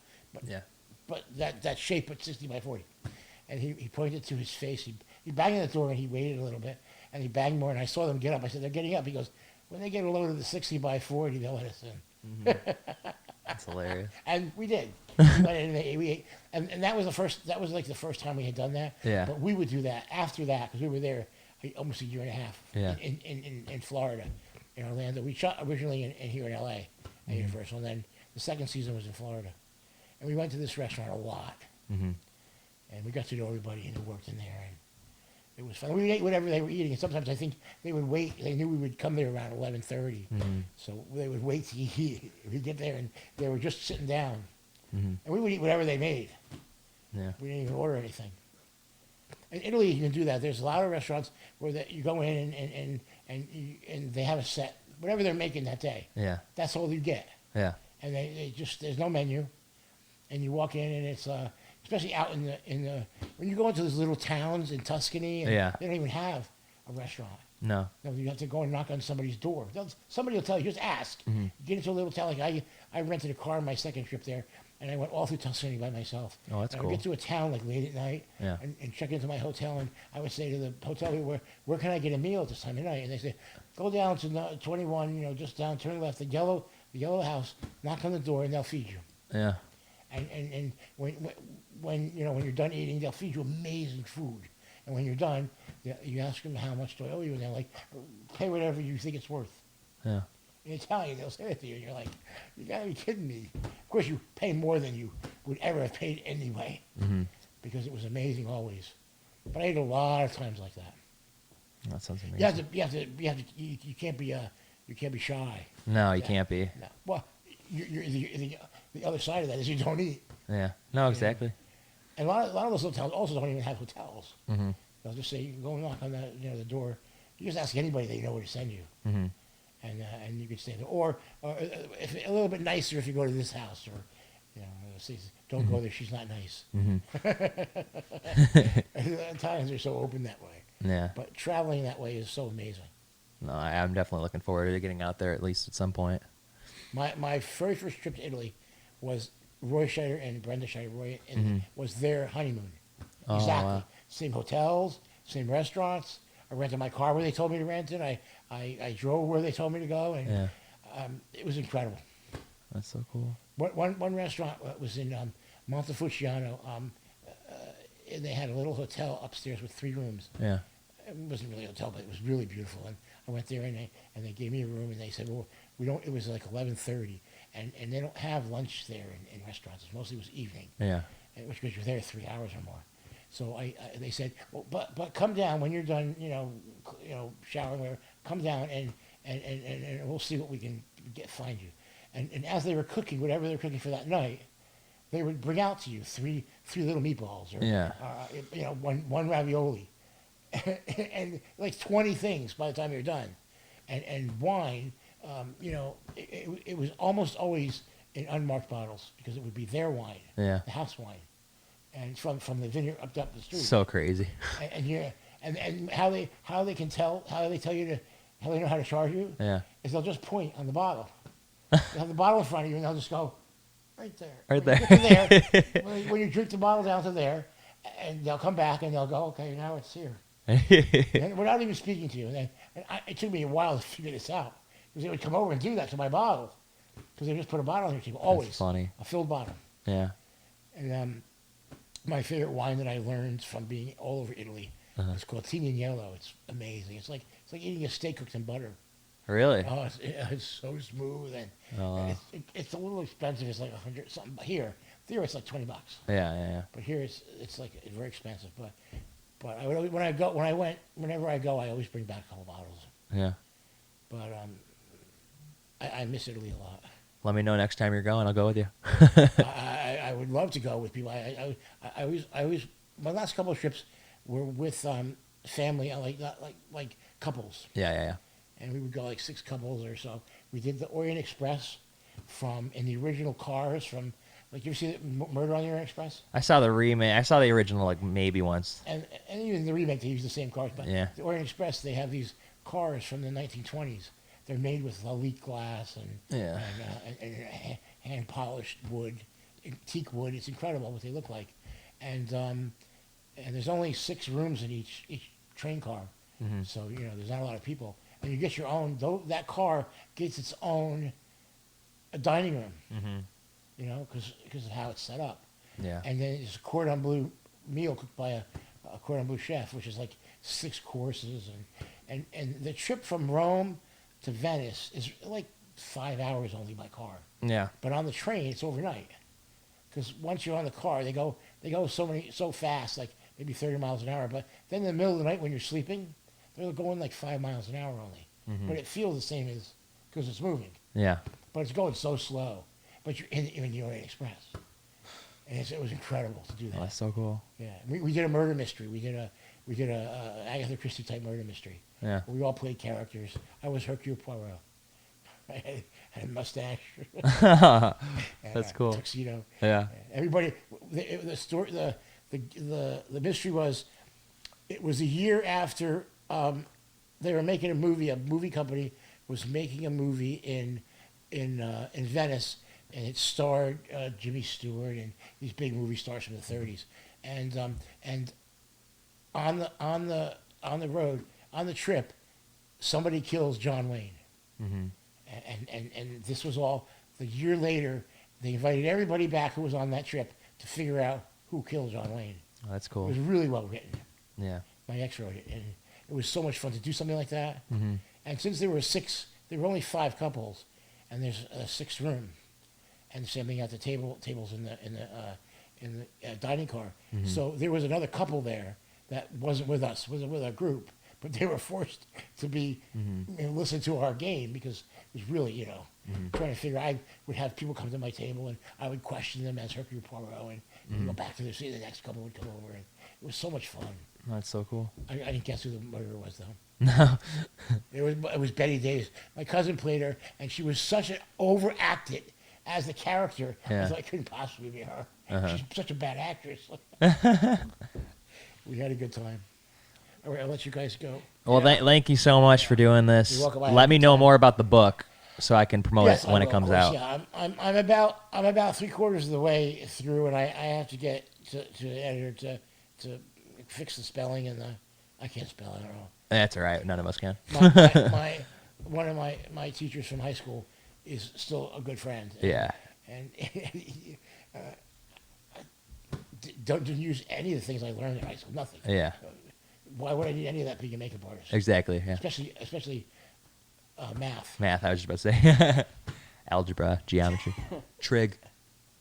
I saw the new math, and it's ridiculous. It's stupid. It's so dumb. You never Why- use it. You never use Who it. would use that? Nobody. It's like the longest way around. They just want to They screw give up your you the- mind. Don't they give you the answers, and then you have to figure out how to make the How it problem? works. Yeah. It's dumb. Yeah, it was a waste of time. I couldn't help my granddaughters with their homework one day. They're in 3rd grade, 2nd grade. Some teachers have a weird way of teaching too, though. teaching math. Their mom is their teacher. Yeah, it's weird. Well, thank you so much. We will hear from you soon.